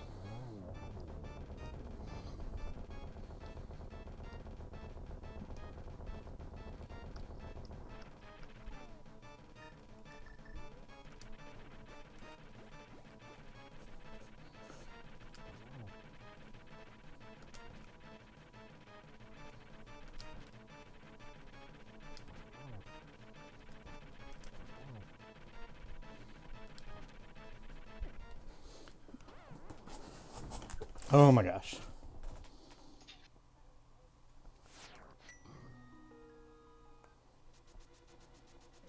That hitbox seems big. Like it didn't look like he had quite reached you. Yeah, it is really big.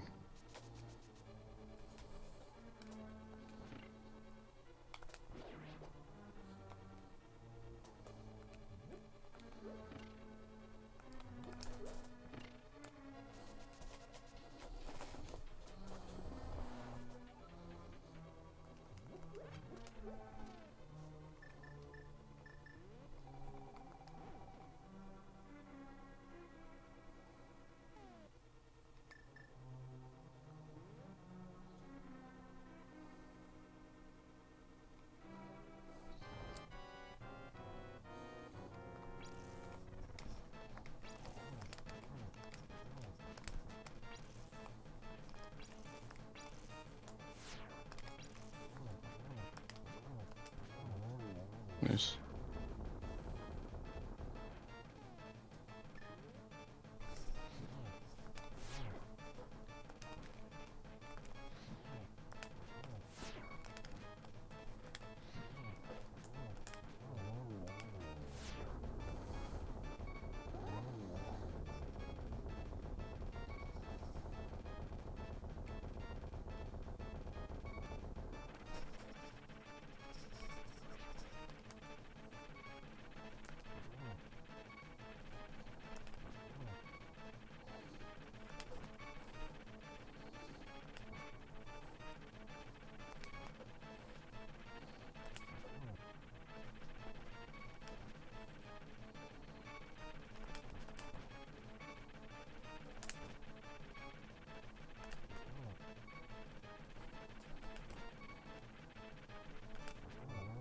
Hey. Nice.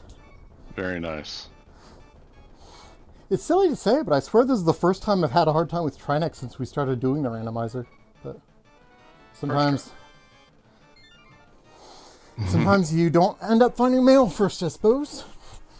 Yeah. Performance anxiety. Mm-hmm.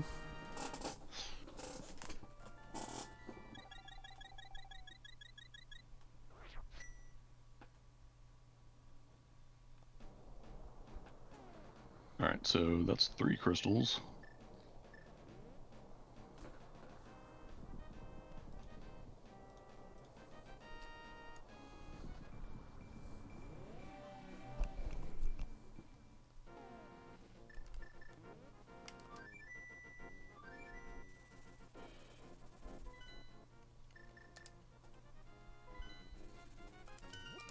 Alright, so it looks like now we're heading down to Misery Mire.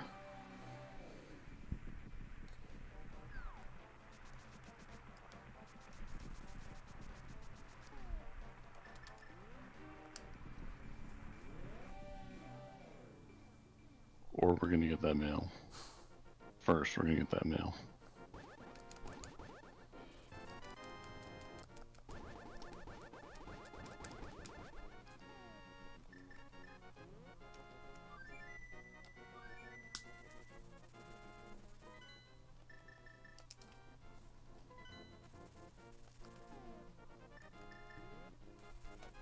And then we're heading up to, looks like POD.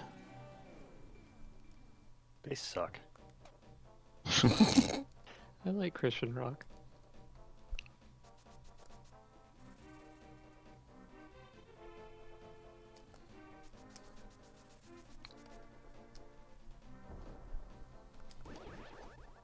Yeah, it's like more of a puddle of mud. It's mudded.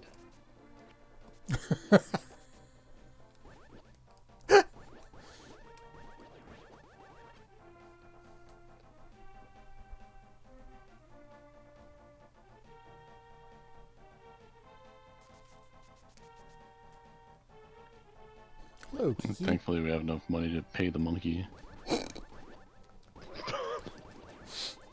If that ain't a euphemism. Hey, you need 100 rupees. What a bargain.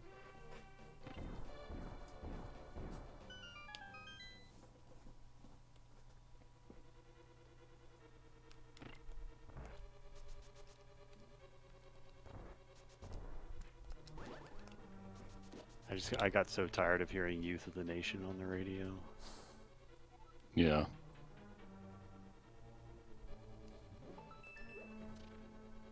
So POD, this dungeon requires hammer and I really sorry, wish but- POD just always played while you were in here. stands for Palace of Darkness. Although there's really only just the one dark room in it. In the Which is basement. kind of Like a European, like, kind power of metal band.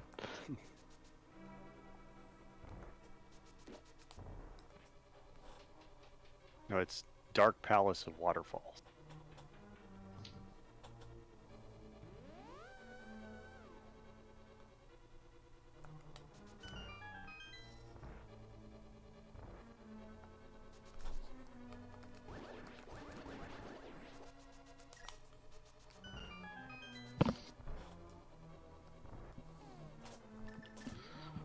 But anyway, it requires hammer and also requires bow. For not a puzzle, it's really just a switch you have to hit later. It's obnoxious. Jellyfish got in the way. If you line up on the left side, you can dash all the way through that room. Yeah, I never know the timing.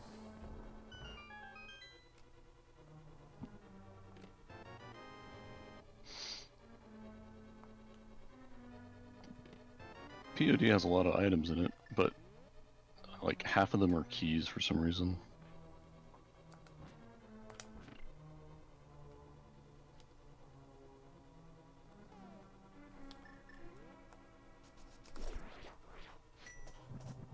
Nice. There's Will's preferred strategy for this room. And for all rooms, really. It's the bomb.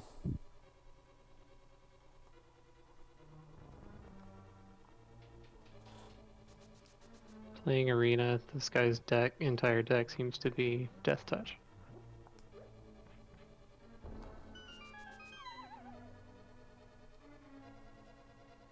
They added a bunch of Death Touch or not a bunch, a few in Zendikar. That one snake is cool.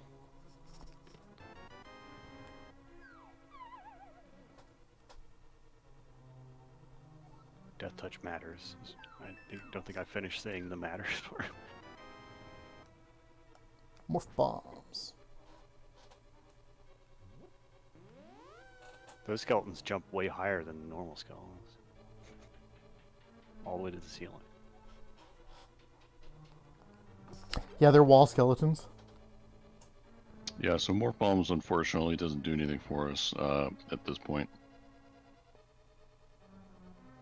One thing it does enable you to do is the infinite bomb jump, but we have other items, so we won't be needing to do that. Or rather, we would not have needed to do that.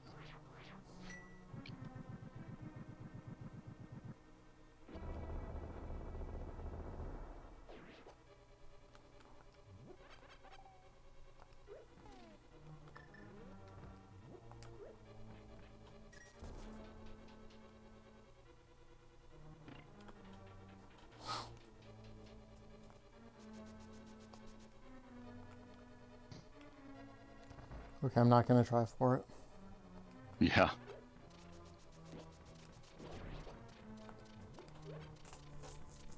It's possible to bomb jump from the collapsing bridge over to the spot where the big chest is. I've been trying to learn it lately, but it's not easy.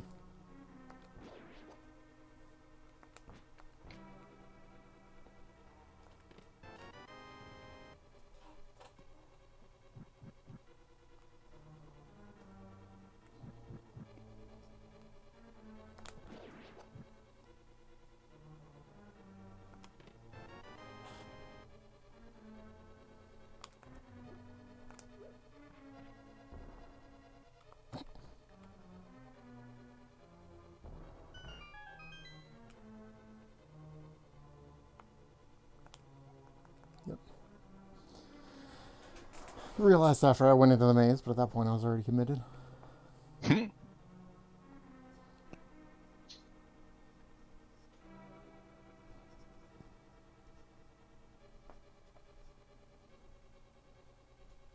I was just hoping I'd get bailed out by one of those two maze chests having the big key.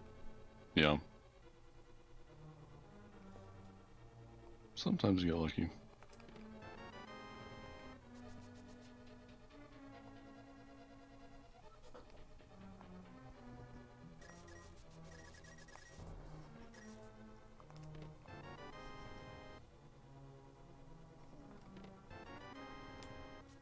Oh, so I know that Dave came on eventually, but I think it was after we talked about this with the timeline, the Castlevania stuff. Mm-hmm. I was basically just trying to decide like certain games, whether or not I play them, and where I put some stuff. In general, like whether a game's canonical or not, I'm just gonna play it where it would happen, like in chronological order, with the exception of Lament of Innocence, which takes place after the Lords of Shadow games, year-wise. But I wanted to start with a canonical game. Okay. So then after that, it's going to be like pretty much all the Lords of Shadow games, because they are all set earlier than the others. Oh, okay. Although it's weird because like Lords of Shadow 2 apparently jumps from like 1102 to 2057, Oh, that's weird. like during the course of it. But I was trying to figure out like if I play both Castlevania Adventure and Adventure Rebirth, but I think I'm just going to do Rebirth, which is the remake on the WiiWare, if I can get it. Yeah, that makes sense. And I'll do most of the Castlevania 1 retellings, because they actually have pretty different levels. Except I think I'll skip Vampire Killer. And then I was trying to decide... Like, I'm just going to put the bonus games kind of inserted throughout. And also some of the Castlevania 1 retellings, because I don't want to do, like, just 4 Castlevania 1s in a row, basically. Right. So I was trying to see if there were any Castlevania likes that I didn't think of. Did you know that Circle of Moon was decanonized? I don't know why.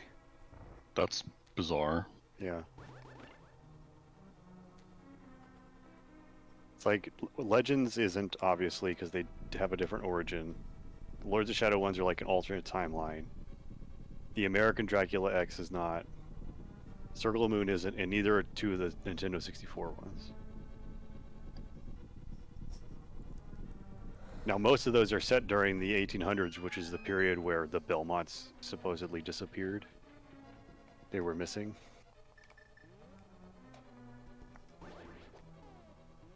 But Order of Ecclesia is set during the 1800s, and that one's canon, so... Yeah, it's like, I think they did that because, you know, Bram Stoker's Dracula is part of the official timeline, and that is in 1897. Oh, really? Yeah, Quincy Morris is supposed to be a relative of the Belmonts. Oh, okay. So Castlevania is like fan fiction, basically. Essentially, yes. Basically.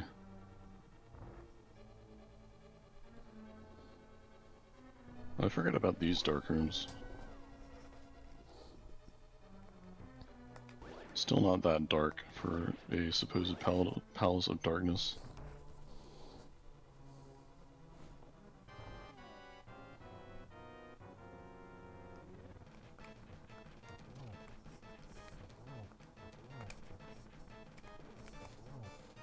But yeah, I was gonna do Bloodstained. I Both really the want to Curse play of the that. Moons. Both the Bloodstained, Curse of the Moons, so all 3 Bloodstained games. Rusty, which is a Castlevania game knockoff on PC 98 that actually looks pretty good. Master of Darkness, which is on Master System. And Mato no Hokai, which is on Famicom Disk System. I didn't know if there were any other good, like, Castlevania likes. I didn't want to, like, do too many Metroidvanias, even though, you know, it originates from Symphony of the Night. Just because that's opening a really large number of games. The only Right. one you should do is Hollow Knight.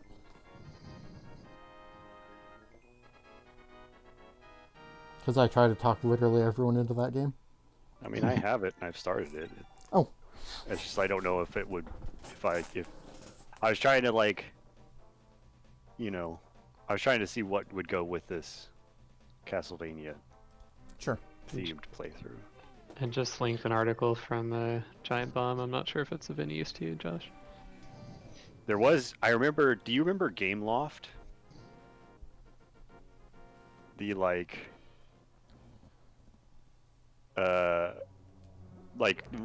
DS, they made a bunch of DSware games that were like knockoffs of other games. Yeah. Yes. They had one called Soul of Darkness that was a Castlevania knockoff that was actually supposed to be pretty good. The trick there is that like, how am I going to play a DSiWare game that you can't buy anymore? Yeah, I don't know.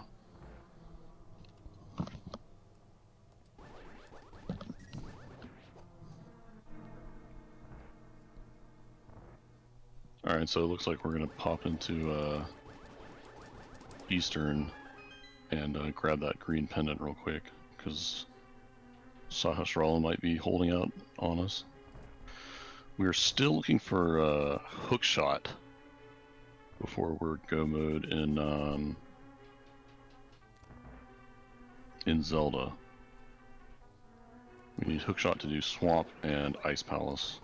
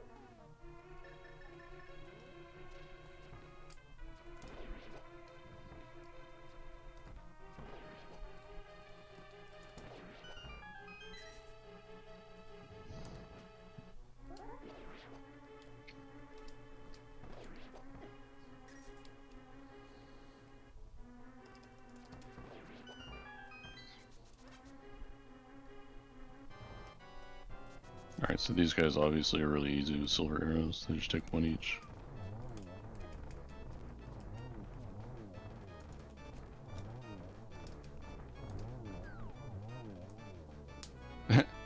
There's Spring Ball.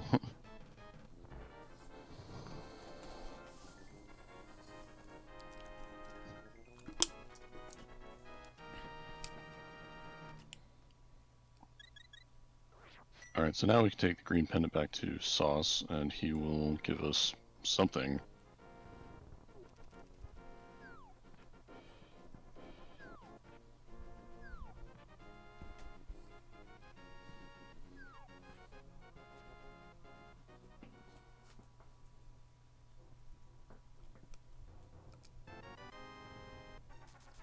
And it's junk.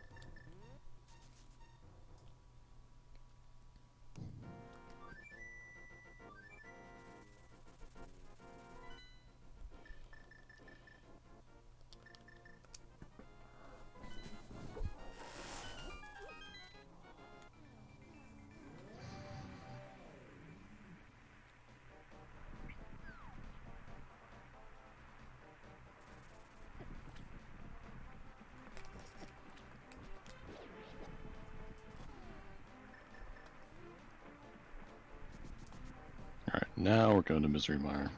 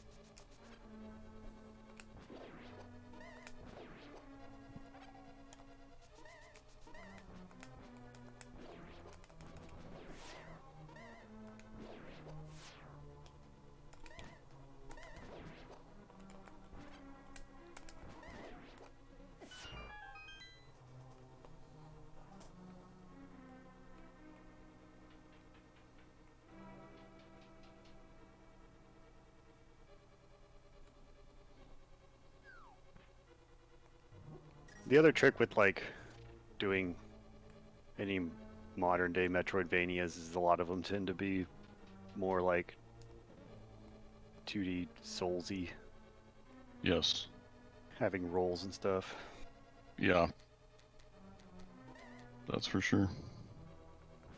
I would say Hollow Knight probably edges a little closer to Castlevania-ish, and maybe Blasphemous.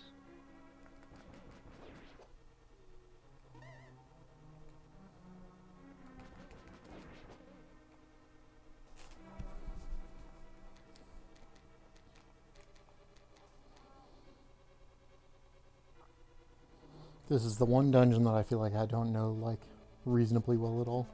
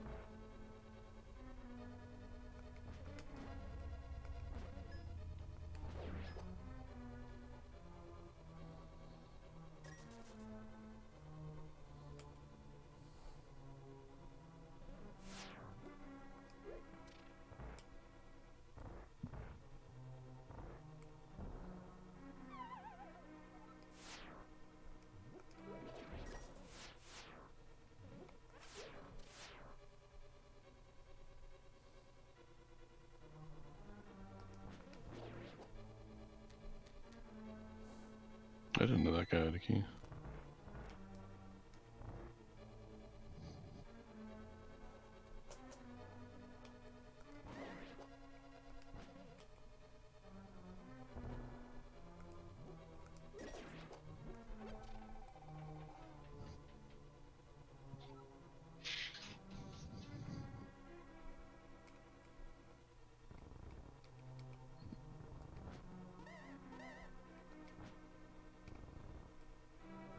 Oh, right. No, there was another one. What was it?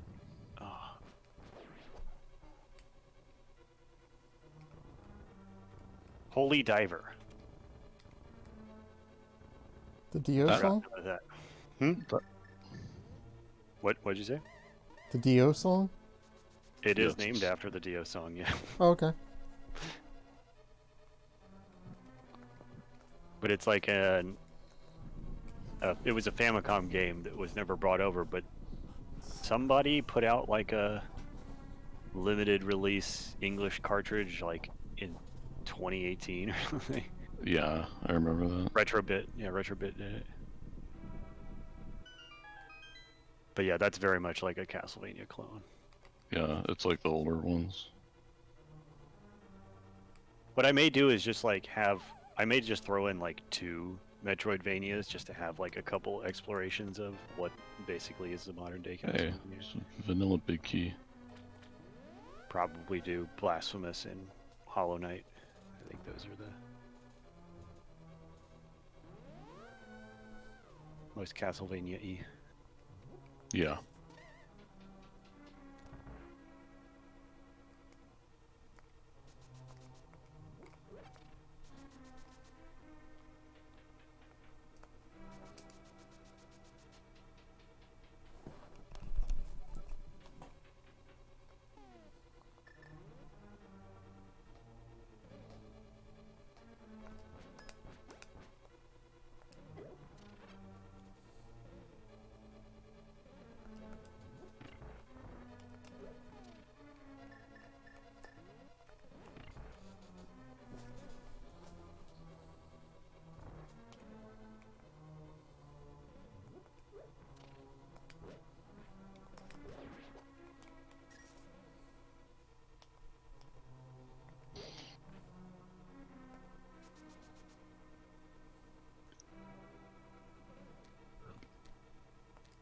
Yeah, this dungeon has a lot of annoying dark rooms.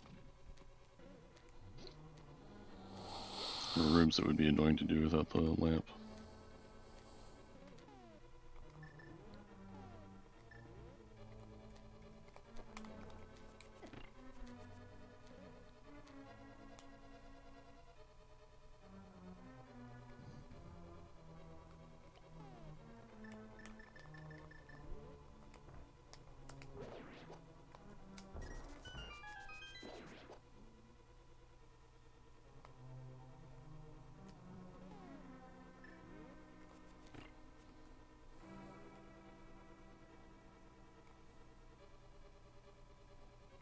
And this is also another dungeon where it's nice to have powder.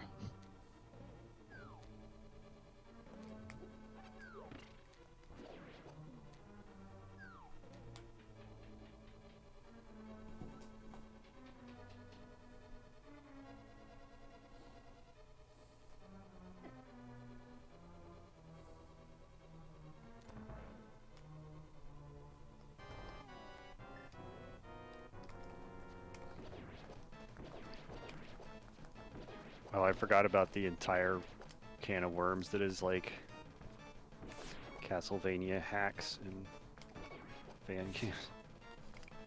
Oh yeah. I think I'll do one of those. There's one that's considered. There's like 2 that are considered really good. They're hacks of the original game that are sort of done as like spiritual sequels.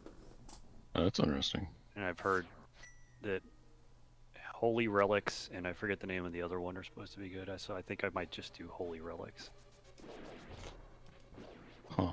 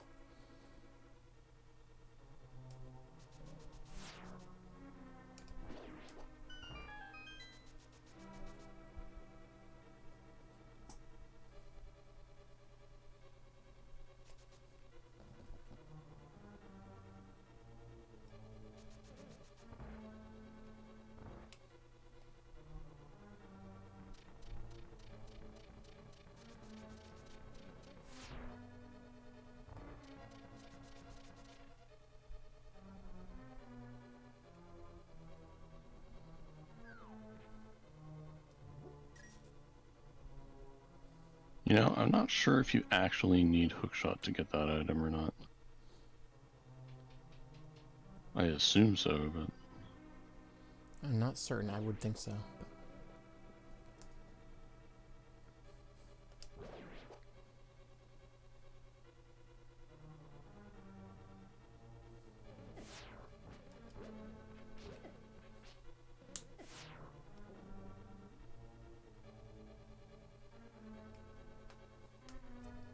Who has the better grapple?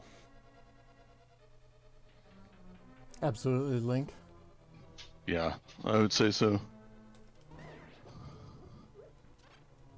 It's faster, it makes you invincible.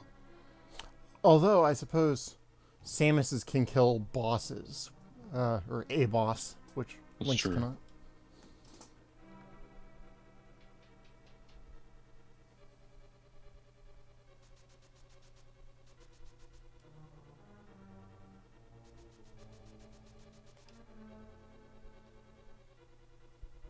Now I have Youth of the Nation stuck in my. Whose fault is that? You for mentioning POD.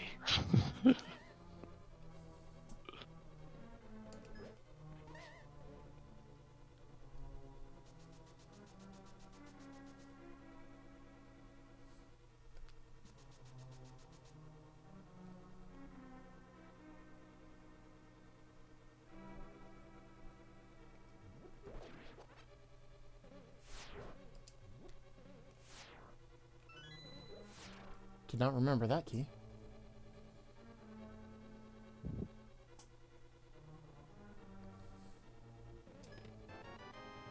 Hey, there's red mail. Nice.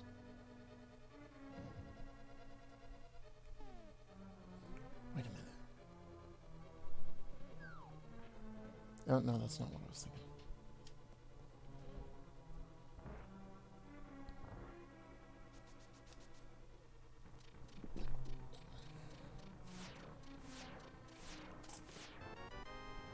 Apparently it's doable. There you go.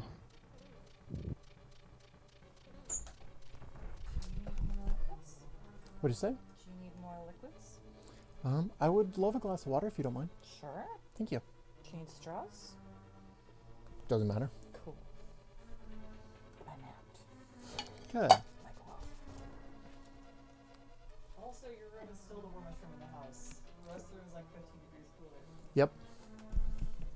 I do not know why this room is 15 degrees warmer than anywhere else in the house, but it sure is. It's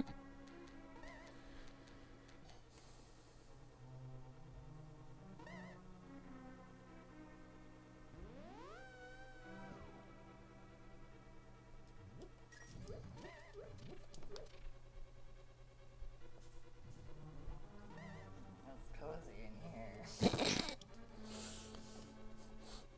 You're welcome to crash on the guest bed if you'd like. I might.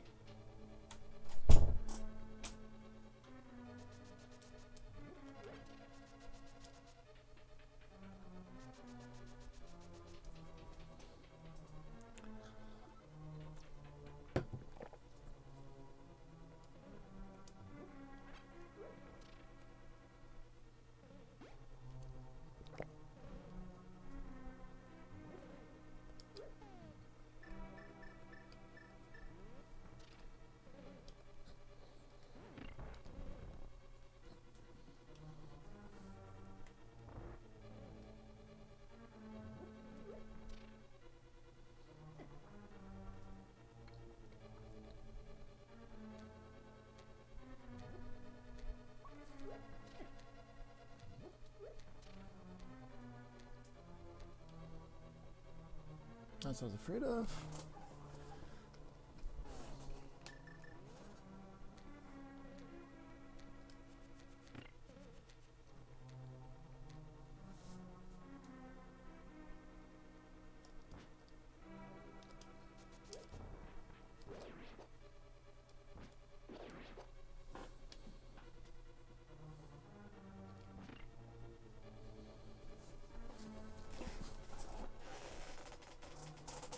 I appreciate you all hanging out with me for this. This is Yeah, absolutely. It's made it a been lot fun. of fun for me.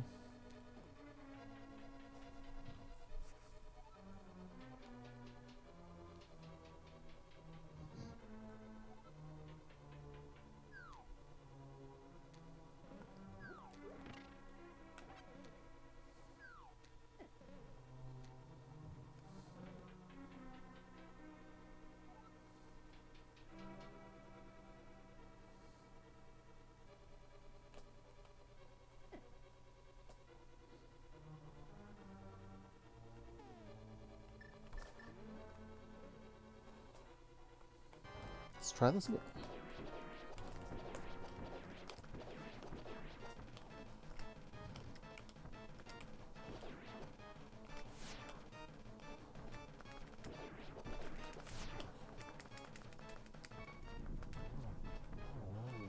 Very nice.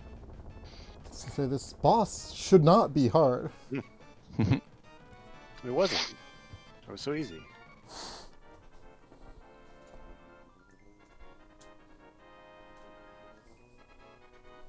Alright, that's Misery Mire down.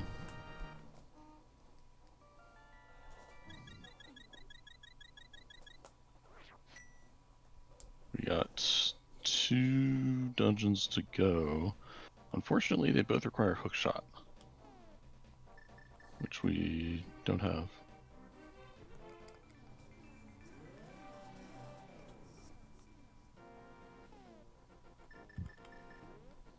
Where could it be?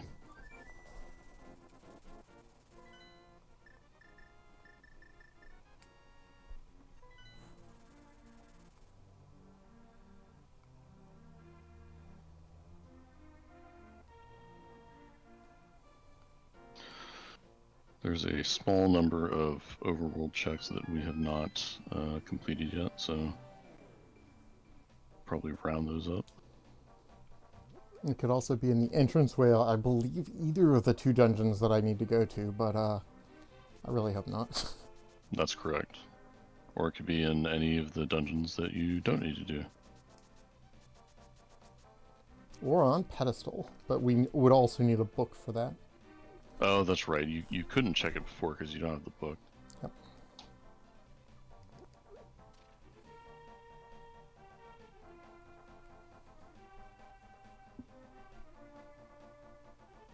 So we'll grab the lunchbox.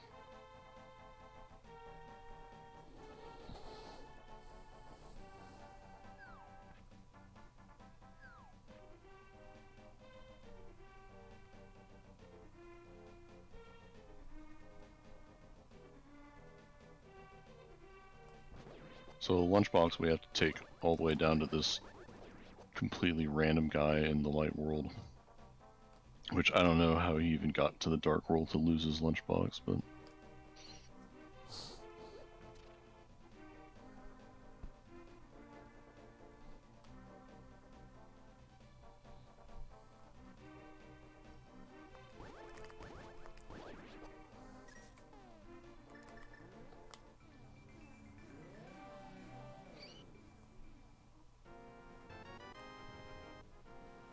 And there's the last treasure tank.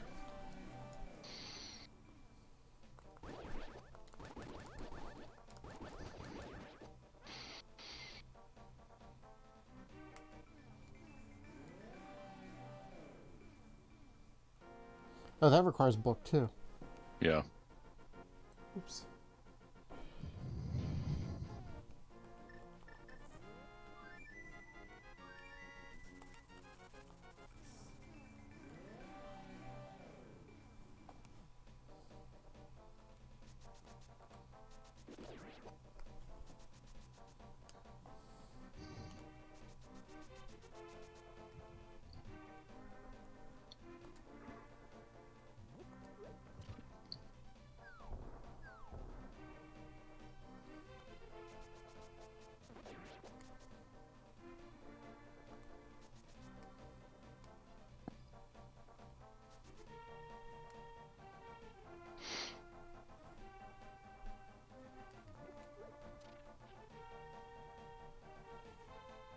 So it looks like we're heading up here maybe to see Graveyard Lodge.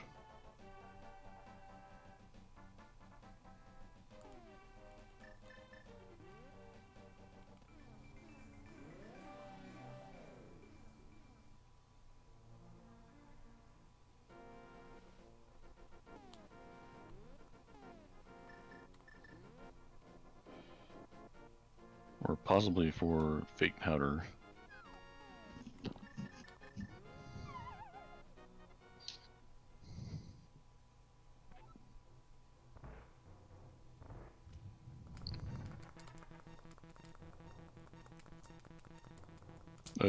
You have to have no magic to do that. Oh yeah, thank you.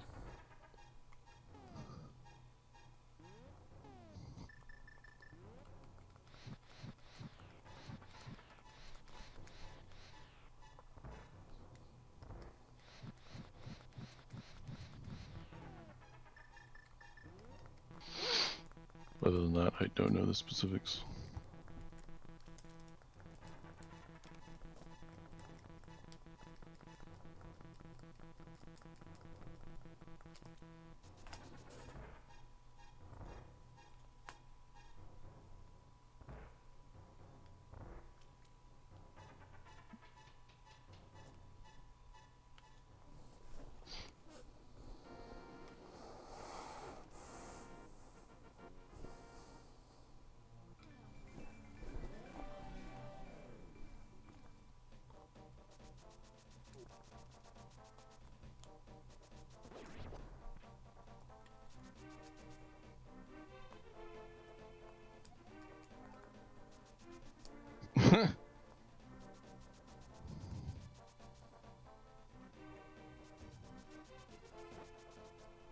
So we're gonna head over to Graveyard Ledge then.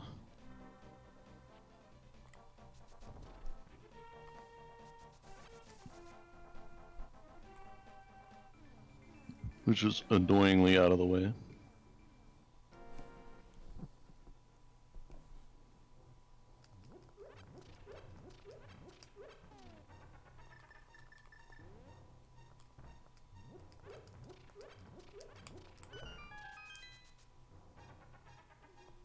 Oh, just rupees.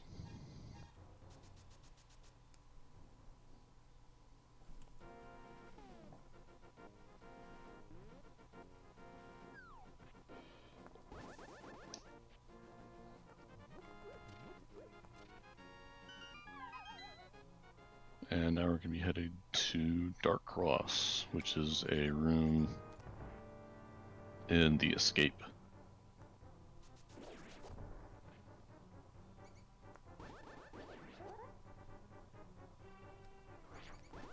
So first we need to get this key from a rat over here.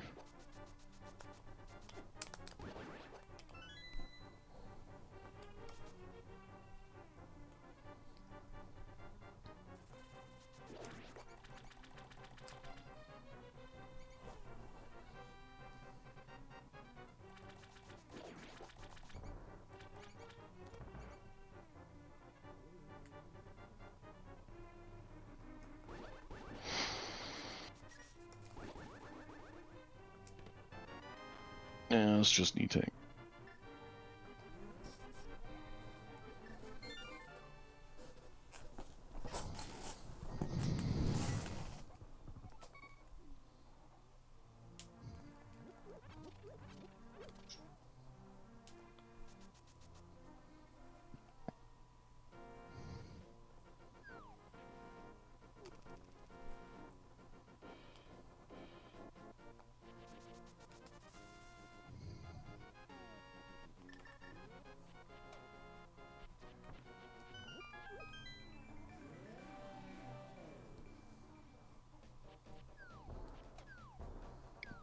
So it looks like we're going to be dipping into Swamp Palace here.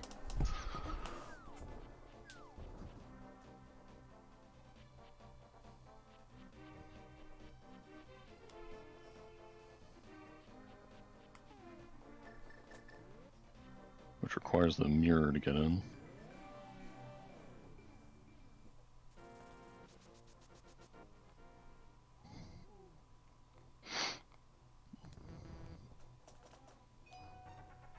First we have to drain this.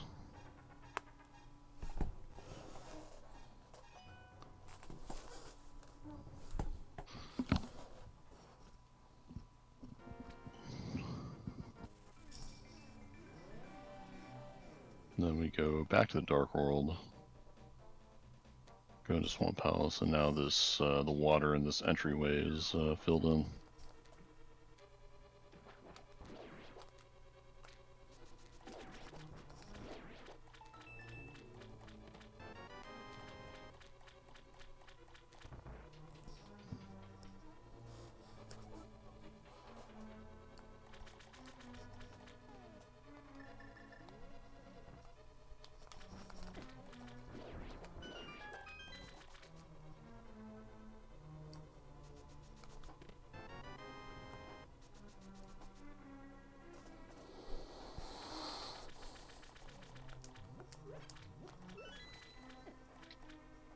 Well, there's the big key at least, so we can get that.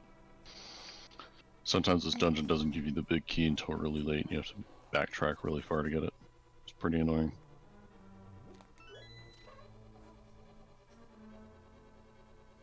It's all keys. There's a lot of keys in here as well. But most of them are in pots and stuff. They're not actually in the treasure chests. So this dungeon has a good amount of actual items in it.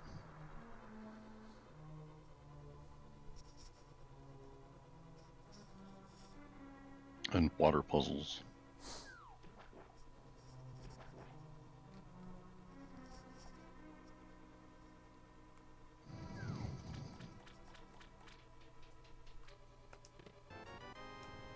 No, it was 10 arrows. I was really hoping it was going to be vanilla hookshot.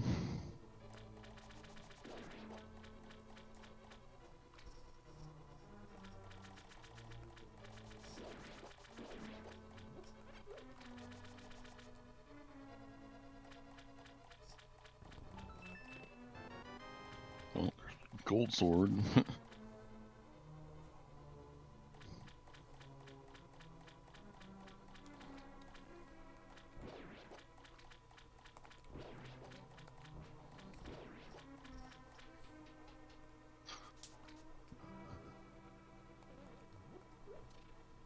I think that may be all you can get here. I don't remember. Oh no, I guess there's like 2 more chests you can get.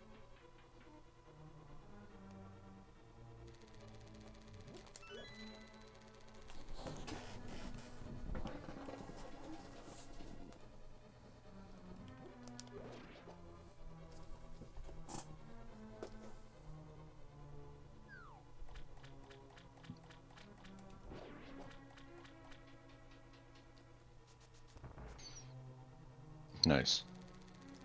Thank you. So it's possible to dash through locked doors without bonking off of them, but you have to be lined up like perfectly with the door. It's really hard to do.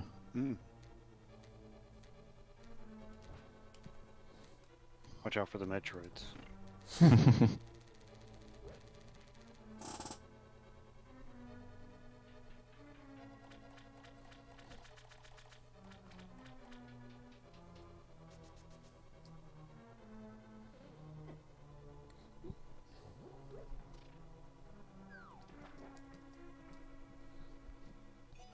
I should not go swimming in a leather jacket.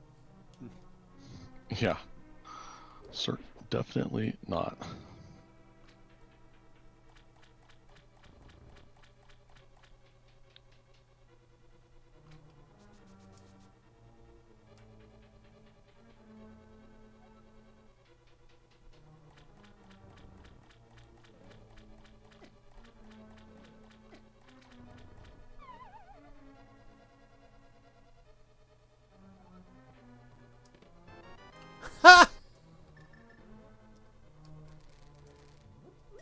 I am the smartest human being alive. That's great, you got it right when you needed it. Well, technically you don't need it to get that chest, but whatever. And there's powder, that's nice to finally pick up. Alright, so that should pretty much be go mode for Zelda then. We can complete this dungeon, we can do Ice Palace, we can do everything Ganon's Tower. Never found that book, but guess we didn't need it.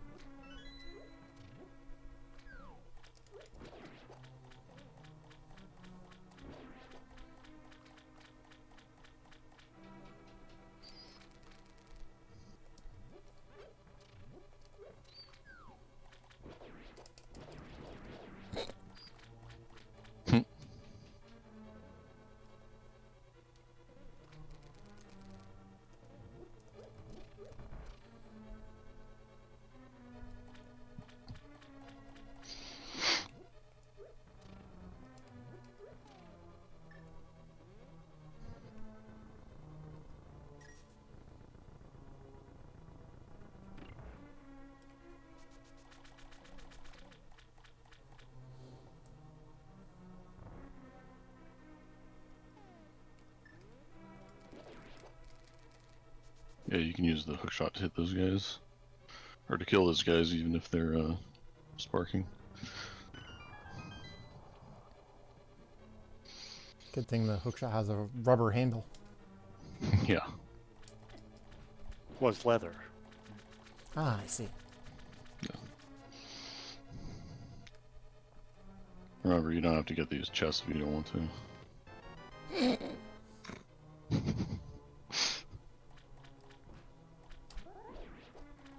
The hookshot's the vampire killer. Yeah, there's your Castlevania tie-in.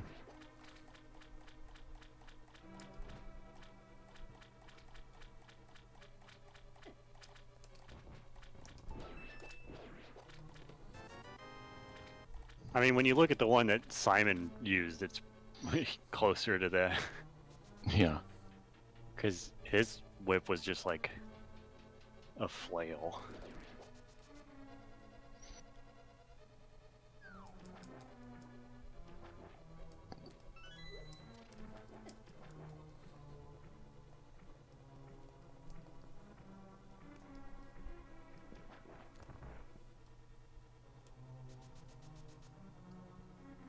Alright, boss of this stage. Boss of this dungeon, rather.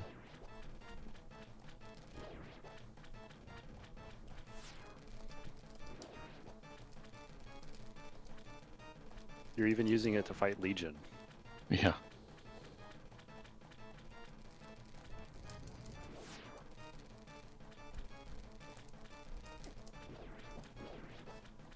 So y'all are gonna drag out your Xbox 360s for when I get to the Harmony of Despair. I was wondering about that.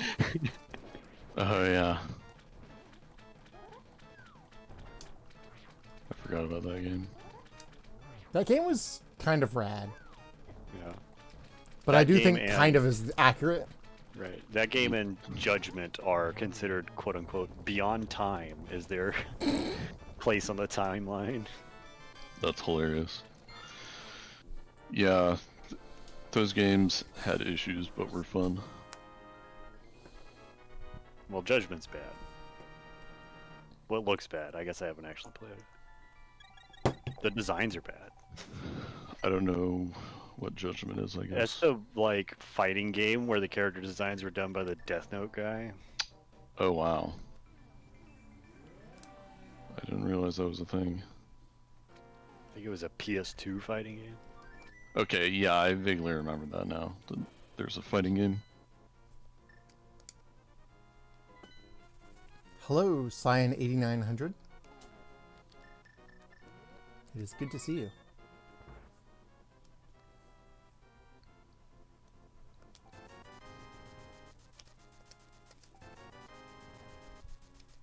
I'm thinking that when I get to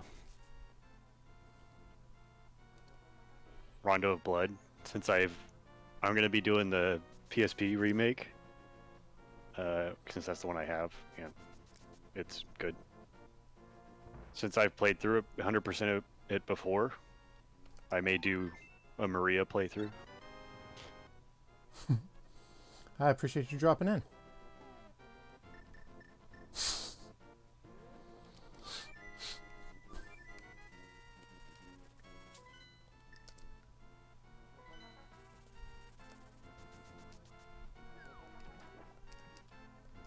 Just attack everybody with birds.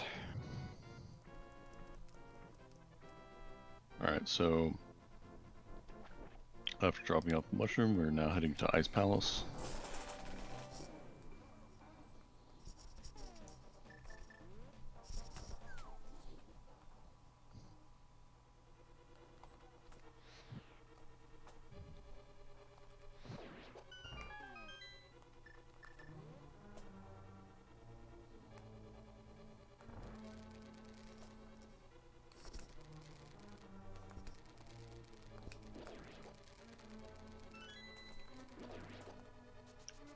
This dungeon's really annoying.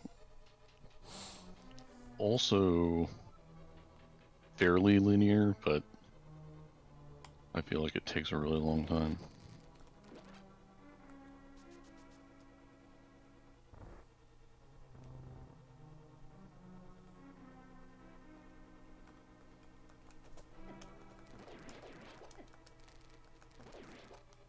sick. Alright.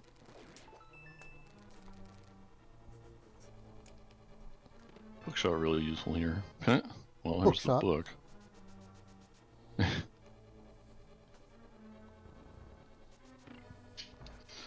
That opens the remaining few item checks, but there's nothing else we need, so...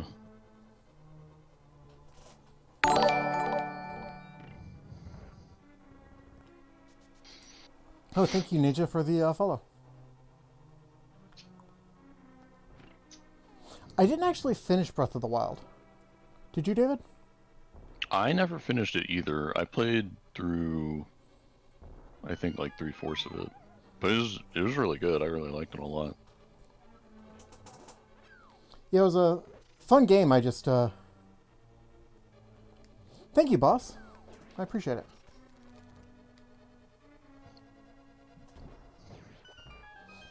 I got every warp tower, and that was my favorite part of the game, was like exploring the overworld and finding the warp towers and such. So after that, I Yeah. kind of lost the fire a little bit and got distracted by another game.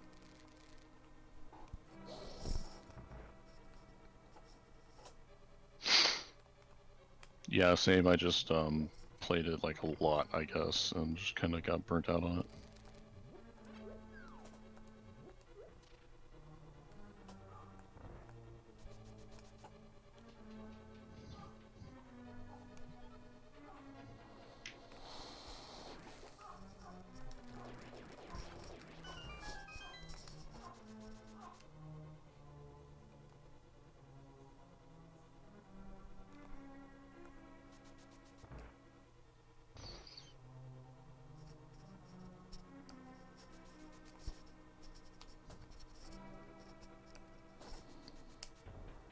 Nice. Thank you.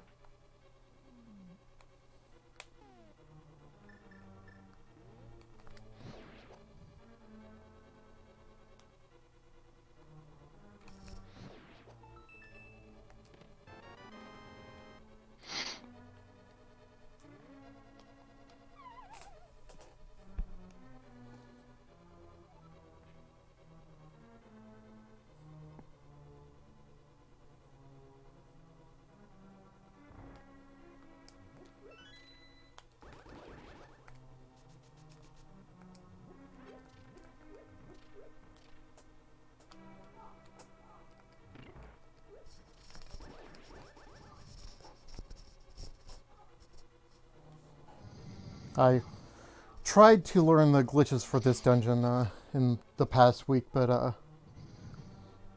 it was taking too much time, and they're very conditional, so they're helpful Yeah. if you have the right items, but if you don't, then they just don't do anything. Right. So I was like, nope, I'm gonna learn how to moonfall.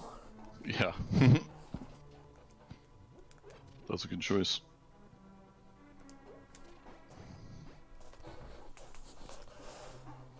Saves you a very small amount of time in 100% of games.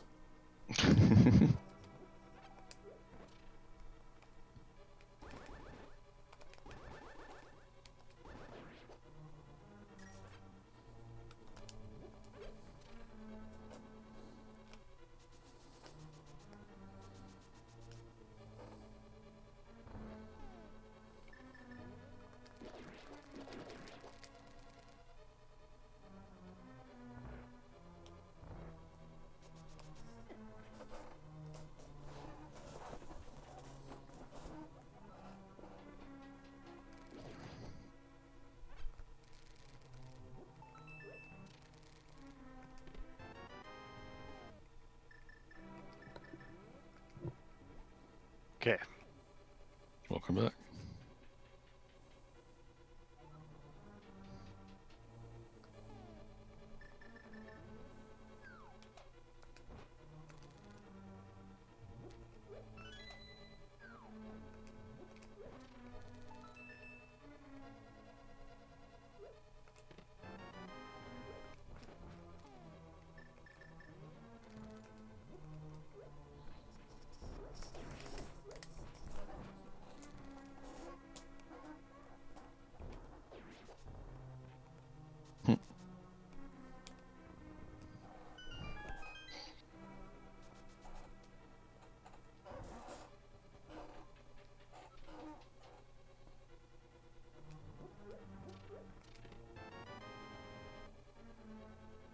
think that's vanilla. Ooh, don't.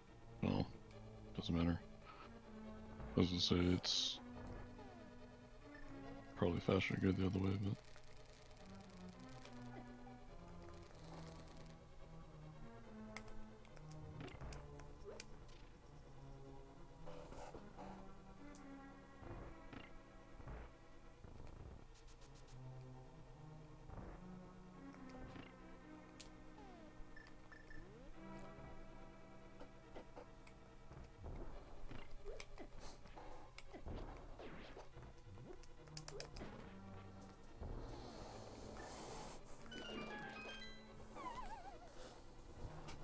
I will be right back. Sure.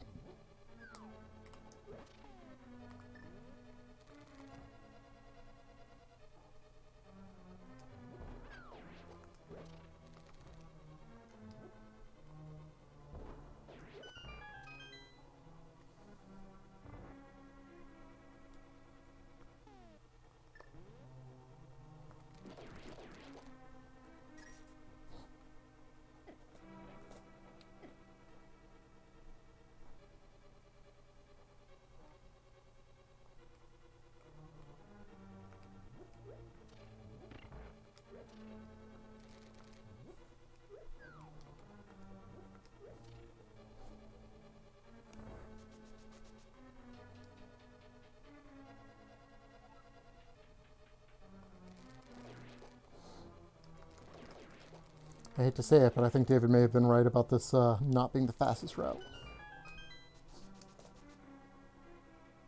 You have what? 3 dungeons left? This is it. Then Ganon's Tower, I suppose.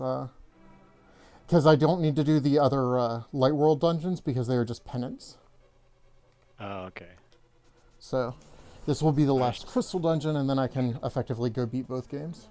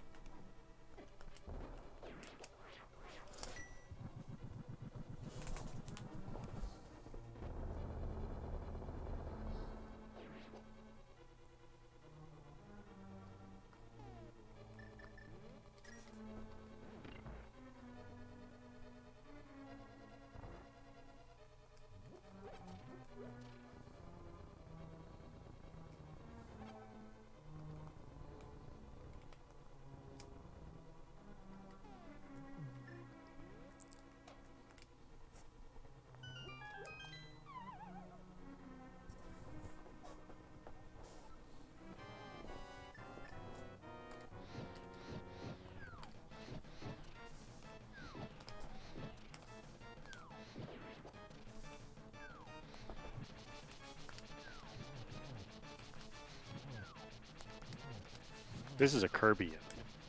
Yes.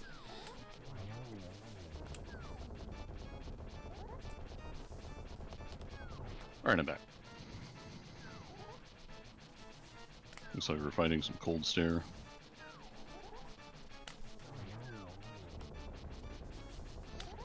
Sounds like it could be another band name. Nice. It's Krako. Krako from Kirby. Yeah, I was gonna say. Alright, that is Ice Palace. All right. So we need predictions for the number of chests to find the big key in Ganon's Tower. Yeah, so in Ganon's Tower, basically, there's a whole bunch of chests, and I believe there are 24 is the highest.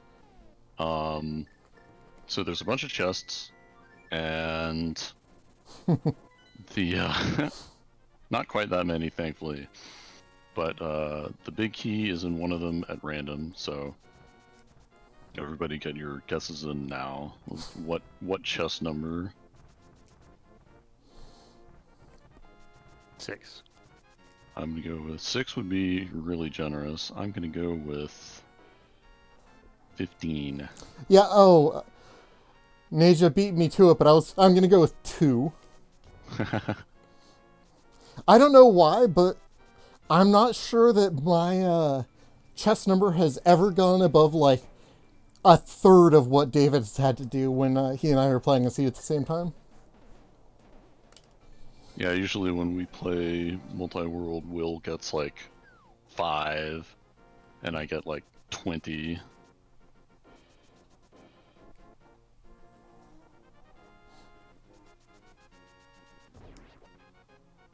I think you're in a different Discord channel. I could be wrong.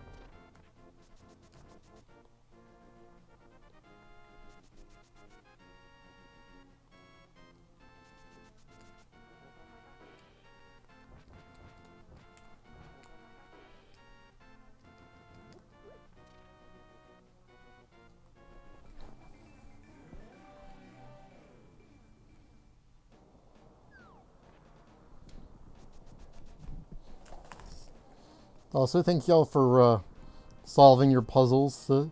Is a dorky thing, but you know, got to do something during a pandemic to make things interesting.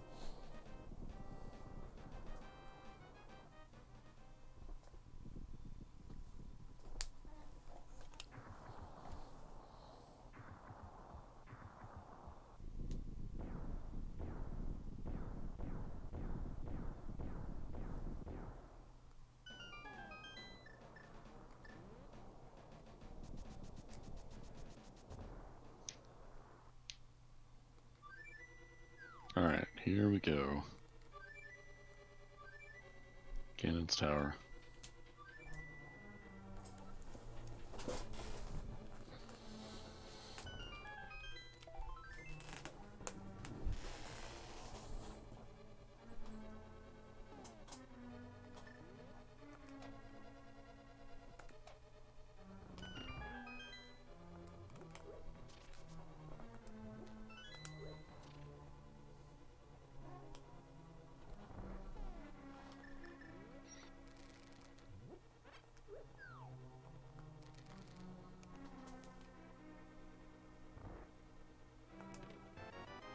Okay, that's 1, 2,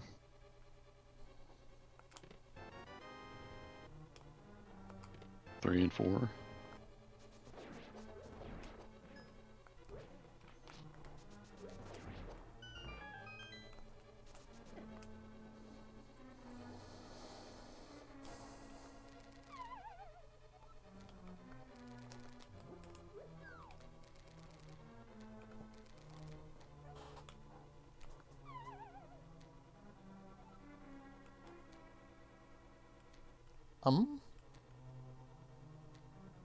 Like you have to go in the room and back out. Or you can do that too.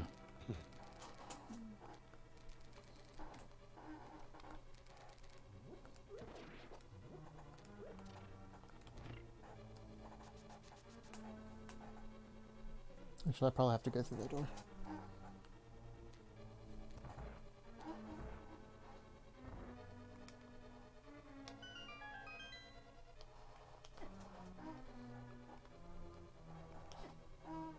It's not in there. Don't bother with that one. There's 5.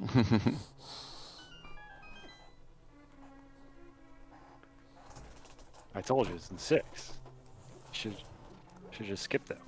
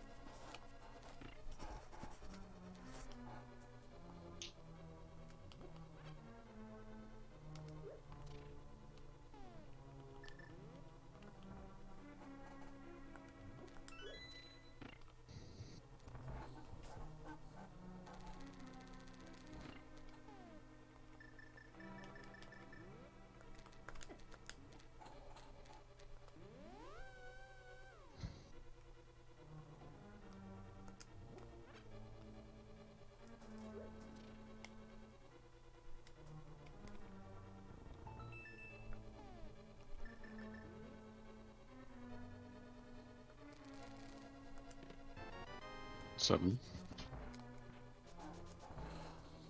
Well, that was 6, right? Oh yeah, 6. You're right. Sorry.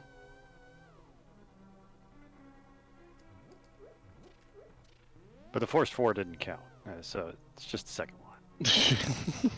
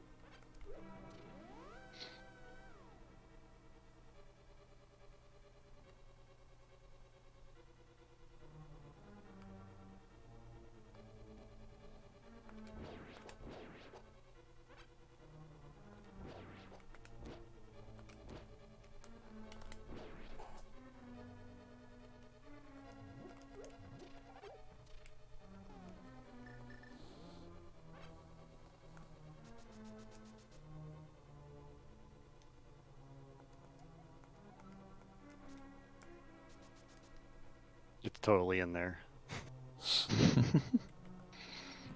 It can't be, although in some other dungeons, wacky stuff can happen, like the big key can be in the big chest.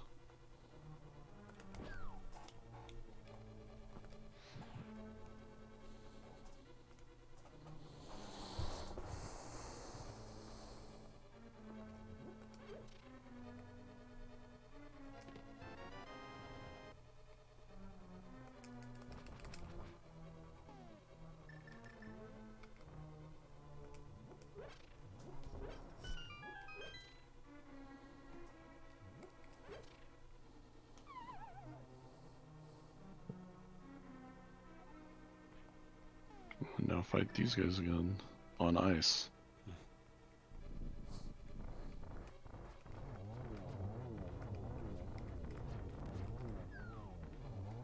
Nice.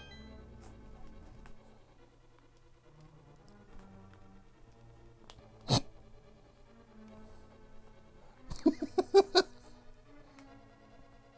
ice physics in this game are really frustrating sometimes.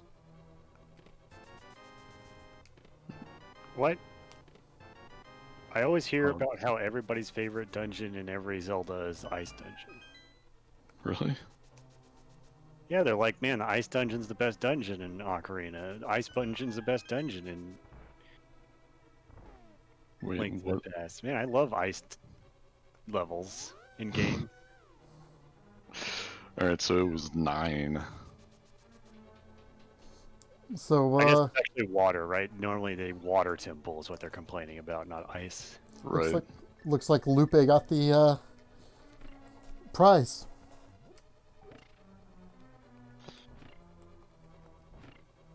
It's just more in general. Everybody talks about how much they love ice levels.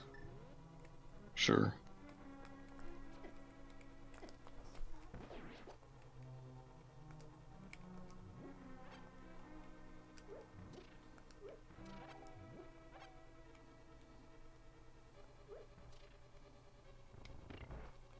It's funny how that anti-fairy is stuck.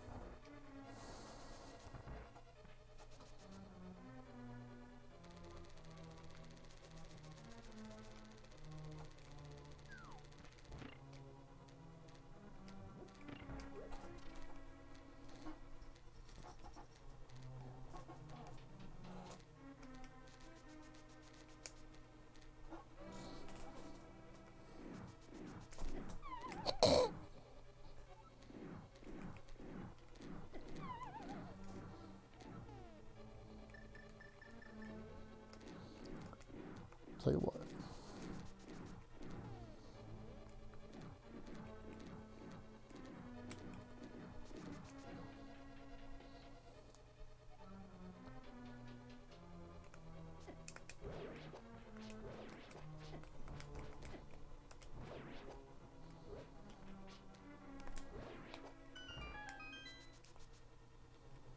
I wonder what the thought process was behind them deciding that skeletons would be jumpy.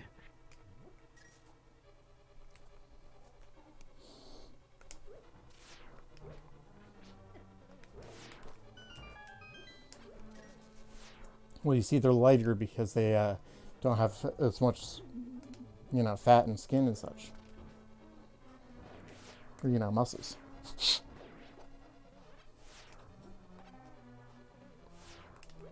It's true. Lack of muscles does usually make you pretty good at jumping. That's why I'm such a good basketball player.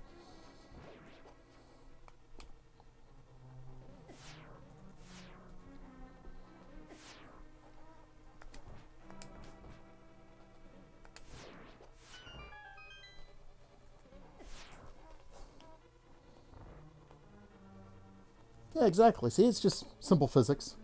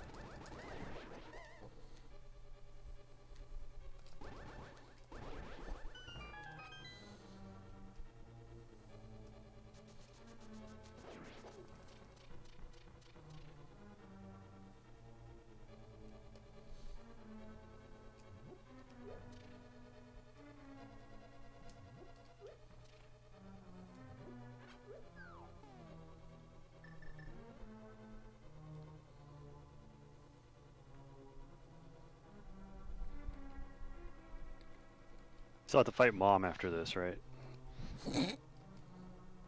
Yes.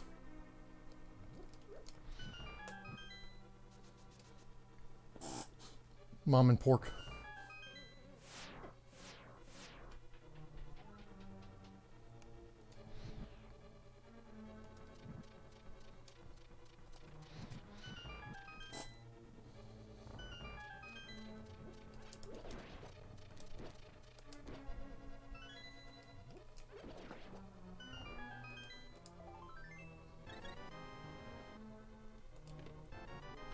Nice timing on that.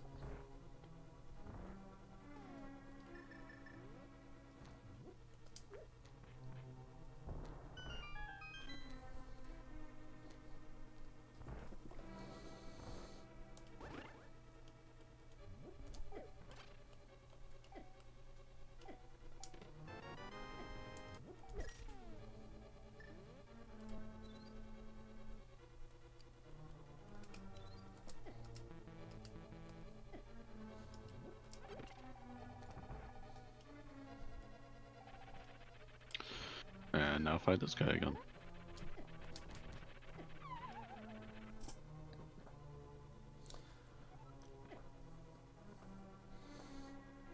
So, Josh, what was your name for them? You had a good one. It was like Sproing Axe or something? Boing. Pox? Boing Pox? Something like that. What, the mold worms? Yeah. Well, that was specifically for the miniature one, so I think this is, what, Maxi Boing Pox?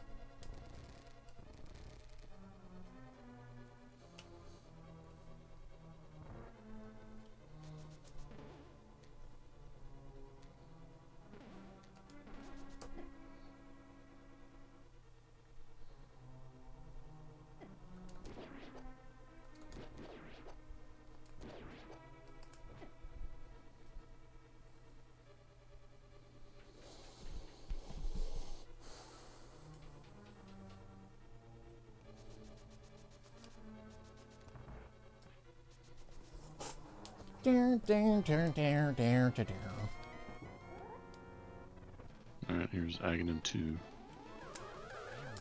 No, there's 3 of them.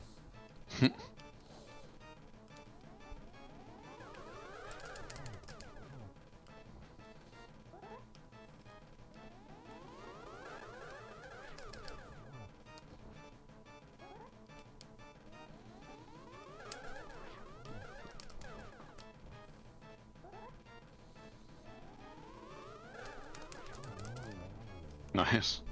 Thank you. Pretty quick fight. Oh no, it was Ganon all along.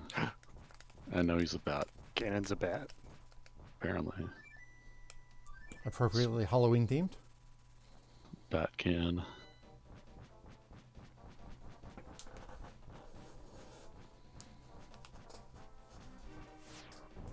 Well, use the vampire killer on him. It's true.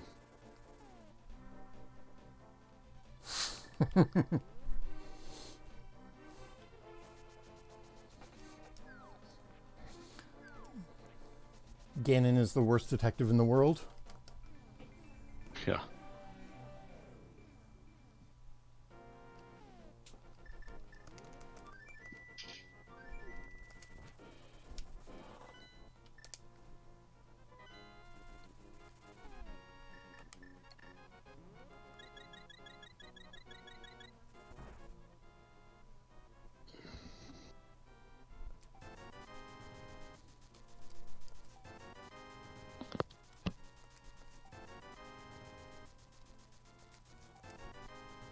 Yeah, I think you just got your 4th bottle, right?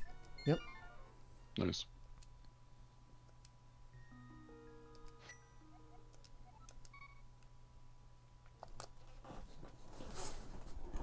Wait, you can do Metroid first? It's that time. Alright.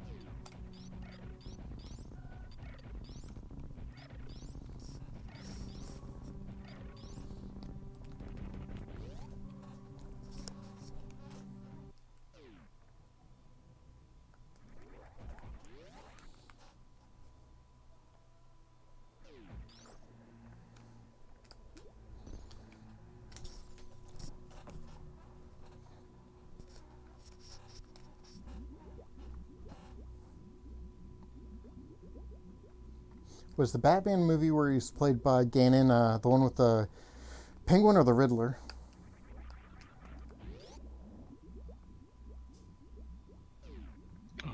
Weren't they in both? Oh. Just being silly. Yeah, I mean, no, it was the same actor for Batman in both those, so it was Ganon in both. Oh, okay, cool. Batman and Robin and Batman. No, Penguin was Batman. And then Batman Forever was Riddler, right? I can't remember.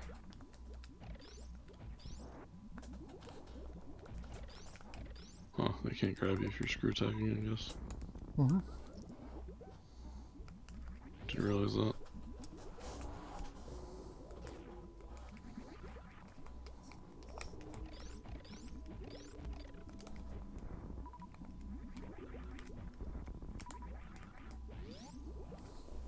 Nice work so far. I should probably grab ammo with the ship. It'll be alright.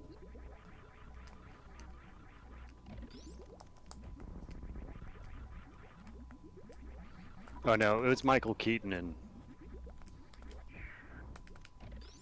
the first one was just Joker, right? And that was Yeah. Michael Keaton. So Yeah. it was Batman and Robin with Penguin, right? Yeah, I think so. I can't remember anymore.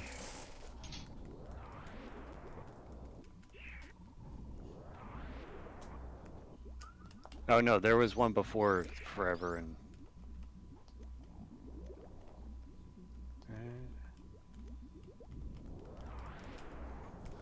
Returns is the one with Joker or Penguin. Oh, okay. That's also Michael Keaton. So no, it was the one with Riddler that has Ganon in it. Because the first two were Michael Keaton.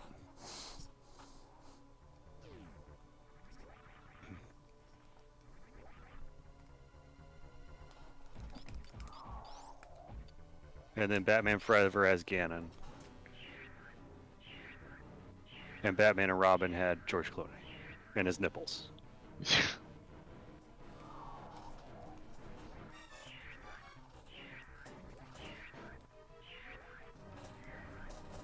Oh no, this giant Metroid is eating us.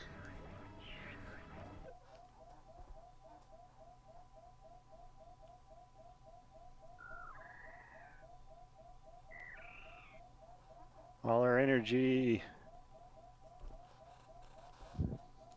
See, this is where treasure tanks come in handy. Yeah.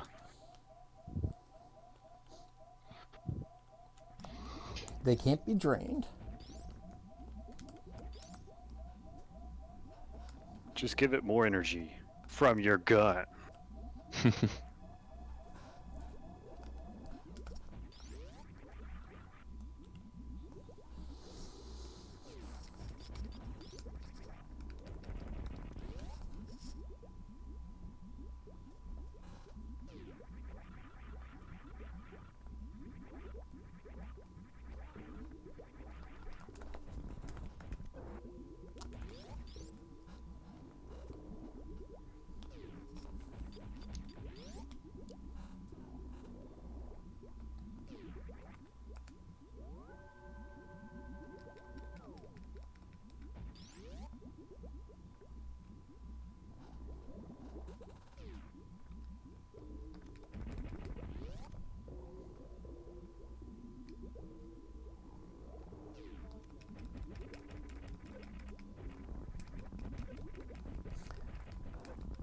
Not gonna try and do the thing. Yeah, I don't even know how to do it.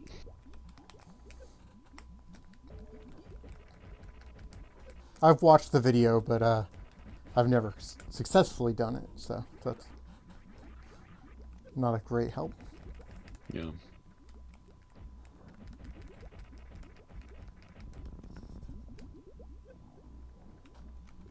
Now, Mother Brain.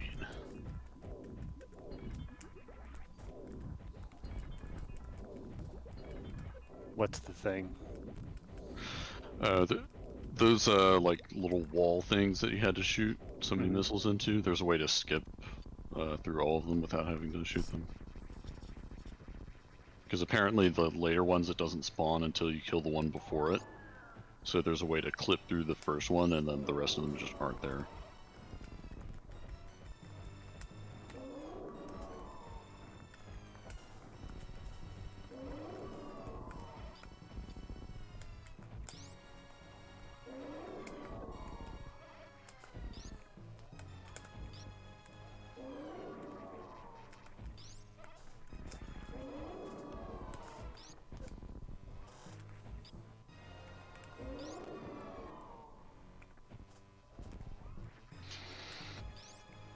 Zevatite skip. That's what those things are called.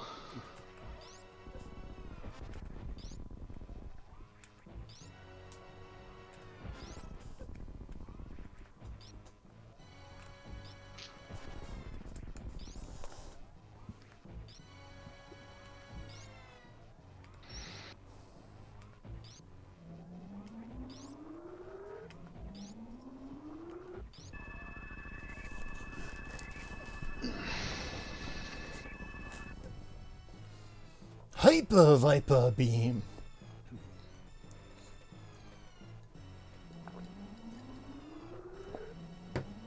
Gotta wiggle it up and down.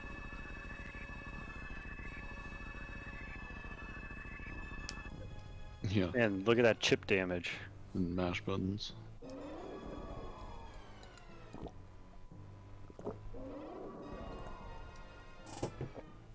Because you were totally blocking there. Right. Man, this command throw is so cheesy.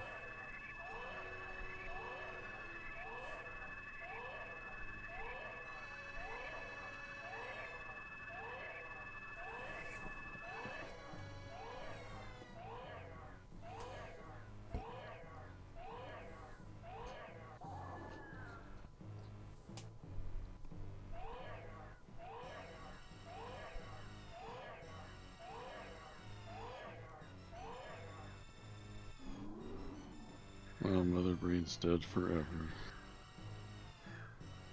And so are we. The end.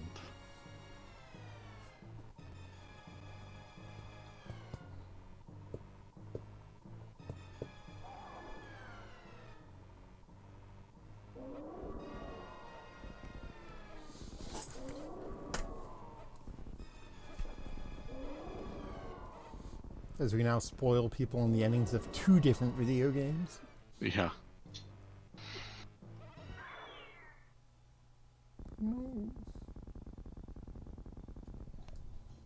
Through the rainbow power of rage. Yeah.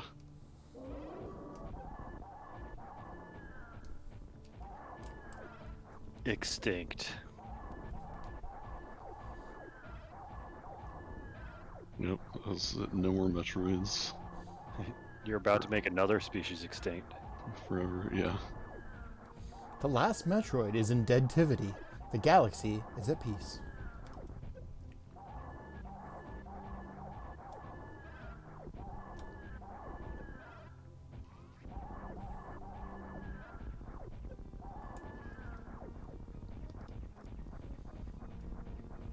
Brains are now extinct. Yeah.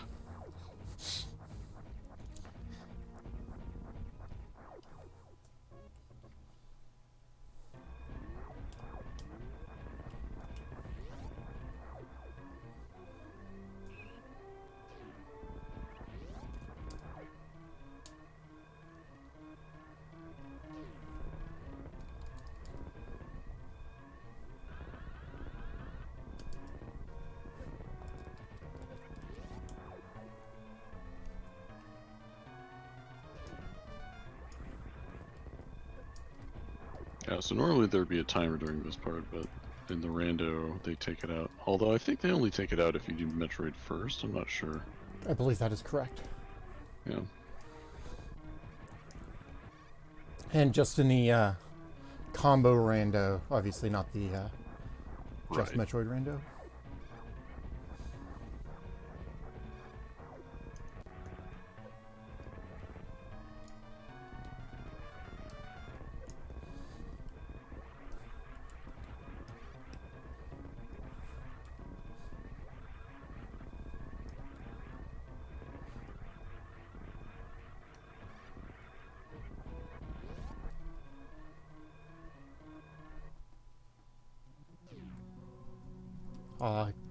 Messed it up.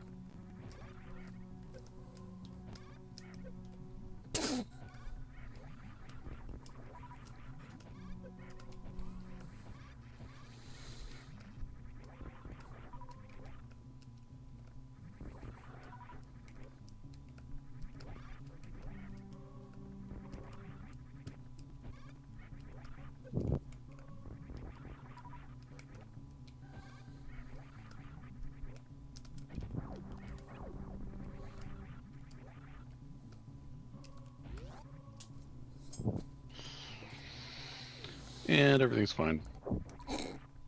Planet's not exploding. Nothing to see here.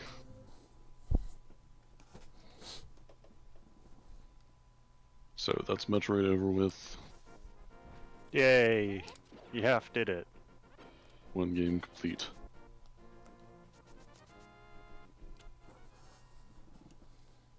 Exactly halfway there. 5 more hours to go. Yeah.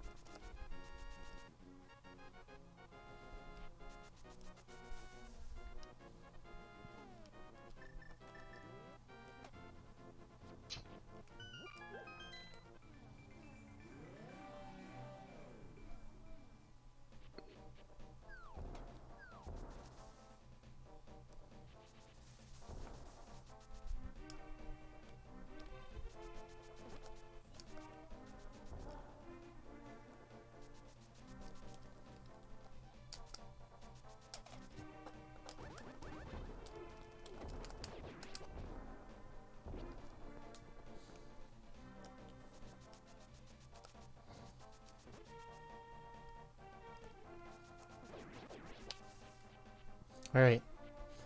Are you ready for the fact of the day? Yes. Love the random fact. Ganon's not actually evil. He's just like really condescending with his knowledge of trivia. That's why Link wants to defeat him.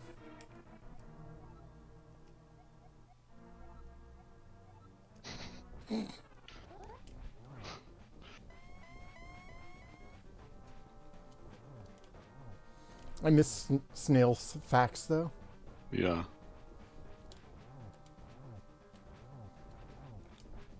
Snail Facts is really good.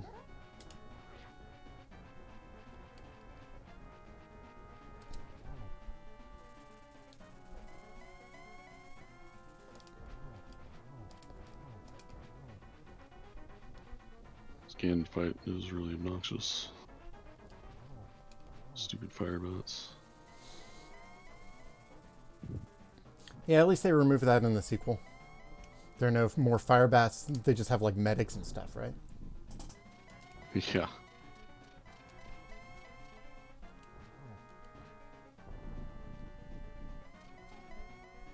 This fight's going pretty well. So there's a little glitch we can do here. Normally what happens is these two torches go out. But if you light the first torch before the second one goes out, then the second one just stays lit.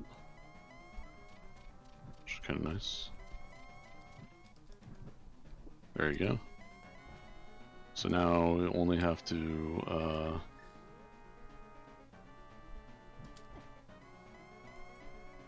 do one torch to get him to rematerialize, which is handy.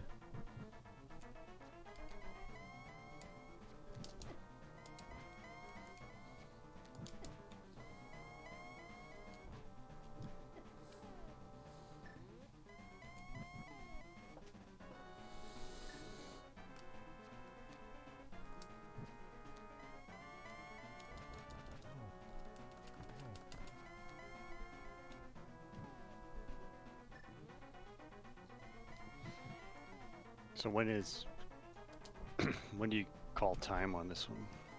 I would say when Ganon dies.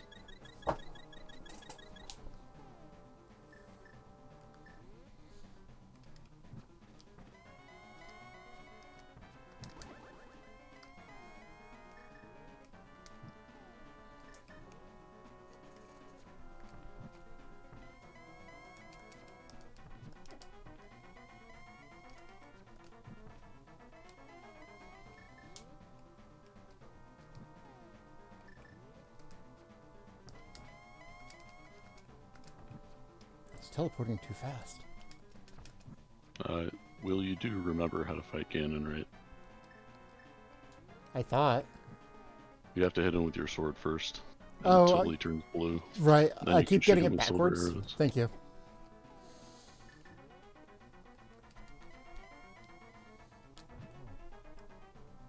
Shoot him with sombreros. Yeah.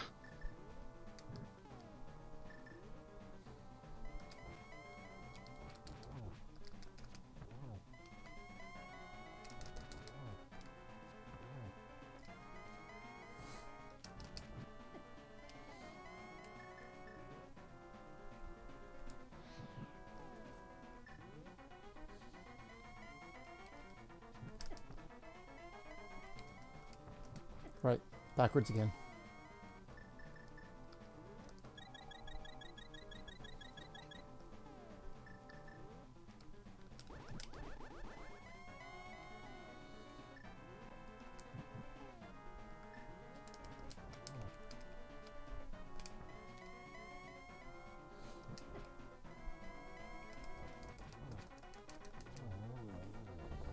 There you go, and that's time.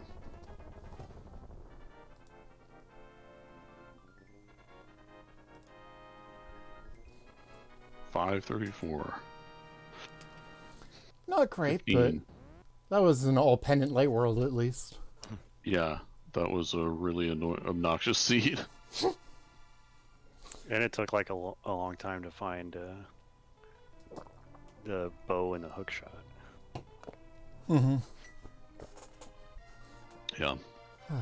Well, thank y'all. That Well- was a lot of fun having y'all hang out and chit chat and whatnot. So thank y'all. Absolutely. Well done. Thank you.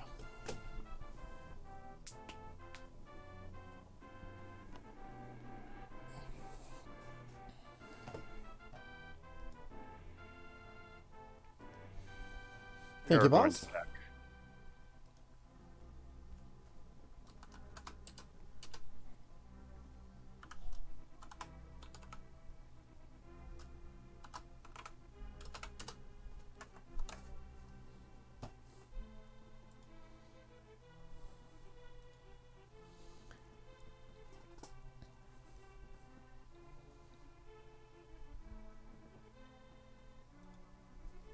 The vultures rule the desert. They kind of already did. Yeah.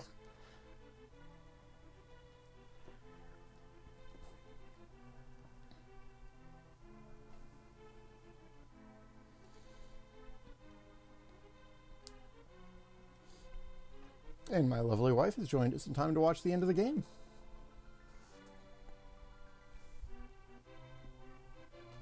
You know, I'm not actually sure they're that related. Actually, no, their hair is really like inherited there.